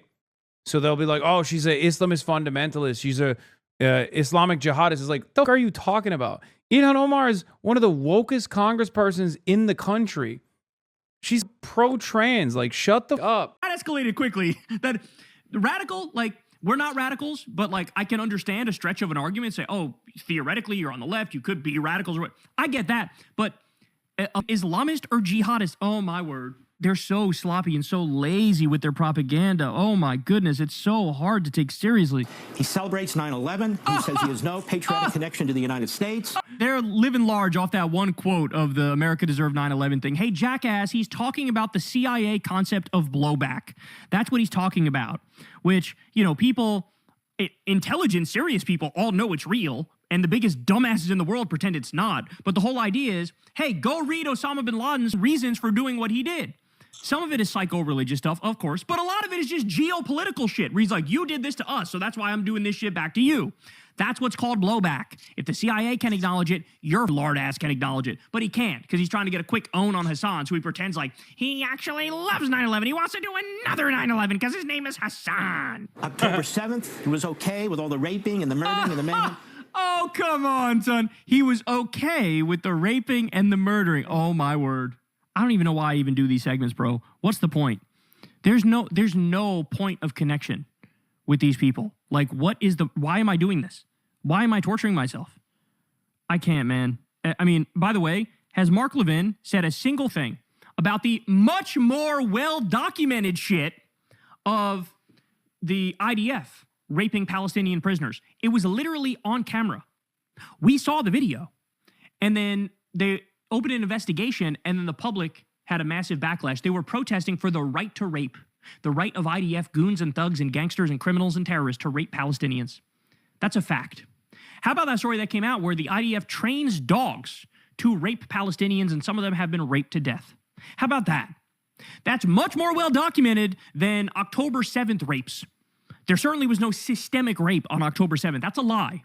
That's a Zionist lie, which was used as atrocity propaganda to get us to do it after October 7th. He falls for hook, line, and sinker. He still pushes the propaganda, but he's got nothing to say about the well-documented rapes committed by the IDF. I can't take these people seriously. I just can't. He said nothing about he supports the period, full stop. He supports it, full stop. So any sort of smug lecture, you're not even moral. Like, how about you shut the upsville, because you're basically like a new Nazi. That's what you are. The Democrat Party embraces this guy. You got people like Ro Kahana who go on a show and they're proud of it. And he can't even... Ro Kahana, like Meyer Kahana. Pronounce his name. Ro Kahana? Yeah, if his name was Ro Kahana, you'd be glazing his ass. Go back. You've got Democrats campaigning with this guy. Beast. And he urged people, I think, to harm you, as a matter of fact. What do you make of that? No. Well, yeah, he wants people to murder me. He loves it. Rick Scott loves this attention.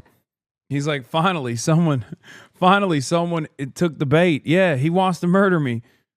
Mark is like 3 seconds away from being like, yeah, well, you know, maybe. Rick. Everywhere he goes with this story, people just look at him and go, yeah, I don't care. Or, no, that didn't happen. Or the third option, which is the worst, which is, yeah, you kind of deserve it, don't you? Like, which, again, not my point at all. He is just bringing this about. He's just bringing this on himself for no reason whatsoever. Rick Scott posts about me every day, by the way. Now, what's funny about this is, of course, Republicans keep saying I'm toxic. Toxic to the Democratic Party brand. What's interesting about that is you're Republicans. So what do you mean? You don't want Democrats to win. If I'm so toxic Democratic Party brand, why don't you let it happen? Why are you so worried? Why are you so worried that Democrats might finally, for once, lean into the left populist sentiment that exists in their base? Something to consider. He said we deserve 9/11. He hates Israel. He hates Jews. He's anti-Semitic. Oh, they're such liars. So what he's referring to is the clip that they all take out of context and lie about. They're lying. They are lying when they do this. They are lying about it. They say, oh, he wants to kill. He doesn't want to kill Rick Scott. He was saying Republicans care so much about fraud, right? They pretend to care so much about fraud. They go after Somalis in Minnesota for the fraud. They don't care about fraud. If they actually cared about fraud, they would kill Rick Scott. And he says that because this guy did the largest Medicare fraud in the history of this country. That's what he was referring to. What they do is they cut out like a 3-second or 7-second clip of him saying, you should kill Rick Scott. And they lie and act like he's instructing people to kill Rick Scott. That wasn't what he was doing. He was saying Republicans claim to care about fraud. If they cared about fraud, they would kill Rick Scott. All this talk about the Somali immigrants who commit fraud, Rick Scott did the worst fraud. They would kill him if they actually cared about it. That's what he was saying. It wasn't like an instruction, you lying gremlin weasel freak. Why do you look like you're not human, Rick Scott? I don't understand. Like, you look like you're an alien and you put on a skin suit. Why are you so bizarre looking? And why are you such a disgusting liar? And by the way, they're on a crusade now to ban Hasan from like giving any speeches on college campuses and shit. So the people who 7 seconds ago were sucking themselves off like, we're the free speech people, we believe in the Constitution. Now all of a sudden, oh my God, big bad Hasan, he say mean naughty words, don't allow him on. Like you. These are the same people who also want to destroy free speech and the First Amendment because they want to deport all like pro-Palestinian people in this country, all anti-immigrants in this country. They want to deport all them. So multiple different ways. They're destroying the First Amendment. They're destroying free speech. They're lying about Hasan, and they're crashing out and losing it. And I think they got a winning thing here. You don't. Believe me, you don't. Because what happens is if people listen to you and they decide, oh yeah, let me go see what this guy's about, and they start listening to him, they'll go, oh, so people have just been lying about him shamelessly the entire time. They just lie over and over and over and over. And anybody who actually decides to go listen will totally have their mind changed and realize that these people are disgusting little demons, okay? But we're not done yet because we also have this. So MAGA influencers started blaming Hasan for the White House Correspondents' Dinner alleged attempted shooting. Ready for this? Is this a good time to mention that Democrats' new darling Hasan Piker said he wanted the blood of his political opponents to run the streets and recently justified the murder of an innocent father being reminder that Hasan Piker publicly advocated for President Trump's assassination. Perhaps one of his lunatic followers decided to give it a shot. Laura Loomer says, shooter is a brown, light-skinned black Democrat from California who's also a teacher. How much do you want to bet he's a Hasan Piker fan? And Wokeness says, Hasan Piker, quote, kill the motherfuckers, let the streaks soak in their red capitalist blood. 3 days ago, the New York Times promoted him. Drew Pavlou, I've seen enough, arrest Hasan Piker. Stephen L. Miller, anyone know where Hasan Piker is right now? So they immediately come out and say, blame Hasan, blame Hasan, blame Hasan. This is somehow his fault. This is somehow, something he's responsible for. Ready for this? HasanAbi Productions points out. So it turns out the alleged White House Correspondents' Dinner shooter was not only completely unaffiliated from Hasan Piker, he actually hated Hasan and reposted hate tweets on his Blue Sky account. Oops. In fact, not to, throw any shade at this guy, but like there's a list of tweets that he liked the most. And the number one account that he liked the most tweets from was fucking Will Stancil. So sort of like radical centrist liberal type. Now, again, no shade to him. In fact, I think he's done some good work in terms of trying to fight back against ICE. But like, that's who this guy was. He was like a... Putting HasanAbi Productions on the map, dude. Radical centrist kind of liberal type, but like very anti-Trump. And he ended up doing this. And by the way, very, very high IQ, very intelligent. The Hollywood Reporter just wrote an article about you, and based on previous articles, I'd say they didn't used to hate you this much. That's crazy. The Hollywood Reporter's editor-in-chief is like, or was a fan of mine, invited me to a Hollywood Reporter, like, dinner and shit. I guess they got the boss call as well. I don't know. But I'd argue eye-rolling at another MAGA attempt. Who's writing this?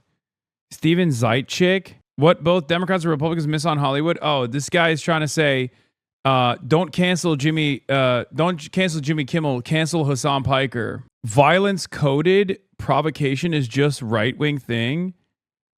Wait, what? Yeah, this person is literally saying it's dumb to cancel Jimmy Kimmel. You should cancel.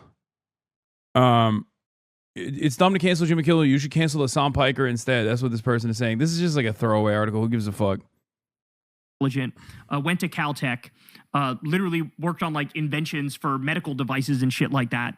And there's also questions about like, I don't know, this thing doesn't really add up in the same way that the Butler thing doesn't add up. So who knows if this is all legitimate and on the up and up anyway, right? Like there's questions as to how real this whole thing is, if you really want to have that conversation. But yeah, no, he was absolutely by no stretch of the imagination a fan of fucking Hasan Piker. And multiple tweets are like going after Hasan, like subtweeting Hasan. So here's just one example. Cold Forces, the guy who did the shooting or tried to do the shooting. That's the name of his Blue Sky account. And somebody posted, the rich don't play by the rules, so why should I? Why petty theft might be the new political protest. So this is, the New York Times interview with Hasan where he says something to that effect, right? And somebody says, I think that we should simply run on prosecuting the rich for their crimes instead of creating a low-trust society that will sow the seeds for further fascism. Now, by the way, I agree with that point. But here's the thing. Hasan agrees with that point too. He wasn't like, I saw the clip everybody was talking about. He's not like seriously arguing for these things. He's like sort of trolling, right? And everybody fucking fell for it like total jackasses and idiots. But anyway, the alleged shooter retweets this. I spent a lot of time in countries where graft and grifting are the norm, and I assure you it is worth a truly immense cost to prevent that from taking hold in our society. You do not want to live in that kind of a society. So this guy reposted it. So reposting some like anti-Hasan thing. Of all the list of all the likes and shit, there were no Hasan posts there. I don't even know if Hasan is on Blue Sky. I'm on Blue Sky. I didn't even know if he's on Blue Sky. Follow me on Blue Sky, by the way. I mean, it's so desperate. It's so pathetic. They think, the right thinks they have a slam dunk, they have an easy win here by going after Hasan. They actually believe that. But honestly, the thing that it reminds me of the most is what was called the Pied Piper strategy, when the Hillary people did this with Trump. What they did is they boosted up Trump and sort of downplayed the other Republican candidates because they thought, oh, we can definitely easily beat him. So pump him up, act like we're most scared of him, and then we run against him and we win. Well, oops, what happened? It backfired, right? It backfired because it turns out he was probably the hardest one to beat. And so you fucked yourself there. Well, by the same token, they think, oh, we prop up Hasan, we argue against Hasan, and everybody thinks the left is just Hasan and they're all extreme.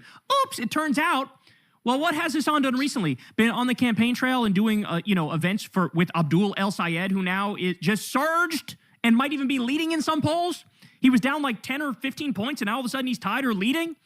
So it turns out, by trying to tar Hasan, and by extension Abdul, you just let actual Democratic voters know, oh, that's the one I want to vote for. That's the one I support. By the same token, smearing this guy, they're going to go, oh, this guy must be saying some real shit if the worst people in the world are fucking going after him. So by all means, go right ahead. Go right ahead. Do all your smears, all your lies, all your bullshit. At the end of the day, it's only going to backfire colossally. Because for the first time in a long time, the Democratic base is radicalized in the best sense of the word, and they're going, we need real fighters. We need people who are actually going to fucking hold MAGA accountable. We need people who are actually going to deliver on universal health care and free college and a living wage and ending the wars and a Green New Deal and ending the corruption and taxing the rich and all these great things. And that's what we're laser focused on like a motherfucker right now. So you can try all your smears and your pathetic attempts to like do the boogeyman game here. I promise you, it is not going to fucking work. Hey, y'all, do me a favor. Yep. He wasn't, but so what if you were? We lose the conversation just by engaging hundreds of Ben Shapiro, Candace Owens, Joe Rogan, Charlie Kirk, and so on inspired mass shooters later. It would be crazy hypocritical to blame the left out of government, even if he had Hasan's tiny head tattooed on his pecs. Okay, dude.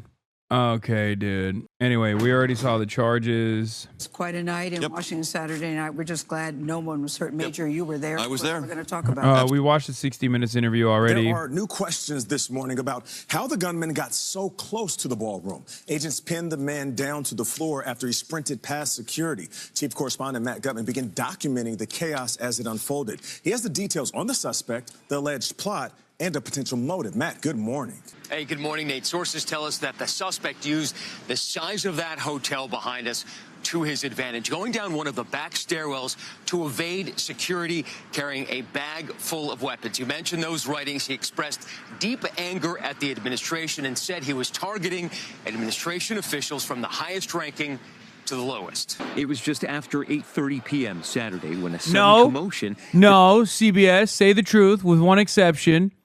One important exception, Crash Out Patel. He did not want Patel. He said, Crash Out Patel, he with us. From the back of the White House Correspondents' dinner sent us scrambling, many ducking under tables as Secret Service rushed the president and other Trump cabinet members from the room. It's absolute mayhem inside. Reports of some sort of shots. I was sitting 3 rows up from the president. Less than 2 hours later, President Trump posted surveillance footage of the suspect racing through a Secret Service checkpoint toward the ballroom. And these images of him shirtless and handcuffed on the floor. Law enforcement sources tell CBS News the suspect is 31-year-old Cole Allen, a teacher from Southern California who was awarded Teacher of the Month at a college prep academy in December of 2024. He left for Washington from Los Angeles by train last Tuesday, checking into the Washington Hilton on Friday, just a day before the dinner. Multiple sources have told CBS News that the suspect stayed somewhere here at the end of the corridor on the 10th floor of this hotel. But there's something I want you to see. Just steps away from these rooms is this stairwell, and that leads directly down the stairs to that terrace level where he allegedly opened fire. He was armed with a shotgun, a handgun, and multiple knives. Police said the suspect exchanged fire with law enforcement. He was not hit, but a Secret Service officer was. Officials told us by shotgun pellets that hit his bulletproof vest. So right there at the dais where you see that flag, that's where President Trump was sitting. In this area here is where C-SPAN was, and it was up the stairs here, just over that landing where the gunman sprinted about 20 yards from where I'm standing. There's a black drape hanging over one of the glass panels that was shot out here, and that's where he was taken down, right over there. According to law enforcement sources, just minutes before the shooting, he posted what they described as a manifesto, writing that he was targeting Trump administration officials, quote, from highest ranking to lowest. He also appeared shocked by the security protocol, writing in part, quote, I expected security cameras at every bend, bugged hotel rooms, armed agents every 10 feet, metal detectors out the wazoo. What I got is nothing.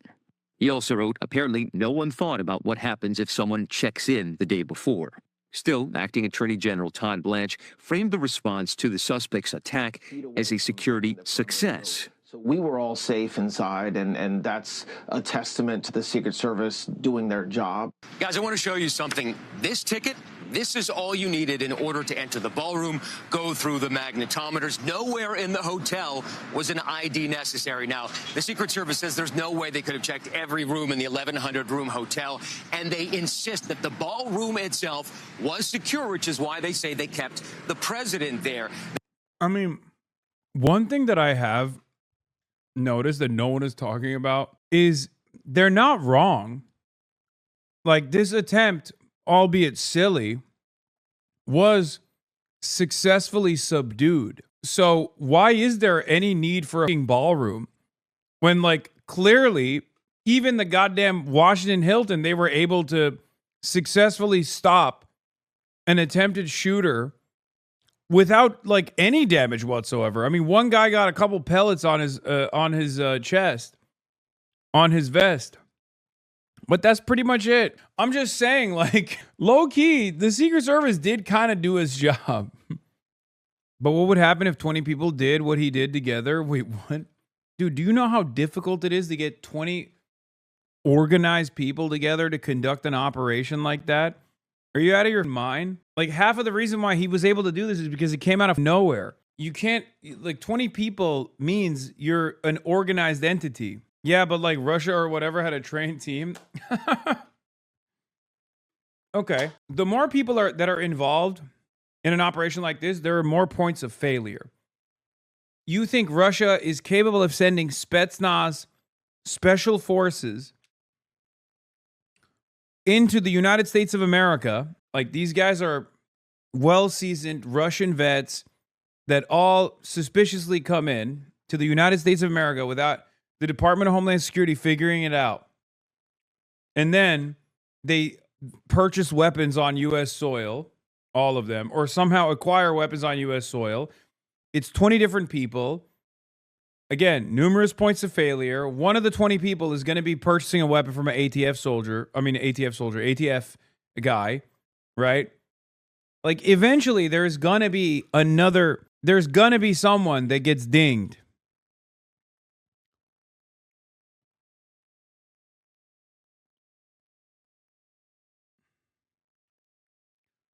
The problem with a lone wolf incident like this is that no one expects it because it's just some random guy. Now, the suspect is due to be arraigned in court here in Washington later this afternoon. It's very possible he will face additional charges. But a silver lining here, that Secret Service officer who was hit, he was released from the hospital yesterday. He's going to be just fine. Major. Matt Gutman, thank you. There have been at least 3 attempts to take Donald Trump's life, all in the space of 2 years. Why do you think this keeps happening to you? The people that do the... I love that question. That was such a funny question. It's like, Mr. President, do you feel like there's something with your vibes that hella people keep trying to kill you? The people that make the biggest impact, they're the ones that they go after. Let's take a look at each attempt and the people who tried to kill the US president. The most dramatic was this one in July 2024, when an election rally in Butler, Pennsylvania turned violent. Around 8 minutes into his speech, shots fired. Take a look at what happened. President Trump was hit in the ear, the Secret Service rushing the stage to protect him. Fake. Moments later, he re-emerged, raising his fist. Fake. Fake. It's fake. This became the iconic image of his campaign for re-election. The gunman, 20-year-old Thomas Matthew Crooks, was shot dead by snipers. He lived an hour from the scene and was described as an outcast who regularly wore hunting outfits to school. Investigators later said bomb-making material was found in a vehicle at his home. Crucially, a member of the public was also killed at the rally, and 2 others seriously injured. There were so many questions. How did someone get that close to Donald Trump with that kind of weapon? 'Cause it was 2 months fake. later, another threat, this time on a golf course. A man armed with an assault-style rifle lay hidden in bushes near where Trump was playing. Okay. So Ryan Ruth, former Trump voter, former Trump supporter, Ukraine defender. The other guy, Thomas Crooks, gave money to the Republicans, seemingly was more of a equal opportunity violence enjoyer. Another radical centrist, but center-right, let's say. Ryan Ruth, former right-winger, center-left liberal. And now, this Allen guy, center-left, NATO enjoyer. I feel like we have a real problem with radical centrists in this country. And I am here to tell you, I am not afraid of saying the truth. I am unafraid to tell you the truth. I am valiant, I'm brave, I'm courageous. We have to figure out what the hell's going on in the radical center, okay?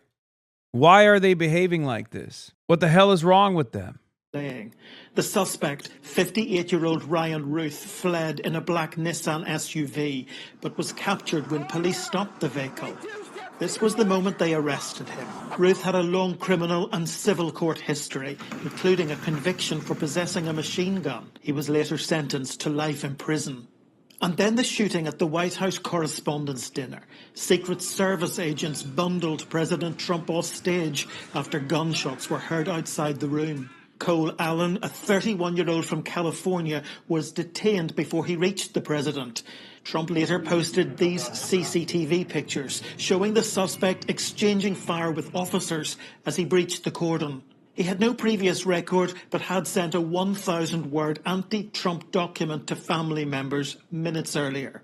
The United States has a long history of gun violence and politics. Gunmen assassinated Presidents Abraham Lincoln and John F. Kennedy. Ronald Reagan survived a shooting outside the hotel where Donald Trump was whisked to safety on Saturday night. In America, the present is never far from the past. Do you think the attempt at the White House Correspondents' dinner was staged? No. Haley, do you? 100%. What leads you to that conclusion, Haley? First of all, I'm sorry. This is the President of the United States at a public venue, and you're telling me that we have not secured, checked the entire building. He has like the best security in the entire country. Am I wrong? Also, the footage is like laughable. The demeanor of everybody. So they're at a table, and there's a clip of they take JD Vance away before they even address Donald Trump. He's just a sitting duck. Like, that can't be real. And you see all these photos of like some Charlie's Angels poses like out in the hallway, like there's a camera crew there just ready for it. Also, a black man trying to assassinate Donald Trump and he's not killed. That's a lie. That's simply a lie. They're not shooting this man to kill after you've heard a gunshot and he's running through a hotel lobby while there's the president on the other side of the door. It's a lie. I think it's all staged. And then immediately following, we get the, see, I need my bunker. I told you so. It's all bullshit. I love it. The first assassination attempt is bullshit. This is bullshit. He even touted it as like a badge of honor. Like, I'm proud to be a president with his assassination attempt. Like, you're insane. This was all staged. Did you not watch when it did occur? And there was a camera that did have a pretty close up of the First Lady, Trump. Then there was a lady on the right. I don't know who it was. You mean Melania going like this? That? Give me a break. And how cooking. Cooking. Dude, it's so much fun. Do not click. Why not? It's so much fucking fun. What the hell? Bro, what the fuck is wrong with you, dude? What the hell is this, man? It's Kimberly Guilfoyle, but my head on Kimberly Guilfoyle's body. How they took Vance out so fast. Then when they went back for Trump. Okay, you even saw that. So they take JD Vance first. But they were on that side of it, I guess. But then when they went down to Trump, he was knocked down on the ground. Just listen to what you're saying. The president of the United States is sitting in the middle of this table, and his Secret Service is taking the vice president first. You don't think that's a little sus? Leanne, you were there. Tell me what happened. Yeah, I was right across the table. Boo, liberals are poo-pooing conspiracy theories. There are Americans in this country that believe that what happened Saturday night was staged. How does this White House tackle that with social media companies out there, whether it's X, Facebook, Instagram? How do they work with these companies to make sure that doesn't get out of control? It's certainly a good question, Aisha. I don't have tangible answers for you on what we're doing with social media companies, if anything at all. What I will say is it's very important to us that we get the truth and the facts about this case and any case out there as quickly as possible to dispel some of that crazy nonsense that you do see running rampant online. And I think the Department of Justice and the FBI thus far have done a good job of disseminating the truth and the facts about this alleged attempted assassin, the perpetrator in this case. So as far as we're concerned, just providing maximum Chopped Caroline. Oh my God, bruh. transparency, and hopefully people will believe the truth rather than the lies and the conspiracy. Yeah, you don't like it? Do you guys not like it when you try to come out with a bullshit conspiracy? When you guys come out with the official narrative and nobody cares? Oh no, people come up with their own conclusions. Well, should have thought about that before you said tonight shots will be fired, okay? Mr. Leader, I know you said you stand by your comments. At the same time, you have been the subject of threats as well. So with respect to this comment about maximum warfare, even if it's about redistricting, why not tone down the language here in this moment? I think that what's interesting to me, as you pointed out, is that the so-called White House press secretary, who's a disgrace, she's a stone-cold liar, had the nerve to stand up there and read talking points being critical of statements all taken out of context that Democrats have made and didn't have a word to say about anything that MAGA extremists have said or done, including providing aid and comfort to violent insurrectionists here at this Capitol. God, he's so fucking hot. Oh my God, dude. I'm sorry for doing this, guys. I know shit makes you nut super hard like you've never nutted before in your whole damn life. When you see the Sex Panther himself come out and just fucking whisper sweet nothings into your ear like this. I can't stop, dude. When I hear him get angry, ooh, I'm bricked. On January 6th, who brutally beat police officers. Now we know why you're in New York? Yeah. I'm going to throw it back for Hakeem Jeffries, dude. The president then pardoned those violent rioters, many of whom have gone back into communities across the country to reoffend. And as you pointed out, one of whom threatened to kill me. He said, kill the terrorist. Where did that language come from? What Republicans use that language? Why did that pardon MAGA extremists, violent insurrectionists, choose to use the language of terrorism directed at me when he threatened to kill me at an event? And so how can we take them seriously when they raise these partisan attacks and completely ignore the fact that a lot of folks, including Governor Shapiro, his home was attacked by an arsonist when he and his kids and wife were there. And this so-called White House press secretary wants to lecture America and lecture us about civility. Hakeem Jeffries? True. We all are relieved that no one... What the fuck happened to his... Was he victim of a political attack too? What is this? Just in, Chuck Schumer condemns political violence in all of its forms. Thank God, dude. Thank God Democrats are at it.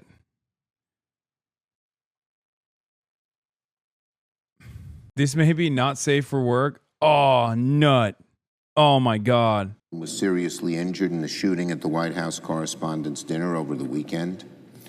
No matter the perpetrator, no matter the motive, political violence endangers our democracy.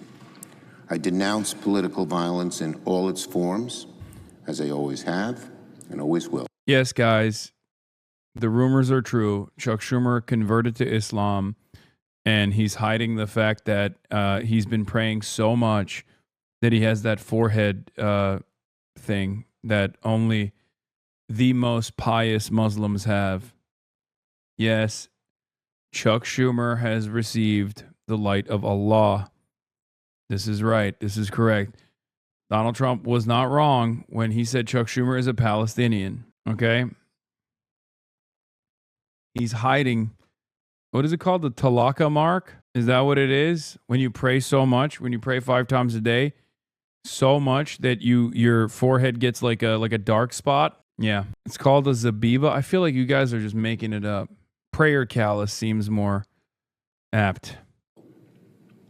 I commend law enforcement's swift response to apprehend the gunman, which undoubtedly saved many lives, and that includes the Secret Service. But given the attempted of the president and, quote, oh, yeah, Jimmy Kimmel. They're after Jimmy Kimmel again. Top Trump administration officials, as the depraved shooter noted in his manifesto at the White House Correspondents Association dinner on Saturday evening, I felt it was prudent to be here today to answer your questions and inform the American people about how the administration is responding to yet another attempt on President Trump's life. Saturday was supposed to be a joyful evening, celebrating free speech and the First Amendment with all of you, members of the... As you know, we love celebrating the First Amendment with all of you pieces of shit, you enemies of the American people who lie so viciously about our big, beautiful president all the time.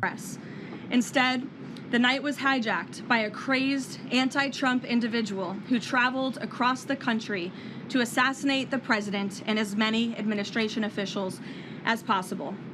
This is the third major attempt against President Trump in 2 years. No other president in history has faced such repeated, serious attempts on his life. First and foremost, the president, the first lady, and everyone in this White House are extraordinarily grateful to the brave law enforcement professionals who sprang into action to apprehend the would-be assassin and keep all of us safe. The president would especially like to express his gratitude to the men and women of the United States Secret Service who acted with the utmost professionalism, courage, and sense of duty. This man who took a bullet to the chest. Thankfully, he was saved by his bulletproof vest. Minutes after returning here to the White House to the Oval Office, despite fighting Secret Service to try to stay and keep the dinner going on Saturday, ahead of addressing you here in the briefing room, President Trump was intent on speaking to this brave agent to ensure he was okay. And the agent assured the president that he was. As you know, I was seated next to President Trump and the First Lady when the shots were fired before Secret Service swiftly moved us to safety backstage. The president's calm in the face of chaos, while yet another individual was trying to take his life, was really remarkable to witness, and it's something I will never forget. Oh my God. President Trump is fearless because he loves this country, and he is willing to put his own life on the line to deliver on the promises that he made to the American public who elected him here into the highest office in the land. And while we are blessed to have a fearless president, we should not live in a country where such constant fear of political violence permeates our society every single day. Except for the president, who doesn't fear anything. We should have fierce disagreement in this country. As you all know, we disagree often. Except if you do, that means you're actually issuing a death threat to our big, beautiful president and should go to prison. Often, myself in this role and all of you in the news media, but those disagreements must remain peaceful. Debating, peaceful protesting, and voting are how we need to settle disagreements, not bullets. Nobody in recent years has faced more bullets and more violence than President Trump. This political violence except our beautiful kindergartners stems from a systemic demonization of him and his supporters by commentators, yes, by elected members. Yeah, she went from we value free speech and we value discourse and we will disagree and that's fine, to literally people are constantly shitting on the president, and that's basically a rallying call to do violence to the president. Also, I saw this. These guys are so insane, dude. American Australian, okay, another like unhinged HasanAbi bot hater. The walls are truly closing in on you, you anti-American rat. Nobody likes you on the left or the right, as you're nothing but a grifter freak, fake-ass, self-projecting, anti-American supporting pedophile piece of animal-abusing shit. And then he posted this, arrest the clock. And I genuinely think these guys have, one, obviously decided that I'm like the greatest evil of all time. We know that, right? But I think we could just convince them that I went to jail because they hallucinate an alternative reality. If enough of these like drama slop tubers basically decided like Hasan went to prison, it's over, okay? I think we could believe them. We could get them to believe this. Like we could convince them. One view, dog. No, it was in my replies I saw. One view and it's you. Oh my God. Of the Democrat Party and even some in the media. Yes, dumbasses. It's a reply to my tweet that I saw in my notifications. And I saw the image. This hateful and constant and violent rhetoric directed at President Trump day after day after day for 11 years has helped to legitimize this violence and bring us to this dark moment. Those who constantly label and slander the president as a threat to democracy and compare him to Hitler to score political points are fueling this kind of violence. The left-wing cult of hatred against the president and all of those who support him and work for him has gotten multiple people hurt and killed, and it almost did so again this weekend. When you read the manifesto of this shooter, ask yourselves, how different is the rhetoric from this almost assassin than what you read on social media and hear in various forums every single day? The answer, if you're being honest with yourself, is that there is no difference at all. Much of the manifesto of the would-be assassin is indistinguishable from the words that we hear daily from so many. For example, as the First Lady of the United States pointed out this morning, just 2 days prior to the shooting, ABC's late-night host Jimmy Kimmel disgustingly called First Lady Melania Trump an expectant widow. Who in their right minds says a wife would be glowing over the potential murder of her beloved husband? And having experienced what I did with the First Lady on Saturday night. Dude, this is just a press release about how mad you are. You know, even Democrats didn't do this shit, right? Like, it's kind of unbelievable. Like, people would literally say Barack Obama is not an American. Donald Trump, who's now the president twice, unironically came on to the discourse cycle before he launched his presidential candidacy, before he launched his campaign, which he won, by claiming that Barack Obama was actually a Kenyan Muslim, not an American at all, an illegal immigrant who had to show his birth certificate, which, by the way, Barack Obama did end up showing his birth certificate. That's how racist this dumbass country is sometimes. Okay? I can't believe it. Like these guys are mad that Jimmy Kimmel, a comedian, made jokes about how much Melania Trump objectively despises being around her own damn husband. Okay? It's unbelievable. It's just straight up a cry fest. What are we doing? What is this? You had to do a press release to be like, I'm really mad about this joke. Get the out of here. I can tell you that she was anything but that. This kind of rhetoric about the president, the first lady, and his supporters is completely They did this with Drewski too. They did this with Drewski as well. They're like, wow, I can't believe it. Maybe Erica Kirk should sue Drewski for what? Making jokes? Like literally legalized comedy, unironically. What the ranged, and it's unbelievable that the American people are consuming it night after night after night. As President Trump said on Saturday night at this podium, we as Americans must recommit ourselves to resolving our differences peacefully and uniting around the shared values that make our country great. The deranged lies and smears against the president, his family, his supporters have led crazy people to believe crazy things, and they are inspired to commit violence because of those words. It has to stop. And of course, our First Lady Melania is here. Look at Melania, so beautiful. You know, Melania's birthday is on Sunday. That's right. She's planning to celebrate at home the same way she always does, looking out a window and whispering, "What have I done?" Before we go any further, Melania, this is Donald. Donald, this is Melania. That was my impression of Jeffrey Epstein. As you're all aware, Melania is a movie star now. Her documentary had a score of 10% on Rotten Tomatoes. Okay. I want to congratulate you. I'm not gonna lie to you. That shit kind of went hard. This is actually good. When did Jimmy Kimmel decide to no longer be bad at comedy? Oh my God. I only saw the Melania joke that like she got really mad at, but this is actually funny. You, Madam First Lady, on your huge accomplishment, the world's first motionless picture. Where's the one that she got mad at though? She was like, breaking news right now. Melania Trump calls on ABC to take a stand on Kimmel. He said she what the all right, we got to see the full roast now. Thank you for watching of the year when football fans find out which young men they'll be yelling the F word at all next season. Tonight, 16 of our nation's most talented prospects gathered in Pittsburgh, each hoping and praying that their name would not be called by the Jets. And speaking of Jets, President Trump is said to be hashing out a deal that would give the U.S. government up to a 90% ownership stake in Spirit Airlines. And who better to own Spirit than the man who ran his own airline into the ground?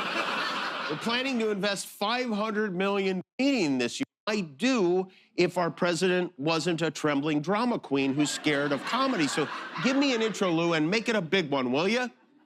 Live from the Trump Kimmel Center in Washington, D.C., it's the All-American White House Correspondents' Dinner.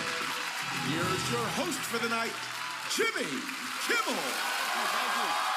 That's very kind of Welcome to the 2026 White House Correspondents' Dinner. Look at you all dressed up in formal wear, dresses, tuxedos. I haven't seen this much black since every page of the Trump Epstein files. We're gonna have fun tonight, and I'm happy you decided to stay, Mr. President. And don't worry, if we bruise your ego, it'll only make your hands look less disgusting. Now, the president didn't want me to tell any jokes about him tonight, but he also didn't want to pay me $130,000 to shut up. So here we are. Sorry, mushroom. Ice, baby, ice. By the way, in the unfortunate event that our president has a medical emergency tonight, do we have a doctor in the house? Do we have a Jesus in the house? I always confuse them, too. I get why you think you're Jesus. This guy, every time he walks into a room, people say, Christ, he's back. Okay, never mind. I spoke too soon. Some of them are mid, but you can't have them all be bangers, you know? Also, kind of set up a fake White House Correspondents' Dinner with like a fake crowd. You're looking good, though, Mr. President. Who did your makeup? Kraft Singles? As the president will tell you repeatedly until you beg him to stop, President Trump has accomplished so much during his second term. He passed new incentives for oil and gas. He put the brakes on solar and wind. That will be your legacy, sir. Breaking wind and passing gas. I do have to ask, though, why do you hate windmills so much? Is it because they can still get turned on by being blown? Marco knows what I'm talking about. He's been there. But I do want to praise the POTUS. Look how far you've come. 30 years ago, you were just some rich guy on Jeffrey Epstein's private jet out of Teterboro, but you worked hard, you stayed friends, you shared some wonderful secrets, and because of that, you were able to fly on that plane 7 more times. Dreams really do come true. Am I right, Dog the Bounty Hunter?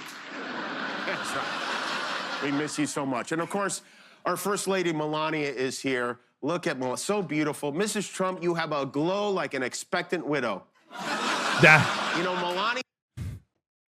That is the bar. You have a glow like an expectant widow is bars. I'm afraid to report that is actually bars. His birthday is on Sunday. That's right. She's planning to celebrate at home the same way she always does, looking out a window and whispering, "What have I done?" The millennials are pretty good. As you're all aware, Melania is a movie star now. Her documentary had a score of 10% on Rotten Tomatoes, which is a website named after her husband's testicles. And I want to congratulate you, Madam First Lady, on your huge accomplishment, the world's first motionless picture. And that... Oh, by the way, before we go any further, Melania, this is Donald. Donald, this is Melania. That was my impression of Jeffrey Epstein. Pretty good, right? That's the best one. Thanks, Chris. I do have an important announcement, and I'm sorry to say it's bad news. J.D. Vance is here. It's hard to get J.D. to come to an event like this. He's a real homebody. His wife had to peel him off the couch. And that reminds me, please do not get up from your seats during the performance because the vice president will them. What a group of patriots. Oh, look at who we have here, Stephen Miller. Which one of you said his name 3 times? Stephen Miller is so racist. The reason he went bald is because his hair was black. Stephen Miller puts the cyst in white supremacist. He's like if baby Hitler traveled in time to kill us. Oh, hey, Mel. What's happening? Congrats on getting all your guns back, sugar tits. So many stars are here tonight. Mel Gibson, Rob Schneider is here. Kanye is with us. Roseanne is here. The whole cast of Who Used to Be a Millionaire is here. And if anyone starts any trouble, fear not, because FBI Director Kash Patel is standing by. Waitress, can we get Kash a vodka soda and a booster seat, please? You know, Trump announced that he wants to reopen Alcatraz, and Kash was like, "You had me at Alca." I'm not saying Kash Patel has a problem, but his designated driver is Pete Hegseth. Pete, the accelerator's the one on the right, and the brake is on. Oh, you know it. Okay. Pete's hair has more oil in it right now than the Strait of Hormuz. And don't worry about the Strait. Pete has a plan. I know that for a fact. His wife accidentally butt-texted the plans to me. And there you go. Later on, Pete's going to read us a Bible passage from Pulp Fiction, so stick around.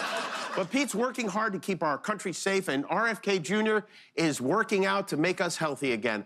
Bobby Kennedy, this is a crazy story. So years ago, he wrote in his diary that he pulled his car over to the side of the road to carve the penis out of a raccoon. His whole family was in the car, and his son asked him, "Dad, why did you do that? Why did you chop the penis off a dead animal?" And he looked at his son and he said, "Because I'm a f***ing psychopath. Now get out of this car and go get measles." Hey, speaking of psychopath sons, how about a round of applause for Eric and Don Jr. who are here tonight? Hey, guys, what's up? If there's time, maybe I can introduce you to your father later on, huh? So Don Jr. and his fiancée just had their bridal shower at Mar-a-Lago, and the rumor is that their wedding might happen at the White House, which, wouldn't that be amazing? We could see a Donald Trump get married and a Donald Trump get divorced in the same building. The wedding will be just like Don Jr.'s veneers, big and white. I don't know what you're laughing about. When Eric was born, he was so ugly, his father asked Pam Bondi to redact his name from the birth certificate. Eric, I'm so sorry you were able to make it tonight, but you look great. You look like an elbow with a face on it. Tickets to this event were very difficult to get. Not everyone was invited. Kristi Noem isn't here, but actually her husband is. Oh, where is her husband? Where is he? Oh, there he is. Oh, no, wait, I'm sorry. That's Marjorie Taylor Greene. But I get why Kristi stayed home. If my husband had tits like that, I wouldn't leave the house either. All right, I'm almost out of time. Brendan Carr's giving me the light. Brendan Carr is the head of the FCC. Back in September, he tried to get my affiliates to throw me off the air. He said we could do this the easy way or the hard way. Same thing he said to Lindsey Graham 10 minutes ago in the all-gender restroom.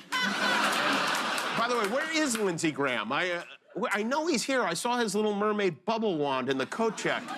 Can someone please ping Lindsey on Grindr? Oh, there you are, you sexy little warmonger. What a night. You guys have been so great. And in all seriousness, I do want to thank the president. Are they actually getting roasted? No, dude. What the fuck? You can't tell that, like, it's clearly from... They clearly took footage from, like, different State of the Unions and stuff like that. And we are the hottest country in the world right now, and that's all because of you, sir. You truly are the goat and a monkey and a pig. You made America great again, and you've made comedy great again, and that is why I'm very proud to announce the winner of the inaugural Burger King of Comedy Gold Award goes to none other than our president, Donald J. Leno Trump. Congratulations, sir, and thank you. It actually wasn't bad, like, but obviously Donald Trump got real fucking mad about it. He said, wow, Jimmy Kimmel, who is in no way funny as attested to by his terrible television ratings, made a statement on a show that is really shocking. He showed a fake video of the First Lady Melania and our son Barron, like they were actually sitting in his studio. I love that I just dunked on a chatter for being dumb a little bit, like slightly dunked on a chatter, being like, no, obviously he's not in the fucking studio. And it turns out President Donald Trump also got mad for the same reason. He was like, well, how are you allowed to do that? Why? I wasn't in the studio. Why would you make me look like I'm in the studio with my wife? Wow. Didn't know it was allowed. This must be illegal, which they weren't and never would be, he then stated. Our First Lady Melania is here. Look at Melania, so beautiful. Mrs. Trump, you have a glow like an expectant widow. A day later, a lunatic tried entering the ballroom of the White House Correspondents' Dinner, loaded up with a shotgun, handgun, and many knives. He was there for a very obvious and sinister reason. I appreciate that so many people are incensed by Kimmel's despicable call to violence and normally would not be responsive to anything that he said, but this is something far beyond the pale. Jimmy Kimmel should be a Disney and ABC. Thank you for your attention to this matter, President Donald J. Trump. Bro, you're the president, man. You're the fucking president. You're the motherfucking president. What are you doing? What is this? Like, he's making a joke about how your wife hates you. Do we have to do a national, like, autism awareness segment every day now where I break down, as an autist myself, I break down autistically what jokes are supposed to make you laugh, like how a joke is crafted, like what the intended effect of a joke is. The joke in no way, shape, or form is a call to assassinate the president. The joke there is that your wife hates you. Okay? That's the joke. Just like when I was talking about Republicans not giving a fuck about Medicare fraud and lying about caring about Medicare fraud in response to Mike Johnson's claims that they were cutting $800 billion off of Medicare and Medicaid, claiming that they were cutting Medicare fraud. I said, if you Republicans actually cared about Medicare fraud, you would bleep Rick Scott, because Rick Scott is the largest award-winning medical fraudster in the United States of America, responsible for $1.7 billion worth of Medicare fraud. That statement, in and of itself, is not a call to kill Rick Scott. That statement is about the hypocrisy of the Republican Party, specifically about their claims around giving a shit about Medicare fraud when they clearly don't. FB says you're wrong. I thought I was autistic. I was wrong. I was 30 in 2019. Oh my God, stop. I read this. In any case, this is so fucking annoying, okay? This is so unbelievably annoying. I hate this shit so much. I hope this really pisses off liberals, though, because they clearly see attacks on Jimmy Kimmel as like an attack on truth, justice, and free speech. It's the only time liberals seemingly care about free speech, so that's good. Yeah, White House also posted this shit this morning. Enough is enough. I do think that the hate speech of the Democrats is very dangerous. I really think it's dangerous for the country. Anyway, on that note, I'm very tired, everybody. Are you siring a filter? Your head looks so big. Yes. That's all I got for tonight. Okay. Tomorrow is a big